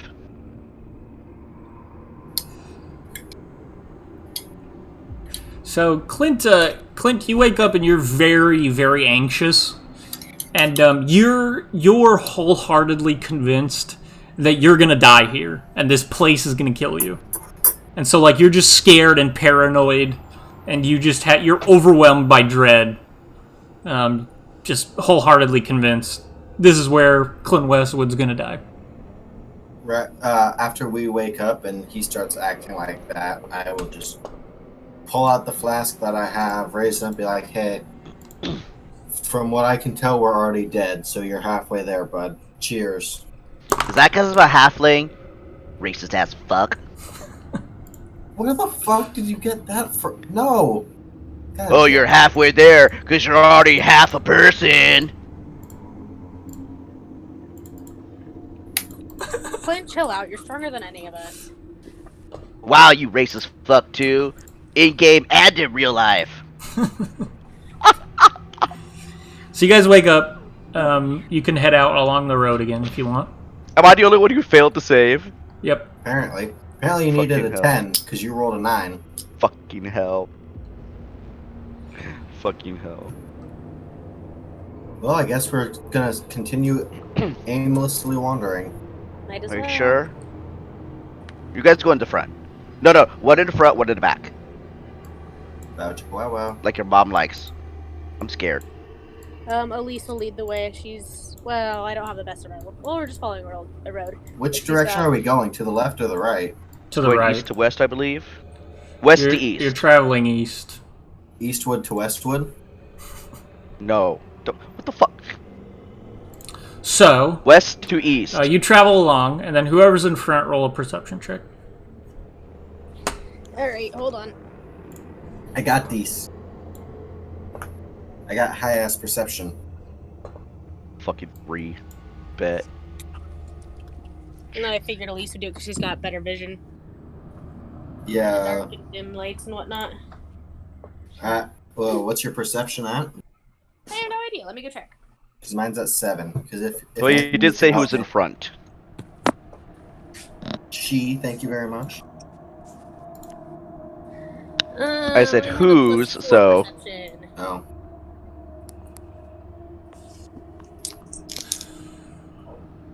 So who's leading? You or me? Arya's leading. Okay, And are you helping me look around? Yeah. sure. I'll Okay. assist. So that is. I don't know. Are you helping me around? Ugh. So that's a It's a 25. Okay, so up the way, you see a cloaked figure walking towards you, kind of trudging with its cloak wrapped around it. Does it look like it's noticed us? It does kind of seem to see you, but it's kind of walking on the opposite side of the road as you. It kind of moves over and is walking down this way. Okay. Clint's gonna. Ah! Clint? Oh, fuck. No, he's just jump by. God damn it. Well, He hides into space of something bigger to him, which is a tree. There's something in the road. Someone in the road. It's I will just kind of move off walking. the edge of the road. Wait for. Just So it has like wait the for it. bow out, is like clutching it. When it gets to about there, I'd just like to yell, "Help!" It's just it's do you walking. speak? It kind of looks over at you and says, "Not real. It's not real." And it just keeps walking. And you see it's actively weeping. It's an elvish figure. Very gaunt in the face. The cheeks are kind of sunken and dark circles under the eyes. And like I said, just kind of weeping and kind of shaking. And it just, mumbles, "It's not real. It's not real." And it just keeps I'd like walking. to just take a walk, a step closer, and in Elvish, I'll just say, "Friend, I do promise you, we are quite real." It kind of bumps into you, but can it you just help keeps. us? It tries to keep walking around you. It's not real. None of it's real. It just keeps walking. Do I recognize the face of this person as they walk Nope. by? No, Can it's I just. see the face? Yeah, it's an elvish woman. Clint's like behind a tree, like, "It's not real. It's not real. It's not real." Trying to convince himself. It just continues walking if you don't stop it. I mean, there's not much I can do. At least I can't hear you. Your mouth is moving, but I can't hear you. Can I cast? I'm picking your nose with my mouse. What? What'd you say? Can I cast minor illusion just to make a little 5 foot A 5 foot, the arms that come down on a train trestle, just like one of those. Sure, you put Just like a right in little. front. It just kind of tries to walk around it. It's not I want to detect thoughts on it at the soonest point that I can. okay. It's not real. So its surface thoughts are that you're a distraction, and you're not real, and this can't be like you can't be real. None of this is real. I just got to keep going. Just got to keep going. I gotta get out of here. And it just keeps walking. Can I try to probe deeper and Yeah. see So it's a wisdom save. what it's seen? Yeah, I think so. Let me check. And what are you probing for? How long it's been here, what it's seen. So it rolled a 15 on its wisdom save. Would it come from Cotton Eye Joe? So it kind of succeeds. Is that right? Yeah, it's seen. So it kind of looks up and, "Hey, get away!" And it just starts running, kind of clutching its cloak, and kind of pulls its cloak up around its ankles and just starts running down the road away from you. Clint kind of peeks out. "Is it gone? Yeah, Is it okay? that was disturbing. Is it real? It's not real. I think It's so. not real. It's not real. It's Clint? not real. Okay, I walk It's over. not just real." one hand on Clint's shoulder. Pat, pat, pat, pat. Get a hold of yourself, man. Come on. Clint turns the bow and arrow, the crossbow on you. "Are you real?" Yeah. I just grab the crossbow with my hand and just, It fires. Bud, stop it. Deflect missiles. Deflect missiles. I get 3 attacks. Fires it again. Fuck. Action surge. Pat, pat. Yeah, right. Just fucking unloads on. Quintuple tap. Like Just it's like wrapped. what is sextuple? Sextuple. Sextuple tap. Echo, sexy tap. Echoes. Tap that. Anyway, it's like, should we get? I mean, I guess that I mean, was. it came from that way though. So what if there's nothing, and we're going the wrong way, and it like whatever's that way is not real. It's not real. Or what if It's it's not just? real. What if it's just one big loop? Then we're just fucked. Well, we'll know if we pass that person again. I don't like being dead. Neither So you do guys I. keep going. Elise will cast a detect magic while we're walking. Okay. So there's nothing inherently magical about your surroundings at the moment. You walk for a few more hours. The moon seems to maybe move in relation to you just a tiny bit, but you don't. You don't see it move of its own, like, orbit or anything. Does the moon ever hit her eye like a full piece No, of pie? no. Get the fuck out. But eventually, a few hours later, you do see another figure low to the ground, crawling along the road. Looks to be a dwarvish figure. Which side? Same side. Yeah, he's gonna wrong side though. Elise will try to detect thoughts again. Okay. So it just crawls, and again, its surface thoughts are, I gotta keep going. I gotta keep going. But you see at this point, as it gets closer, it's crawling, and you see below its ankles, there's no feet, and there's just bloody stumps. And it's clawing, the dwarvish figure is clawing its way forward in the dirt, and its fingertips are bloody. And it kind of sees you and looks at you angrily, says, "You can't do anything. I gotta keep going." And he's just digging kind of into the dirt as he's crawling. He says I can't do anything. Can I try To you, he says, "You can't do anything." And he keeps I'd crawling. Like to grab him. So you, roll an athletics check. He tries to get away from you. He's like, "No, no," and he pushes you away. We just want to ask some questions, and you. He rolled a 19. Somehow, without feet, he's gonna beat you. Joke's on you. I rolled a 20. Okay, so you grab him by the ankles, and he's like wheelbarrowing. He's like, "I gotta keep going." And you see just, like I said, bloody stumps where his feet used to be. That is disturbing. Wisdom save for the detect thoughts though? So what are you probing for? Same stuff. How long? 9. So say again what you're probing for, because I don't remember. How long he's been here? So he's been here for years, it seems. You get flashes of various forest terrain, grassland terrain, mountainous terrain, but he's been lost here for years. And he's walked so long now at this point that his feet have grown bloody and eventually have just worn away to bloody stumps. And after that, this was a few hours ago that he started crawling, and since then he's just been crawling his way forward. Has there been any other civilization that he has seen? No one else. You do get flashes of various zombies and skeletons that he's run away from. But other than that, you don't know other people, really. How did he get here? There's no memory of that. It's just kind of foggy. All you get is just kind of this foggy, like, he was from a dwarvish city. It's been so long he's forgotten the name. Yeah. He's a quite old dwarf as well. He's kind of gray hair and wrinkles, and most of his hair has fallen out. Well then, that's. He's still just trying to get away. If you just are trying to hold him, he tries to break the grapple and escape. Elias, do you know what you need, or can I just let him go? She's AFK. Morgan? She's muted. Sorry, Connor told me he's talking to me. Fucking Connor. Do you need anything out of him, or can I just let him go? Can you guys think of anything else I should probe for? Can we see if he actually dies? Is that bad? Is that wrong? Yes. If we're already dead? Really dark. Wait! I know! No. My friend Scar told me about this a long time ago. We're in purgatory. What? She had to go through this.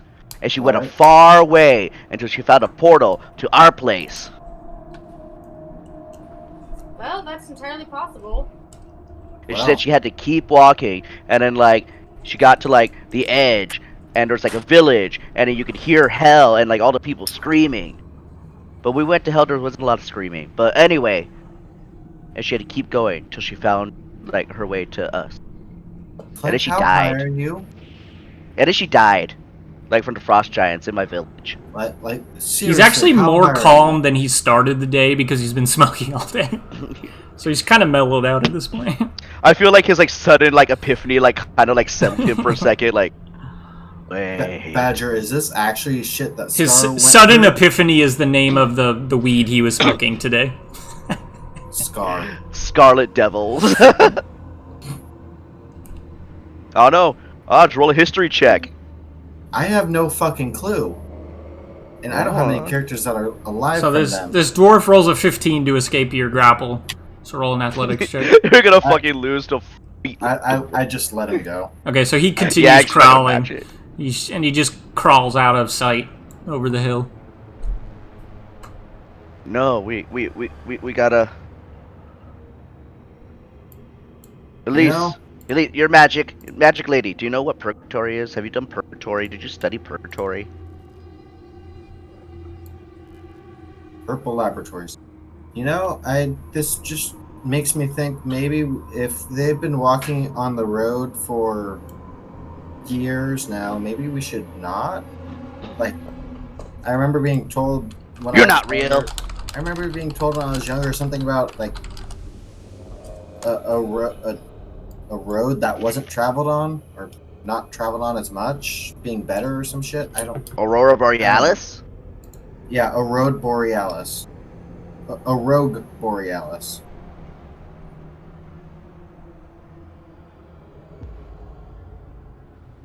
Hey, this player can't get any worse, so. So, what's the plan? Use Clint's last bit of gunpowder to shoot ourselves in the face. Oh, there's more than just the last bit. Go out in a blazing ball of fire. Yeah. So, guys, if I'm being honest, I don't think we're gonna get very far walking. I think we're gonna have to get free. What? I think she So meant we're gonna- creative. I think she said we're gonna have to get creative at this point. All I hear is I Just say like I can't. Creative walking's not gonna get us very far. I can't do much more than either walk or run really fast, but if You should anything, I feel run like so fast and find out what happens, and then come back so fast to us. I feel like if we just follow the road, it won't really lead us anywhere, especially with what you saw in this guy's mind. Well, they're going the wrong way. He had stuff that other way. I didn't see shit in his. Actually, none of us. Well, She I did. assume she was narrating, or she told us. Well, Morgan, did you share with the class what was inside the guy's head? Of he's been walking for yeah, we years. shared that. Okay. Can you go Wow. climb in a tree again and see what happens? Wow, It's funny if you fall out again. he's in enough. He's been in this forest long enough to where I would call him a gump. Walking and running. I have no idea what you said. All I heard was a fucking microwave. Whoa, it has become a microwave. whoa. That was more. He is now. He is finally the. And he's speaking through that like digital like Morse code like, but that digital annoying sound. Microwave. That was So. hard. So what's the plan, guys? So, West, east, north, south? Walk somewhere in the woods. you know, Wait, climb a it's tree and also- see what happens. Like if we can see anything. Maybe we have to shoot the moon. What? It's like Grand Theft Auto. It'll get really big, and then You can't shoot the moon. The moon's made of cheese.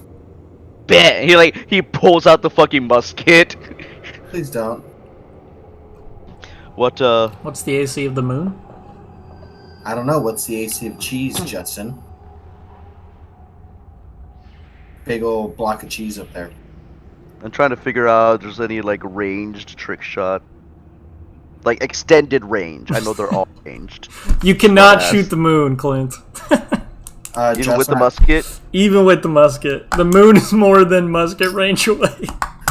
It's Justin- more than 800 feet. It reminds me of that, like, there's a Who Wants to Be a Millionaire question where a lady is asked, what's bigger, the moon or an elephant? Oh yeah. And, like, because, like, you know, like, perception-wise, the moon is, you know, only, like, this big, and an elephant is, like, an elephant. And so she's, like, thinking really hard about it. I can't remember what she answers.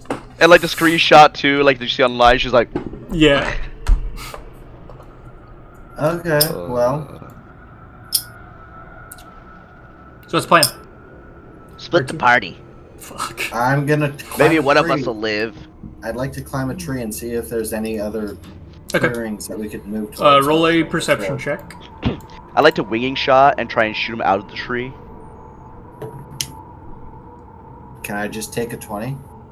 Sure. I'd like So to take a you 20. you look out, and it's a little difficult because, like, again, you're using what moonlight you have, and it is blocked by some clouds and things. But you see the road just kind of winds along. But other than that, you don't see any major landmarks. There's hills and things in the distance, but nothing other than this road, it seems.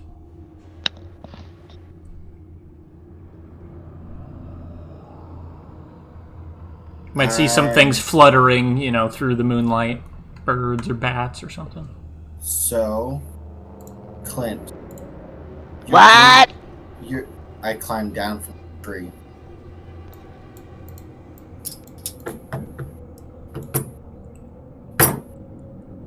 Ow. Okay, so Clint, you're good. What? I'm standing right next to you. Yeah. What? You're good He's with just your deaf, tools. like. You're good with your tools, right? He's like still looking up there. Yeah. Do you think you can? Oh if- fuck! Like he's. Oh shit. If we were to take down a couple of trees, do you think you would be able to help us make a cabin? You know, Very used to be able to make cabins and stuff like that. He was a Who's- carpenter. You know so many dead people. Yeah, you've been Are some they of the dead dead? people. I kill myself? You know Yeah. even more dead. Fucking shit.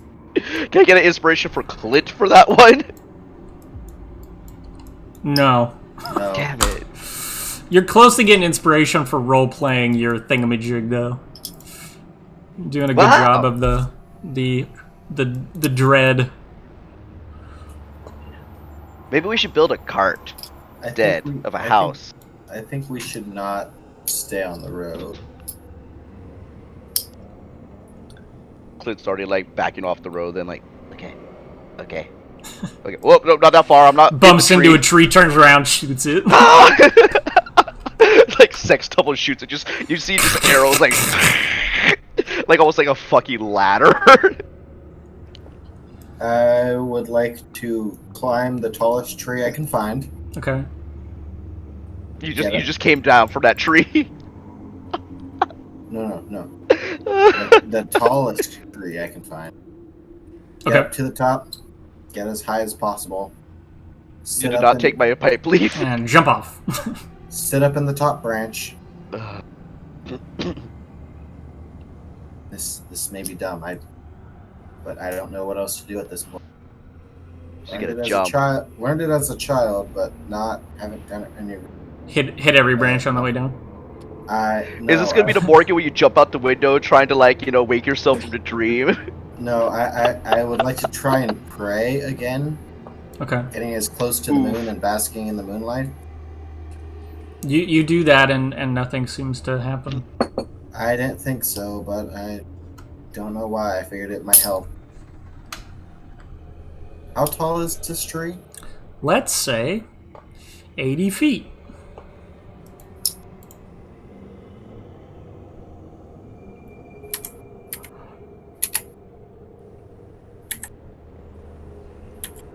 Hey! Like comes down to Elite. I think he left us. We should go. Sorry. I think she left us. We should go. Don't leave yet. Ah! Oh, never mind. What's my month level?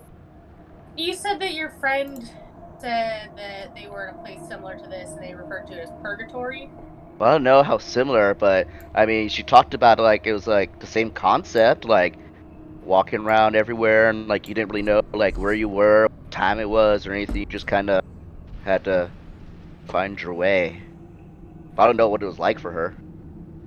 I'll just climb down halfway through the tree, jump out, and slow fall. Okay. You land on the ground.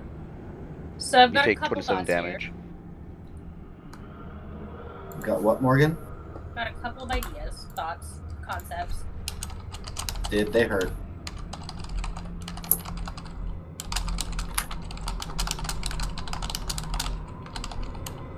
Justin, are we still recording, by the way? Yep. Why wouldn't we be? I don't know. I was like, get your Fucking weeble fan midnight. back out. Dude, it's midnight and a half.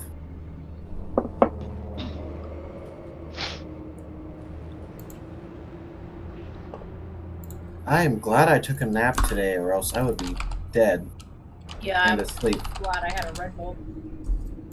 Who are you? So what's the plan, guys? Um, Indeed. I say we walk, but not on the path. Wait, but you had ideas. I do have ideas. Are you guys ready to shut the fuck up and listen to me? We've been quiet for the past couple of minutes, waiting for you to speak. No, he hasn't. So what's up?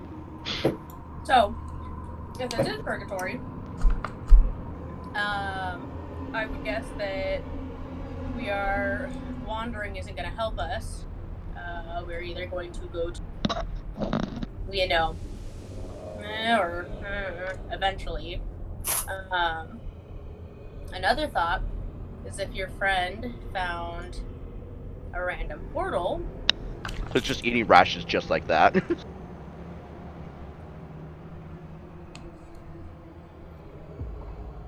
How deep do the wagon marks seem to be?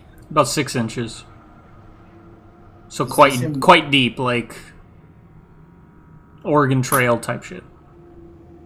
Is that deeper than normal wagon trenches are? Yeah, I mean Trails? it's just like a very well worn, road, dirt Something road. has to travel on this road for there to be wagon marks. I mean, like there's wagon marks in the roads in Vestran, so Yeah. that kingdom's we don't know. 200 years old. We Are don't you know thinking how that- long ago, lots of people came through here. Like those guys. And some people probably had wagons for a long time.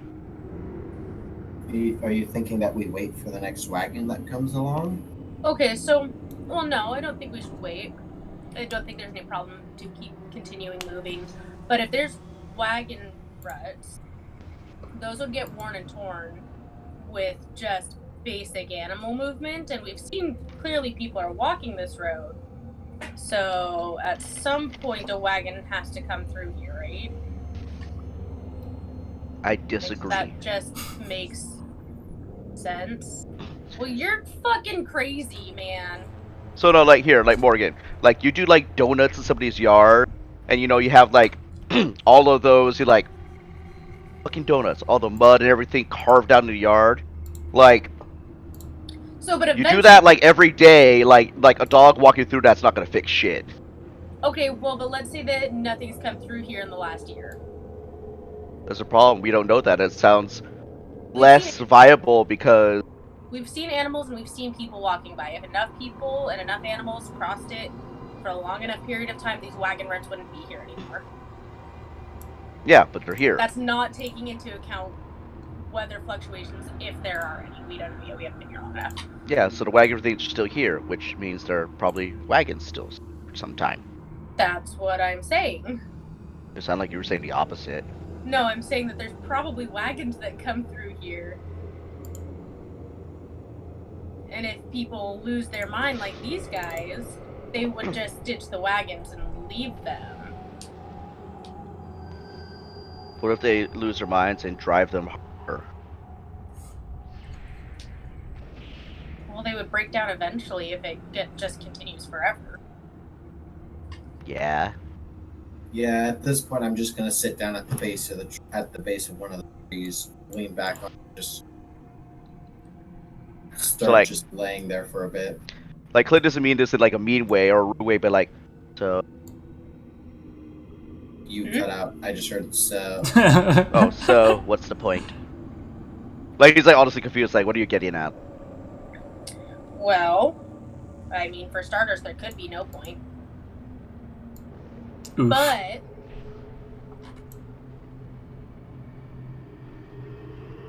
wonder if we did branch off the path, where that would take us.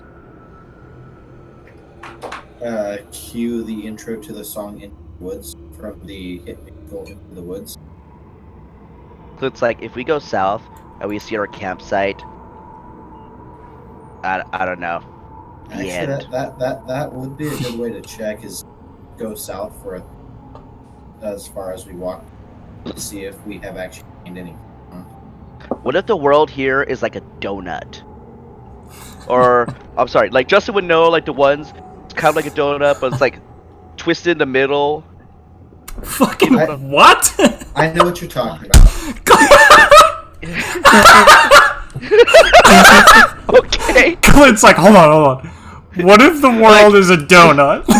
Like no, he's like hitting metaphysics shit right now.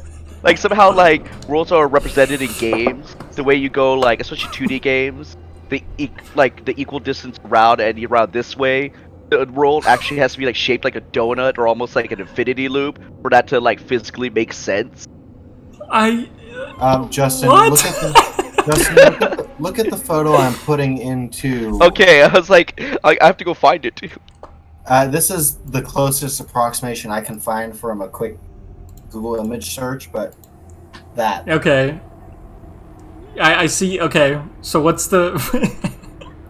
Are you asking a question? I don't know. It's just... So he's So like, what if the closer. world's like that? What if the world's like shaped like a donut? So if we're, at this part and we go around, it's different if we're at this part. and then Eventually go around. you would get to back to where you started.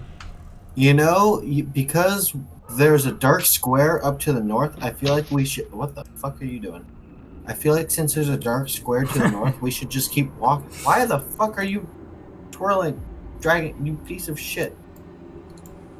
We should just go this way until we hit Alright, the Mr. spot. Metagamer. About 55 feet that way. There's It's 55 feet. a red 55 barrier, feet and then... Yeah, we just gotta get through the red barrier and we're good, right? So what's the plan, guys? You staying put? Walking along? I guess we should go north 55 feet.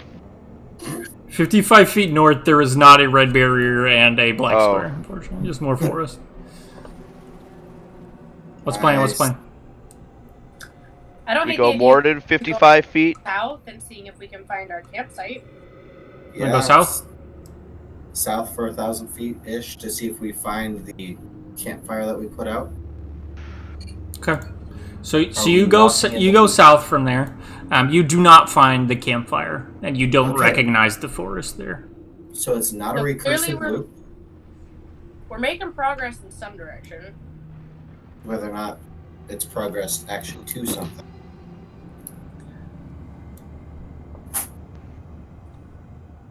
Why don't we continue down the road for a couple of days and see what happens? I was like, Okay. you just told us not to. So you guys continue down the road. Sure. And we'll pick up next time. No, we're gonna keep going. So, you guys camp. No. Everybody roll a wisdom save. Fuck me. Clint, you already failed. I guess we can roll again and see if it changes. What was it? Nah, I'm gonna say that Clint, yours stays put. You're just He's just really entertained. You're is the thing. convinced that this place is gonna kill you. This is gonna be the death of you. Wisdom saves are 19 Uh, left. okay. 12. At least you're fine. You're both fine.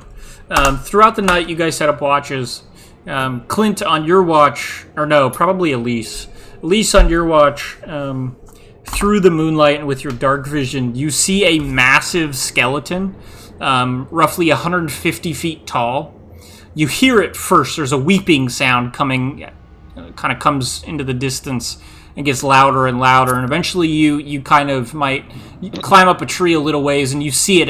It's a skeleton, 150 feet tall, weeping, like its hands are in its eyes, covering its eyes, and it's stomping through the forest, crashing through, and it's not coming directly at you. It's kind of going, southeast to northwest, and it's just crashing through the forest and just continues on unless you do anything about it. What? I'm putting this in a messenger chat. Justin, would we I be able want to to do make... something. Would we be able to make some sort of like wisdom or arcana check to see if we have any idea what the fuck this is, other than maybe purgatory? Yeah, it's kind of up to you. There's no check that I can just solve this problem for you. Okay.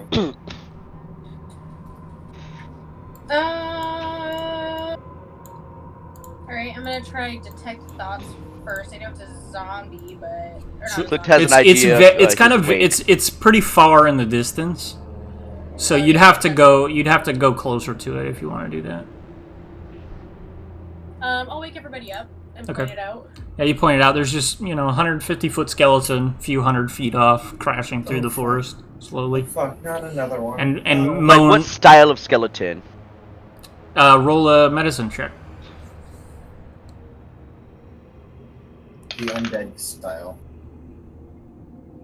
14 plus 2. It looks 16. like a humanoid skeleton. You're not sure what race, but it looks to be what Clint would think a full humanoid skeleton looks like. Okay. It's just, like I said, just moan. Like it has no like vocal cords or anything, but you hear a moaning, crying noise, and its jaw is clacking and kind of shaking like it's crying. But there's no tears or anything falling, but it just has its eyes covered and it's just walking. Guys, what if that's the Lady of Pain thing? You know, the one that like curses you if you see it. Like, it's supposed to be in a weird world like this. We're gonna die again. Why do you think this is donut shaped? Secondly, what? Thirdly, if we were dying looking at it, we'd be dead already. Well, I mean, I guess. Well, it didn't see us yet. He darts behind the tree again.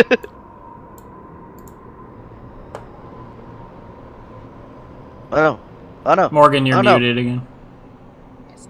Elise is gonna try and interact with it in some way, like maybe tap on its foot, try and get its attention. The skeleton? Yeah. Okay, so she takes off into the woods towards the skeleton. Do you guys want to go with her, or she goes by I herself? love like his incredulous sound, like the skeleton. the You've done 150 weirder foot shit skeleton? before, so I'll chase after her, but could I stealth after her? Sure, roll stealth check. Clint's gonna very poorly in the back, like try and like stealth up around after them. Like, no, Roll stealth check as well. nope, rope. 27. That it? I feel like it should be higher than. 23. Okay, so they stealth after you, but you think you're by yourself, and you are heading towards this thing, and you can catch up with it. It's stomping along at a walking pace, but it's taking huge steps, so you kind of have to sprint to catch up with it, and then you eventually can catch it if you want. Just being clear, it's walking away from where we were. It's walking like this direction, like southeast to northwest, across the road. So I'll kind of try and get its attention in some way, like smack the bones. So you kind of tap your staff on its foot and kind of look up at it, and it kind of stops and like takes its hand away from its eyes, and it looks down at you crying. Do you say anything to it? Just kind of wave up at it. You hear it kind of, it's crying, kind of stops for a moment, its jaw's still shaking. Where are you going? It says, I'm so hungry. And it starts to reach for you. Roll initiative. Wait, I'm not food. At this point, Clinton, Arya, what you notice in the distance is that this thing is a skeleton. And at a distance, it looked like it was made up of bones, but it's actually made up of smaller bones. And at least you recognize this as well. It's a mass of bones that have formed themselves into a shape of a skeleton. Oh. Initiative for Elise was 21, 19 plus 2. Do we all get initiative? yeah. 14 for Arya. Okay.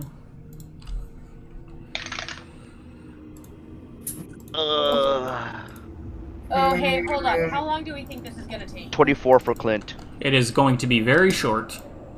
Okay. Rip, we're dead-ish. 24 for Clint. Yes. And what was Arya's?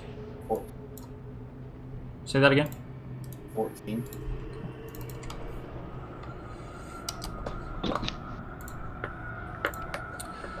Clint, this thing says, "I'm so hungry," and then is reaching for Elise.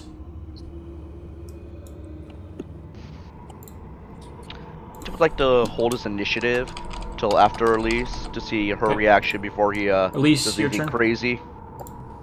I will take the dodge action Okay. and kind of say, "Wait, I'm not food."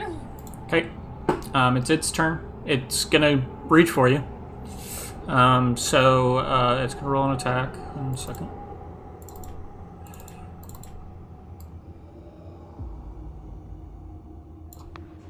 Oops, that's the wrong thing. So Justin, Yeah.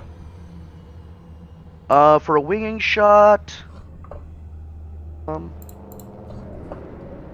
so talking about has to survive a strength save or be knocked prone. Yes. It doesn't do a size differential on this. Like for what size it can be.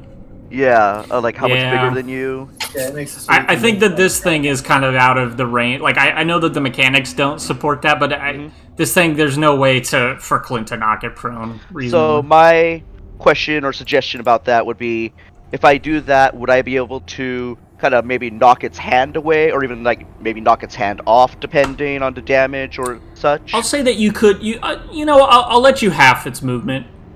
I think that's like, I don't think it's gonna be knocked prone, but yeah. halving movement is what's actually happening there, and I think that's reasonable. So you could like shoot it in the knee, and it can be slowed down. Okay. Would I be able to, like I say, like try and do maybe like the hand or the arm, try and slow it down or counter its attempt at grabbing Elise? Other than killing it, there's not going to be any way that you can stop it from getting to her, really. Okay. Yeah. Then let me hold it off still since she's doing dodge. So it rolled a 16 and a 15 plus 12. So it hits you, Elise. It scoops you up, and you take 31 points of bludgeoning damage as it just crushes you in a giant skeletal hand. Are you alive still? I'm unconscious. And then it goes to bite your head off. Wait, so so then it started blasting. Okay, Clint, I'm going to tell you right now. Doesn't matter what you roll. You can't kill it in a single turn. And it, at a natural 20, bites Elise's head off and drops her body, and her headless body slaps on the ground in front of you. And then it just returns to crying and continues crashing through the forest into the distance. Okay, so even one turn. What was it? Its AC What's that is... thing called? Extra attack. AC is 14. 3 of the extra attacks, also using second wind. I'm sorry, action surge. Go ahead. I mean, Give it a shot. like, let me just see what happens here. It's interesting. Give it a shot. it's kind of already dead, so I mean, well, let's fuck around and find out, right? I mean, All right, is Elise dead now? Let's fucking find out, won't we? We'll see. I'm just gonna roll hits first. You said Yeah. 13 AC? 14. 14. I can almost not miss that unless I misfire. Good fucking luck. 2.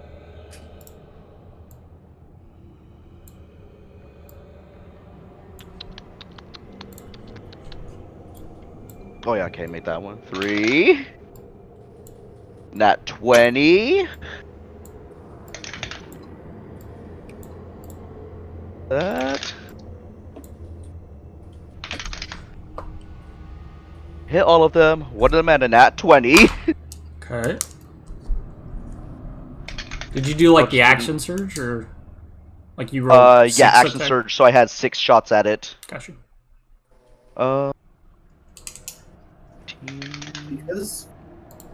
because Tombe is still alive, is Clint's gun still magical? Yep. Oh shit! Because Clint's gone, kind of. Tombe can have another infusion again. Sweet. Turns it off. Just like the bag of holding.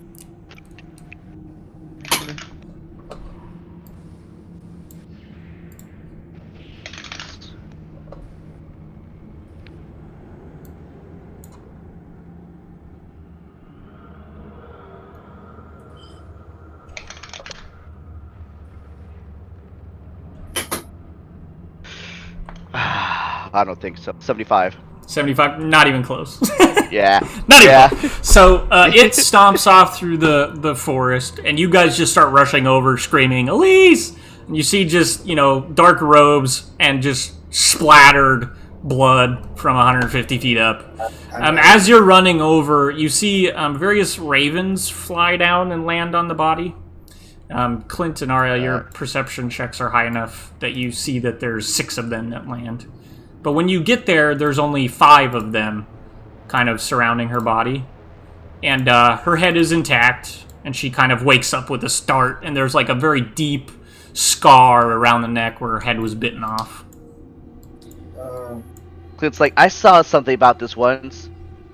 It's called Attacking Titans or something. But he bit the head off. Attacky Titans. Yes. Which is not like not incorrect, you know what I mean? Like they are pretty attacky, and they're Titans. Well, I said attacking, but yeah. But I said attacky. At least, you know how they say cats have like 12 lives, or something like that? You're also exhausted from being murdered. Do you know how many lives crows have? Because you now have one less crow, but you're maybe alive? Well, I thought everything only had 1 life, but I think this is, the 3rd time I've died? Well, if anything, I know the old adage is along the lines like cats have 12 lives. 9? 8? I don't I don't know, but I'm thinking maybe don't go near the giant skeleton. Really? But we wanted to talk to it, didn't we? Well, I was hoping it'd be friendly, but apparently fucking not. From what I can tell, that wasn't just one skeleton. That was like lots of skeletons to make one big skeleton. Maybe we just avoid the skeletons. Ah, skeletons! Did we see where her head went when it got bitten off? Nah, it just kind of is gone. It's just like we see like in a digestive You see tract, the ravens kind of flutter off into the night. We call it here. Nope. There's more. There's more. There's a point coming up that we have to end at. Okay. So you guys, what do you want to do? Maybe we should follow it at a No. distance. At a distance, because it's going somewhere. I'm thinking that thing is aimlessly wandering. Hey, Elise. So are we. Elise. What? Me and religion have not had good standings in the past, but your birds tend to be kind of helpful to you. Do you have any like bird god or something you can have help? I mean, No. I don't really.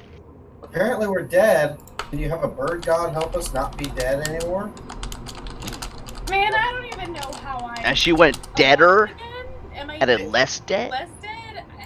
I don't know. Maybe like Deader than dead. You have 1 hit point. Does that mean you're undead? Undeader? Just pray to the birds. Why don't we birds weren't continue so- walking for another day or 2? What? Clint's gonna like poke you like in like the jaw or like see if it like neck like or something. She's real. There's a scar there, but Clint's like, wait, I got something for you. And he's like tearing stuff like in his bag. He's like, I got you a green ribbon, so you can cover your scar neck, and it holds it up too. Hey, Elise. Elise is gonna start walking back towards the path. I'll follow her. You've had lots of experience with birds. Can you confirm or deny that they work for bourgeoisie? What? Tell you the truth, I don't know. So you guys keep walking. You walk along the road and camp that night again. You get another long rest. The 2 of you roll wisdom saves again. Clint, you don't need to roll. You already failed. Yeah. Definitely go until we fail. 21. Okay. 14. You're both fine. You continue walking. Again, the moon hasn't moved at all. Today, though, you run into a handful of skeletons and zombies, kind of spattered out. But most of them are solitary, and you deal with them easily enough. They barely cause any problems for you. But eventually, a rain starts to come down slowly, and so you kind of put hoods up. Clint, you're having to kind of protect your light a little bit. Can I try and collect some of the rain while we walk? So that way Sure, yeah. And collect a little bit in water skins. Mark off Hey guys, 2 more days of rations. Something's happening. it's rain. I think something's happening. This isn't good. Something changed. Which Are means we actually feeling it's gonna hungry, change. or Yeah. are we just eating out of... Okay. No, you're feeling hungry. We're eating out of boredom. So it's raining, and then you see kind of up in the distance another walking cloaked figure.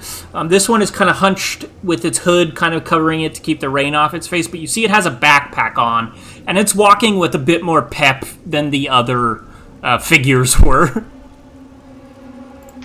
And you see its hand. Anything? Its hand is kind of out in front of it, and there's a kind of a little ball of fire kind of sitting a little, not on its hand, but a little in front of its hand, and it's using it to kind of light its path. I'll just yell out. Clint again. And Al, do you speak? Are you conscious? It looks up ahead and sees you, and in Elvish, it says, "Who goes there?" In Elvish, I will reply back, "We're travelers lost. And you?" Not much the same. Wonderful. Are you, okay? Well, depends on your definition of okay, but It just kind of nods, like, knowingly. Can I approach? I have no objection to it. It kind of walks forward and says, "May I put out my light? I don't want to frighten you with my fire." In Elvish as well. Careful of our friend in the bushes. He is You very fucking. He kind of just it's an Elvish figure. You see elf figures in the hood. It kind of looks over. Says, "Maybe we should step off to get out of the rain." possibly And it kind of so. huddles. It kind of walks over under this tree and huddles, kind of under what little cover these trees give.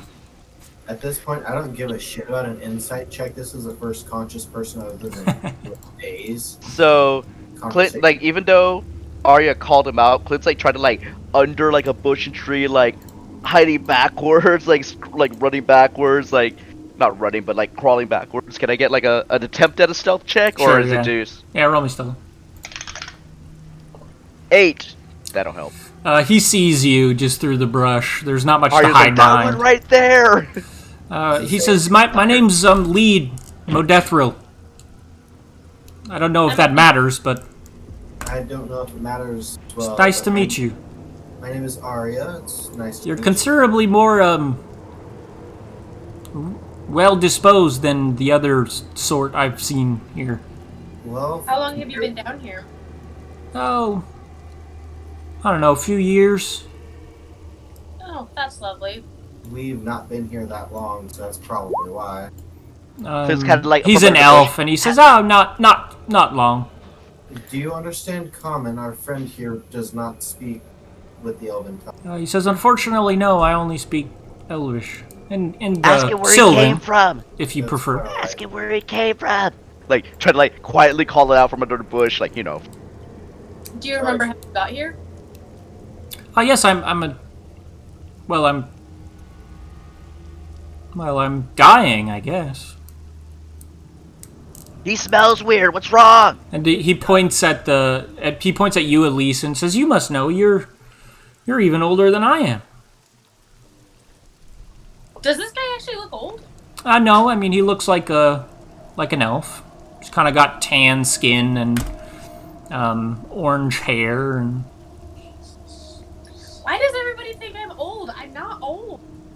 he kind of looks at you, Arya, and I see he's that old. she- Yes, this place can be kind of deceptive. Is this an old woman? She looks old. I mean, when I last saw her before. I we just were sorry, here, miss. I assumed that you were on your journey as well. All I can say is when we last. So at least what you know, what he means by this, and you can collect this out of your brain. elves they have immortal souls. So although their bodies start to break down, most elvish religions talk about a journey that you take at the end of your life, and it takes you to the afterlife. And this takes many different forms in many different religions, but all of the elvish religions have a common element, which is it's kind of Native American-like. There's a source of energy where all elves come from, and you travel and you get back to the source. And then if you don't perfect yourself during your lifetime, you are reincarnated as another elf. And the goal of most elvish religions and society in general is to become like the perfect version of yourself. And once you become the perfect version of yourself, you go to like the actual afterlife, where you live in the heavens as an immortal being. But if you're not perfect yet, you basically get a new life, and you don't really remember anything from your past lives until the last few years of your life. You start having flashes of memories, and you go on a journey to basically figure out whether you're perfect or not. And so this is what this person is doing, is he's nearing the end of his life. He's an elder elf, so he's close to 1,000 years old, and he's going on his pilgrimage, it seems. So he says, I'm sorry, I just assumed that you were on your pilgrimage as well, and I fear we walk through the valley of the shadow of death, you poor unfortunate things. I feel like I've heard of words something about The Greylands, I don't know. Greyhawk? Shadowfell?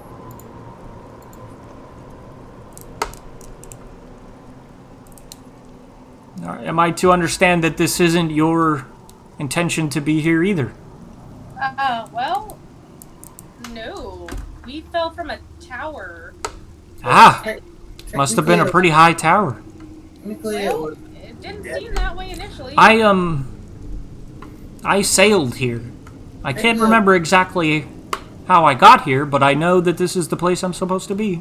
At least for now. Technically, pretty sure we were on like a different world, not a normal world, and it was a wizard dude. it was still the material plane. Come on, man. Were you paying attention? No, Metaphysics. it was a wizard dude's little world inside of the world on the top of his tower, and we fell into it. I fell into an infinite abyss. I don't know about you, but and then I just kind of showed up here. Yeah, but it was on the same plane because the That's- world is shaped like a donut or a Mobius strip. So What we is fell the into the eternity. what is the small one saying? Why Why does he keep doing this? Rambling about something about the world being. What does this mean? He thinks the world's a donut. The world is shaped like a donut. That'd be lovely, he says. Mobius strip? He just nods at you and gives you like a thumbs up. Is he making fun of me? I'll shoot him. He's not making fun of you. He thinks you're nice. He says, I'll believe you. As far as this place, I don't know much about it. I've just, in my heart, I know that I'm supposed to go west. That's all I know. That's where my journey leads. Yeah, we don't. I hope this is west, he says. At least from what we have found so far, that way is, at least for the next several days, just more trees. He just kind of nods. We haven't found anything different here. Have you found anything in terms of the town or other civilization besides? I think I passed some buildings a few days east. East as I didn't recognize them. It was only a couple blocks. in the way you came from, at least. Yeah, east down the road. Okay. You say you've been here for a while. Would it be poor for me to ask if you'd be willing to take us back there and then? If you follow the road, you can't miss it. Like I said, I'm supposed to go west. I'd prefer not to double back, but Fair enough. is there any other way I can help you? Water, food? You say If you haven't to spare, that would be. Well, I don't. Eating around here is fairly sparse, but if you're in need, I would of course share. We'll be okay. He just kind of nods and says, well, We have rats. he kind of looks up at the sky. I hope the rain lets up. If that's all, I'll continue. Good luck on your journey. He just kind of gives you each a little hug and walks off down the road. That was strange. We might as well continue for a few days till we get to that town. What town? Apparently, a couple days down the road to what we think might be east is a place with a couple of buildings. Yeah, we said we were going east. That's where we're going. Because that way's north. And then south here was where we had the camp before. But if the world We is shaped follow like a the road. Mobius strip, yeah, we just go that way. So you guys go east. You go 3 days east, just like he said. Roll wisdom saves 3 times. Clint, you don't have to roll. That's where you just, like, enjoy this so much. Like, James is being an extra idiot. This is me. 10, 14. Okay. 12, 11, So, 12. okay. And odds you didn't roll less than a 10? Nope, there were Okay. minimum 10. So you guys make it. You find this outcropping of buildings that he was talking about. There's even some. Actually, no, there wouldn't be. So you see like a couple square blocks of buildings. You immediately recognize it as the area around the Westwood. And you travel up some of the roads here. Most of the buildings look to the roofs have caved in, and there's no lights on and not a soul in sight. But you walk down and you do see the Westwood. No light on inside, and you see the front door has been knocked off its hinges and fallen and kind of rotted away. Two things. Justin, can you put leave Jethro Tull's name in there in the chat so I can figure out how to spell it? Oh, And Clint is saying, wait. This is weird shit. What if please this is like? roll a perception check.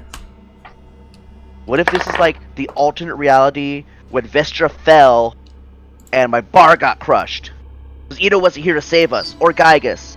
Perception? Yeah, Roger, I'm 17. confused. Yep, What? 13 plus 4. So you see the bar. There's a don't skeleton standing behind the counter, and there's the glass here. There's kind of pieces missing of it, and there's a very small amount of wind coming through the windows, and you see the wind is moving the skeleton as if it's it has like a glass in its hand and a cloth in its other hand, and the wind is almost moving it like it's cleaning the glass over and over again. Does it look like Is this? Yes. You see Table the of Strength. stairs. The stairs up to the second floor have caved in, and the wall behind the bar has fallen inwards, and is just open to the back. Also, the kitchen door has fallen in off its hinges as well, and there's open dirt, as if the cobblestone has kind of eroded away or been shattered, where there used to be stone floor. Elise is going to come around and try to stealth into the building. Okay, roll a stealth check. May I as well? Sure. Clint would like to peek in on this side, see what he can find out. Roll a perception check. Do you light a torch? Is it dark enough to need one? It is dark. In general, Clint is always going to need a torch here to see really anything. Justin, I will pass without a trace for us to Okay. going in the. Okay, then yes for Clint. So you light a torch.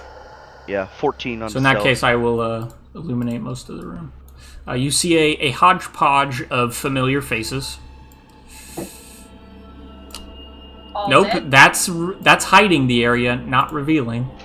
Oh my so God. similarly, this wind Am I- seems to be moving Aova skeleton as if she's cleaning the bar. Oh, And you see a hodgepodge of familiar faces there sitting at yes, various that's tables. what I was thinking. Oh my God, yes, that's what I was thinking. The one you notice kind of mostly is this kind of a bearded figure with a scraggly beard and kind of scraggly hair and in a black set of robes that you don't recognize, and he's chewing what looks like a chicken leg and is just kind of hunched over a table there. But you recognize Reese and Morrowind at a table, and there's something sitting on the table in front of them. You can't quite tell what it is. Is it pig? It is not. It's some sort of like object, and it's kind of glinting as if it's made of brass or gold or something. Is Truffles anywhere near here? You guys kind of stealth in past the skeleton there. It doesn't react to your presence at all. And you see... Where's an entrance for me? Sorry. The doors, you can just enter through here. The doors that lead out, like the big folding doors, they have fallen off their hinges as well. Okay. So you can just see into there. Nobody seems to really react to your presence, Clint. You guys see into the kitchen. There's a bunch of barricaded tables and chairs that have been thrown into the stairwell that you can't see below. There's no light coming up from below either.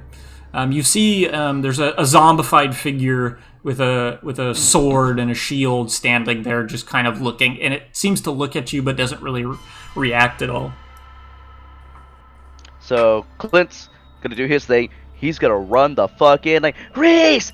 Morrowind! Looks over, Randy! Like, gives him like big hugs and shit. Like, they don't react? They don't Are they, really like, react people-ish? to your presence.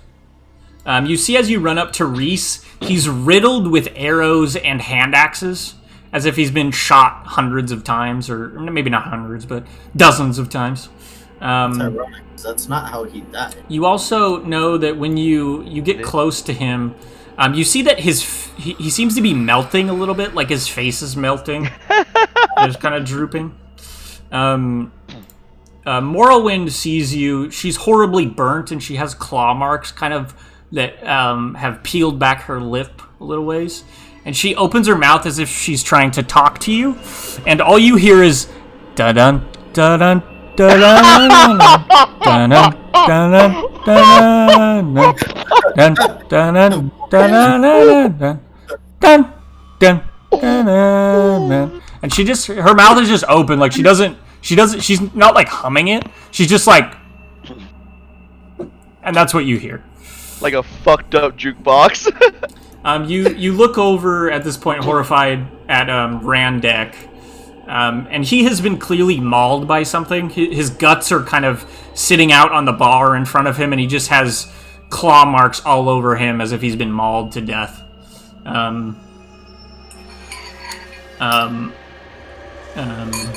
There's scars. You look over at Rexon, and he has also been riddled by arrows. Just kind of sitting there, staring straight ahead. Scarlet turns and sees you, and Welcome to Scarlet's Purgatory, skin has friend. run quite red and has like ugly veins on it. Her horns have grown massively large, and there's a crown of fire floating over her head. Wait, where's Scar? And she just looks at you scared, like fear in her eyes, and she kind of goes back to the bar and just looks straight ahead, and Scar is staring on Calvin.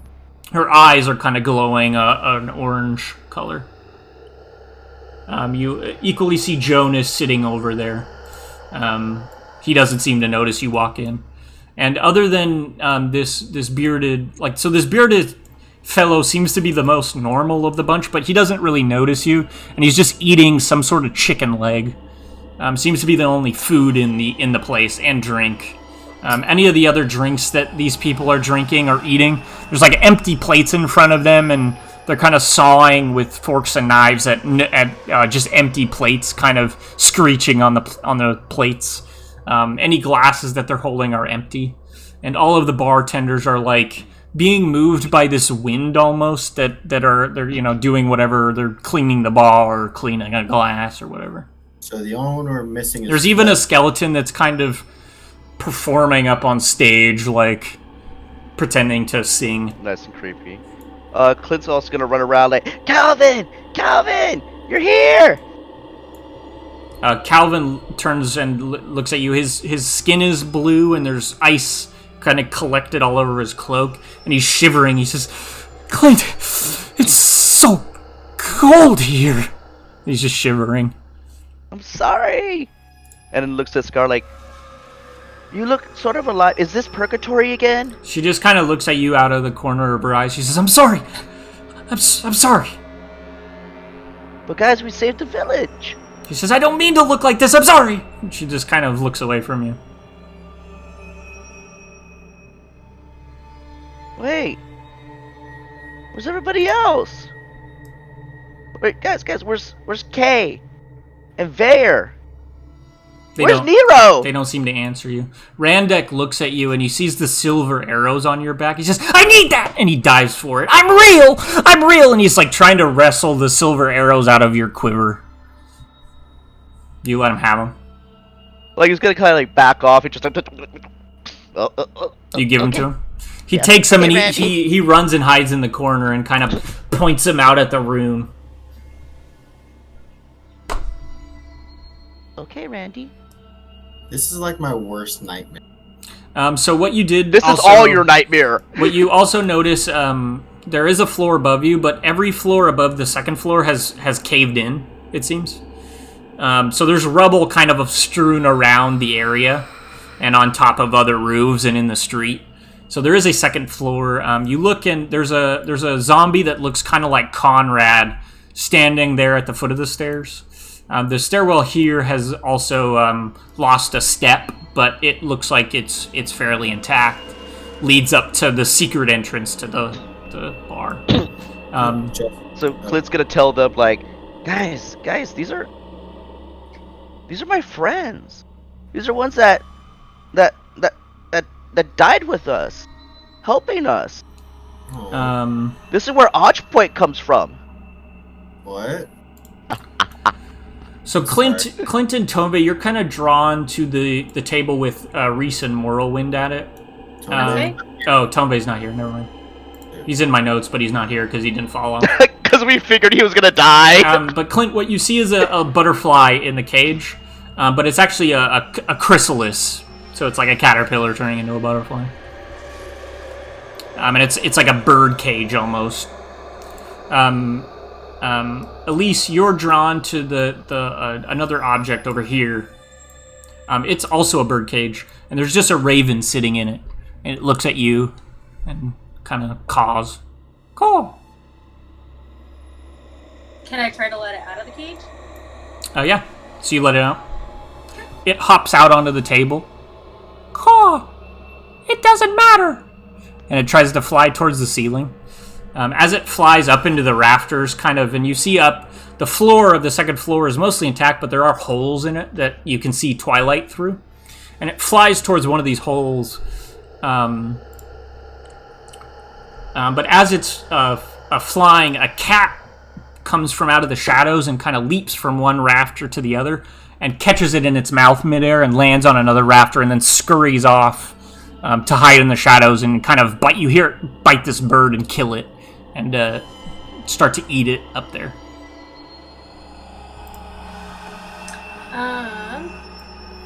That's fucked.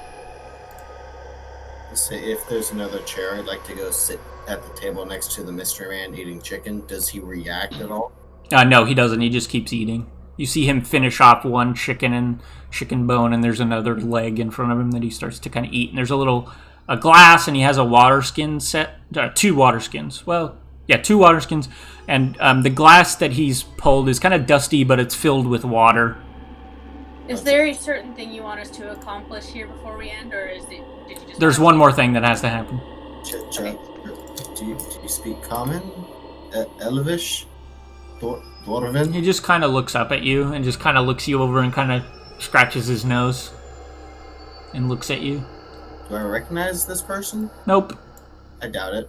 I didn't think so. He's just kind of a scraggly-looking human man. There's one dead person left on the list that Clint hasn't found yet. Yeah, just. I want to look at the chrysalis a little bit closer, just investigation. Okay, roll a nature check actually. Nature, okay.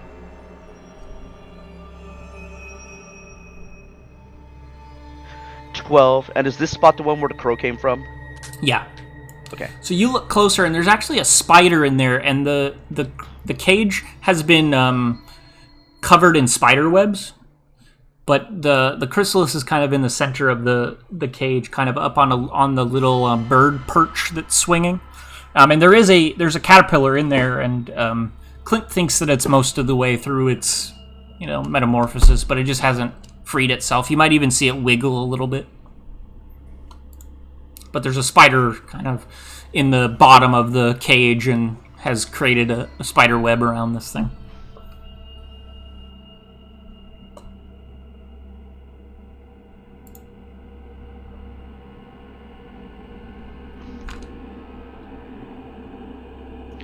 Do the stairway like here and then the one up here, secret entrance, does the secret entrance one look like it's actually going to go up to the top, or is it too caved in? No, so the secret entrance one just goes up to the secret entrance to the bar. This one goes Okay. up to the gambling hall. Okay. And you that do one, hear three and- you hear clinking upstairs as if somebody's gambling up there with chips. Police wants to go investigate. Jeff, Yeah. Move on. before we go and investigate, did the person I'm sitting next to, did he react to any of the languages I said? Oh, he just kind of looks at you intently. Do you have a name for it? Are you real? He says, and he kind of flicks you on the forehead. Yes. Are Take you 1 point of damage. like him on the forehead? Roll initiative. You seem real. He smells you. Yeah, definitely smell real. Can't be too sure though. I can promise I'm real. He just kind of stares at you intently. How do And I like know? starts to eat chicken again, but he's just staring at you. And up close, you see these chicken legs. They're really gray in color. But he's just kind of chewing and How staring do I at know you. you're real? I guess you don't, friend. Well, do you have a name? I do. Do you? Yeah, I do. What's yours? He just stares at you. My name's Arya. Nice to meet you, Arya. Where have I met you before? I don't know. Here at least. What's your name? He just says, Elise, you walk up to the Conrad zombie, and it takes a step to the side and will allow you to walk upstairs if you like. Well, alright then. If that's your name. Have fun with your chicken. I'll walk over and fall over up the stairs. He just continues eating and maybe takes a sip of water. Does Clint recognize him? Nope. Clint's gonna follow. Okay. So you guys walk upstairs. This is all sorts of You see the cave or the love ceiling has caved in a bit in places. But there are various skeletons up here that are gambling with gold coins. Are they soul coins? Roll a perception check. Is there another Fuck map? me. There's kind of buzzing flies here, and it smells of death. I'm gonna pew pew. Okay. Badger, Morgan, do you guys see a different map, or is there still the same one? No, it's the same one. I didn't change it. There's no upper floor. I wasn't sure. Thought I'd ask. Sorry, what am I looking for? Perception? Yeah. 10. So you kind of take a peek at the tables. One of the tables has been crushed by falling ceiling, but the other tables are skeletons that are, again, kind of moving with the wind and seeming to be playing cards. Some of them are gnawing on old animal bones with no food on them. But they seem to be playing with gold coins, which at the Westwood you normally play with chips. But the coins you know specifically are minted Sadir coins from Azura's vault. All of the coins on the table seem to be genie coins. The skeletons are playing, and the dealers, though, are all mummies. They're wrapped in cloth and have kind of gray skin underneath, and they seem to be dealing cards to these skeletons. Is that all we see up here? I will get to what else you see. Hold on, I'm reading my notes. The VIP rooms are closed. The doors are closed, but there's noise coming from the other sides of the doors. There's one skeleton, Clint, that you see.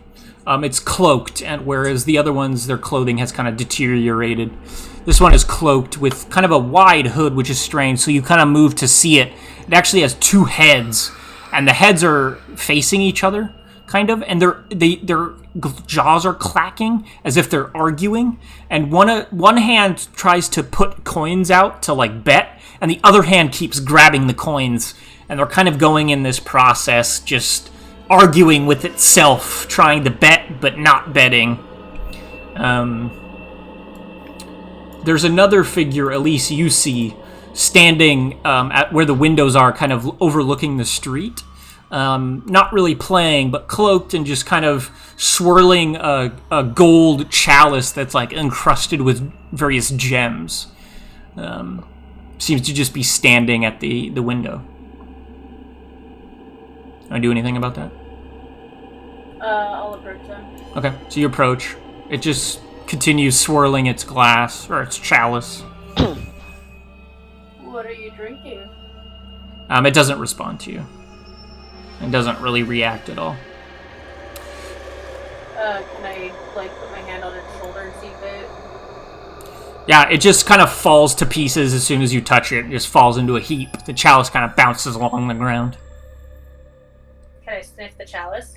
As you pick it up, it turns from like this elaborate chalice into a wooden cup that has what looks like a dried red liquid in it, probably blood, you would assume. Clint wants to go up to the other side. To the what? To this way? So again, that just leads up to the fireplace entrance. And okay, if you look out, the wall has fallen outwards, and you see that where that would be is just caved in roof, just rubble. Can I pick up the coins from one of the tables? Yeah, you can go over and pick them up, sure. Coins. Is it just... There's coins.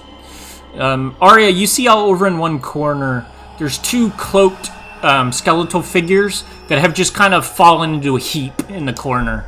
And you see that there's mushrooms growing kind of around one of the cloaked figures and growing kind of towards the middle.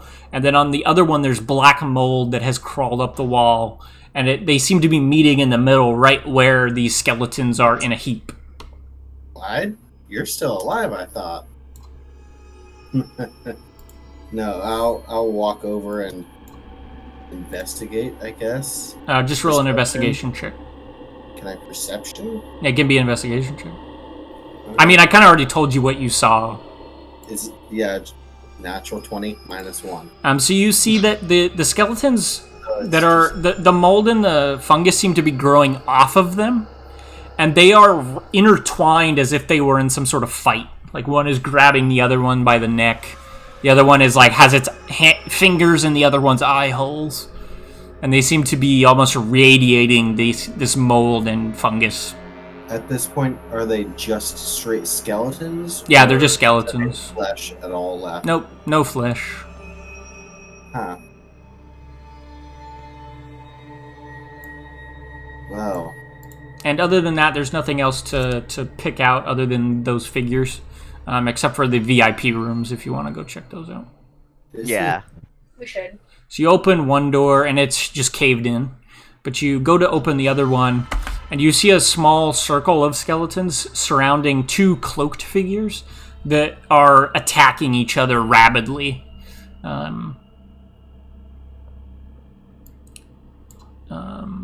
This remind me of what was going on with the fungus and the mushrooms. They seem to just be growing off of the skeletons, but they're also kind of traveling up the wall in the corner where they're at. No, I mean the two in the room attacking each other ravenously. Oh, so they're just skeletons attacking each other and like throttling each other and slashing at each other's cloaks. You see another cloaked figure that's in the crowd of skeletons, and he's just overlooking the combat. Also, Can I go and like kind of look over and see if I recognize who that one is? The one standing in the group? Yes. So you kind of walk over and look at it more closely. You don't really recognize the skeleton, but you do see it's heavily modified. Like, there are piercings in it, and there are carvings in the bone. Yeah. You could also roll a perception check as well. Okay. I just bought, hey, Conchabar. Any reaction? No. 11. You do notice that it has 6 fingers on each hand and 6 toes. Who has the highest passive perception? I think I might. 13? 16 for Clint. The 16, you look up, Clint, and there's a cloaked figure on the ceiling, crawling. and its head kind of rotates 300 or 180 degrees, sees you, and then it just falls to a pile of bones on the ground. Passive 17, but also what? Wait, fucking what? Oh dear God! It kind of scurried across the ceiling, saw you, and then fell to the ground into a pile. Question. Yeah. At this point, the two fighting figures kind of finish each other off and fall into a pile. And all of the skeletons kind of clap. And then they all kind of look at you three, and then they all fall into a pile as well. Is it just me, or does it feel like we're being shown something? Because if they're falling into a pile just now, I feel like any... What the fuck? You hear, now at this point, Clint, with the highest passive perception again. You Actually, hear wheels rattling coming up the street from the east. And you hear oh shit, and you hear a running sound. As you guys if you come back downstairs. You see the scraggly haired guy, he's gone. But you still hear this wagon kind of coming up the road a ways. Yeah, so I have a fuck ton of movement. I hear the wagon wheels. I'm booking it downstairs. If I see him booking it with a passive of 17, at least. He's headed for the kitchen into the back alley. Is there still a window that's on that side? Yeah, there's like broken windows, that you can look down. Would rather actually kind of go over there and try to peek out a little bit. Yeah, so you look down. It's kind of hard to tell, but there is a lantern hanging from the wagon. So if you again, there's only about 3 blocks, but right at the edge of that 3 blocks where the forest starts again, you see a covered wagon being led by horses, and there's just a cloaked figure, steering the horses, and a lantern swinging from the edge of the wagon. Does that guy look like the boss? What's that? Does that guy look like the boss? You'll have to be more specific. I don't understand the question. What was their name? Neminate? No. The BBEG of your campaign. Tangiers? No. Niall and Ruby and the boss. The boss Red of their... Dragonborn? Yeah, he is not a Red Dragonborn. I see the guy book it into the kitchen. I'd like to book it into the kitchen after him to see if he goes out the back or... Yeah, he goes out the back door, and he doubles back to the right, it seems. I was gonna say, can I get the view of out the door? Yeah. It's just a walkway, or... Well, it's a goddamn. Well, if it's what's left of an alley. Yeah, it's the alley behind the Westwood. I keep hiding it instead of whatever. So he's like headed this direction, and then he's gonna turn left at the fork, basically. Yeah. Let's do a little bit of counting. Sorry, Clint, did you want to go to the window on the back of the building? Because there is no window in the back. There's only a window in the front. So the wagon is coming from like the front to the east. Okay. So, is there a window on that side? No, there isn't. Okay. Yeah. But there's a window on this the side. opposite side, over here. Oh no, just the opposite. Yeah. And you can see like through the wall over this direction, because like the ceiling and roof have caved in over there, so you could just kind of see out to the west. Why so scared of the wagon? I'm yelling out to the guy. Was any of the crumpled shit here? Roll a persuasion peek check. out the wall. I'm real. You're real. Sorry, where? Anywhere on. Roll a perception north check. and east What here. are you looking for? Just if I can see like through any of the cracks or crumbles or fallen parts of the wall to get the same view I might have had with a window that side. Sure. Yeah. Okay. So perception. And just 17. You said persuasion for me. Yeah. So, Clint, you see that scraggly guy, he runs off down this alleyway. And the wagon is coming from, like, over here. There's a 12 persuasion. He just says, "They're a bunch of snakes!" And he just runs off. Literal or figurative? He doesn't answer. Yes! Okay, well, I'll get to the corner and just watch him running. Yeah, he just runs and kind of zigzags away through the alleys. Whatever's left of the alleys, and then he's, off into the forest, probably. I would just start walking down this alley from And it just lets out back to the road. And I'll wait for the cart to come along, see if it's literally snakes. It's just a wagon, and there's a man, kind of an older man, riding along with the cloak. Is it a Yanti? It doesn't seem to be. It's like looks like an old man. He kind of stops, and he looks over. Who goes there? The name is Arya. Might I ask who you are? You can. He like giggles. What's your name? What's your business here? At the moment, I'm just wandering. We stopped in to see what's here. What's your business here? The boss sent me here to see what these buildings were. Who's the boss? The boss. Which I'm not gonna tell you. I don't have to answer to you. What do you want? What are these buildings? Well, this one looks like a bar. He kind of looks and says, I can kind of see it. Yeah, it looks even more like a bar if you'll come on down and come inside. I can show you. Yeah, definitely not gonna do that, friend. You're sketchy.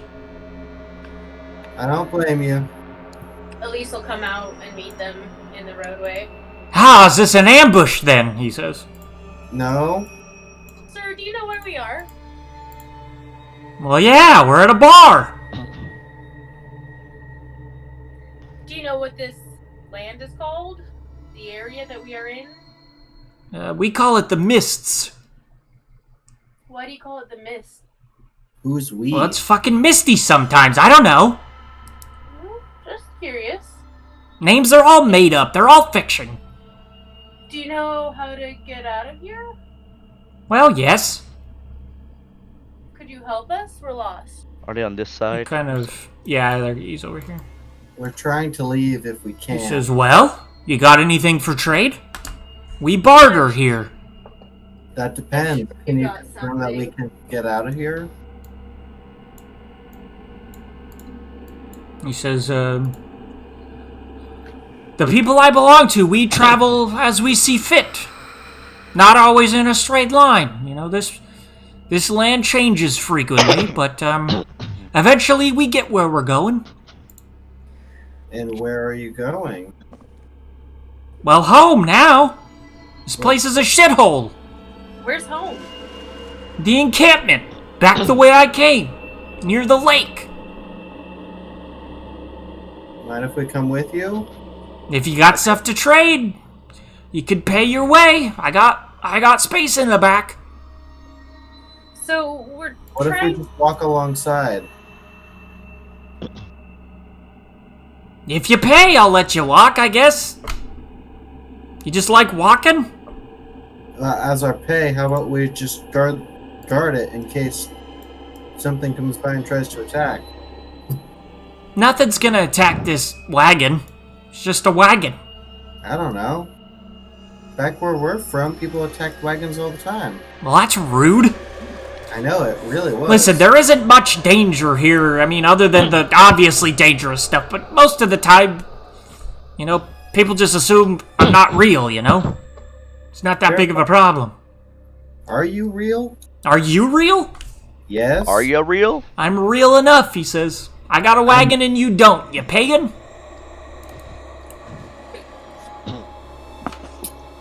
I'll give you 1 copper piece.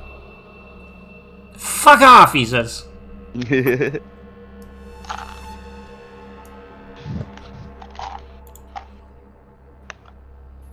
What do you accept for payment? Coin? Well, apparently One not. copper piece. Apparently Food? not copper pieces. Well, you're cheap. Alright. So Clint's upstairs still. He's gonna go to one of the gambling table. Do the skeletons there react or anything? Not really. He's gonna try and take some of the money. Yeah, he takes some. Okay. While he's up there, can I look at, or any of the other VIP booths making noise, or... So the other VIP room, you opened it, and it was caved in. Okay. Wasn't sure if we had more than that. No, just two, Kinda and then the go to cage, the but it's window. empty. And just kind of to that area there, just kind of toss down the coins that he had So the collected. window's like more like over here somewhere. Oh I think. shit! But you can He's still gonna try do and huck it. that. So the sky just starts raining coins on you guys. Like missiles. I catch the He coin. says, "Yeah, that looks like enough. Hop on. Well, get the coin first, and then hop on. Give me the coin, then you can hop on." For us two and our one friend who just threw this down. He like looks up. Yeah, sure, he's small, I guess. Come on, Clint. We got a ride. Clint's gonna try and collect a few more supplies, what may look valuable enough. Or There's literally nothing valuable except for the coins on the table here. so he'll collect all those that he can, All of them? all that he can. Okay. I'm not sure how much is there. That I'll he can buy for calculate it carry. out later. I don't have Okay. a count, but I will. So you head downstairs, clinking along. You pay him however much you threw out on the ground there. You And, said that the downstairs over here was boarded off, right? Yeah, I mean, it was barricaded with, like, tables and chairs and things. As if we were just trying, like they were just trying to get them out of the way, or like they were trying to. Like it was barricaded by someone. Like, Can I'll, we try and find out what's in there? I'll pull out another gold piece and just be like, hey, for this, do you mind waiting here for a few minutes while we look around a little bit longer? that's gonna cost you a bit more than that. My time's precious, boy. I'll I'll give pull him out. 10 pieces. What? What'd you say? I'll hand him 10 gold pieces. Roll a persuasion check.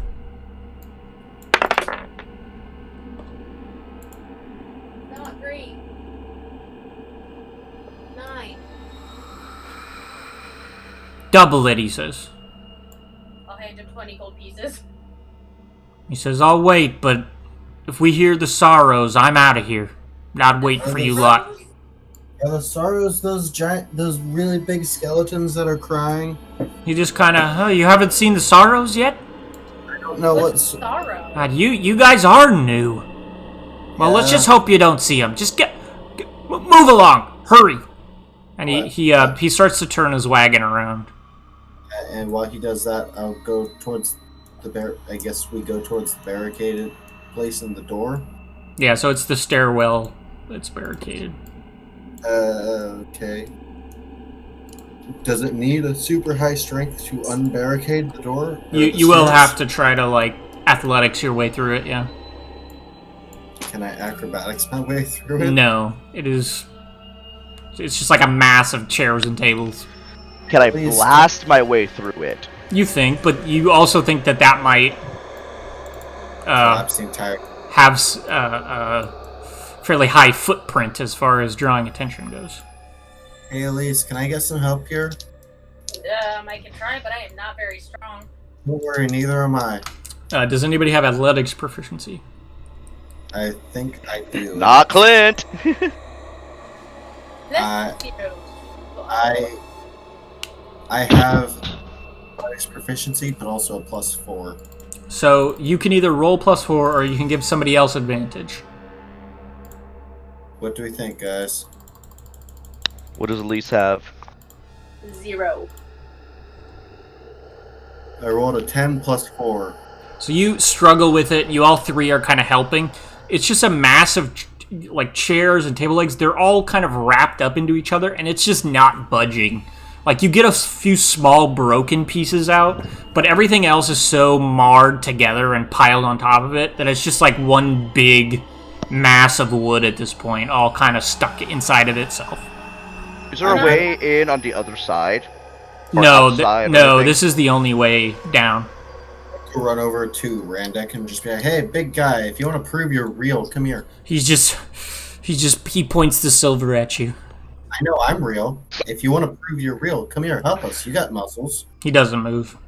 Do we, Morgan does not remember the dimensions of the Westwood. How far down does that go in the basement? Like 10 5 feet. Like 10 feet? Yeah. I try again. Can I Clint's gonna detect try if and there's recruit anything Rexon.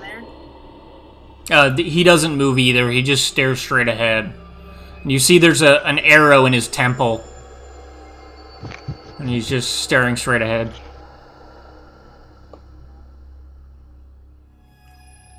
Can I detect thoughts to see if there's anything down there? Sure, you detect thoughts. Let me check one thing. If there's any creatures down there. So you detect that there's a rat down there, but other than that, there isn't anything else down there. Not interested. Let's go. As far as like your detect thoughts range goes, which is like. Is 30 the rat's name Jared? It might be. It doesn't know that. We need to go check.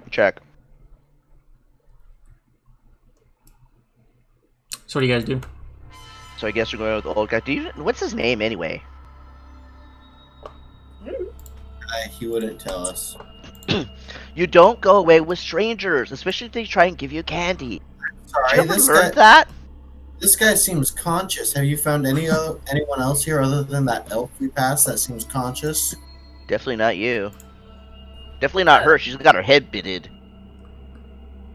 Are you guys real? Oh my god, let's go. So you guys hop onto the wagon. Can we call it here? We're almost there, Morgan. Hang in 5 more minutes. 5 more minutes. Morgan, stop fucking around and let's find out. He takes you to a lakeside camp. You see a little circle of wagons and a tent. I'm sorry. So we're back to over here now. They just a little lake. Yeah, we're almost done. I promise. 5 minutes. Said that half an hour ago. So you see a campfire with various people surrounding it. So go to that conspicuously. Oh shit! Why are there so many dead crows? So you see hanging from each of the backs of these wagons, and you see it on the wagon you're traveling in. There's a dead raven hanging from the front and the back flaps of the wagon, almost like a totem. And they are hanging off of all of those wagons as well. There's a red tent over near the lake that also has ravens hanging from it. Can I ask the guy about it? It's to ward off the elves. The elves? Yes, the I don't know, what do you call them? Eladrin? Primordials? Celestials? What do you call them? Fae? Pointy-eared bitches, I don't know. What do you call them? I was just gonna kind of. You see, sitting around the campfire most of these people are human, but you see a Kenku, which is like a little raven man, and a Tabaxi, and the Tabaxi is kind of strumming a lute and lazily playing.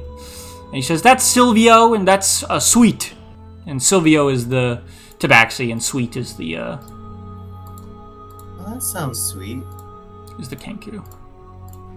All right, Odds, your furry fantasies. No.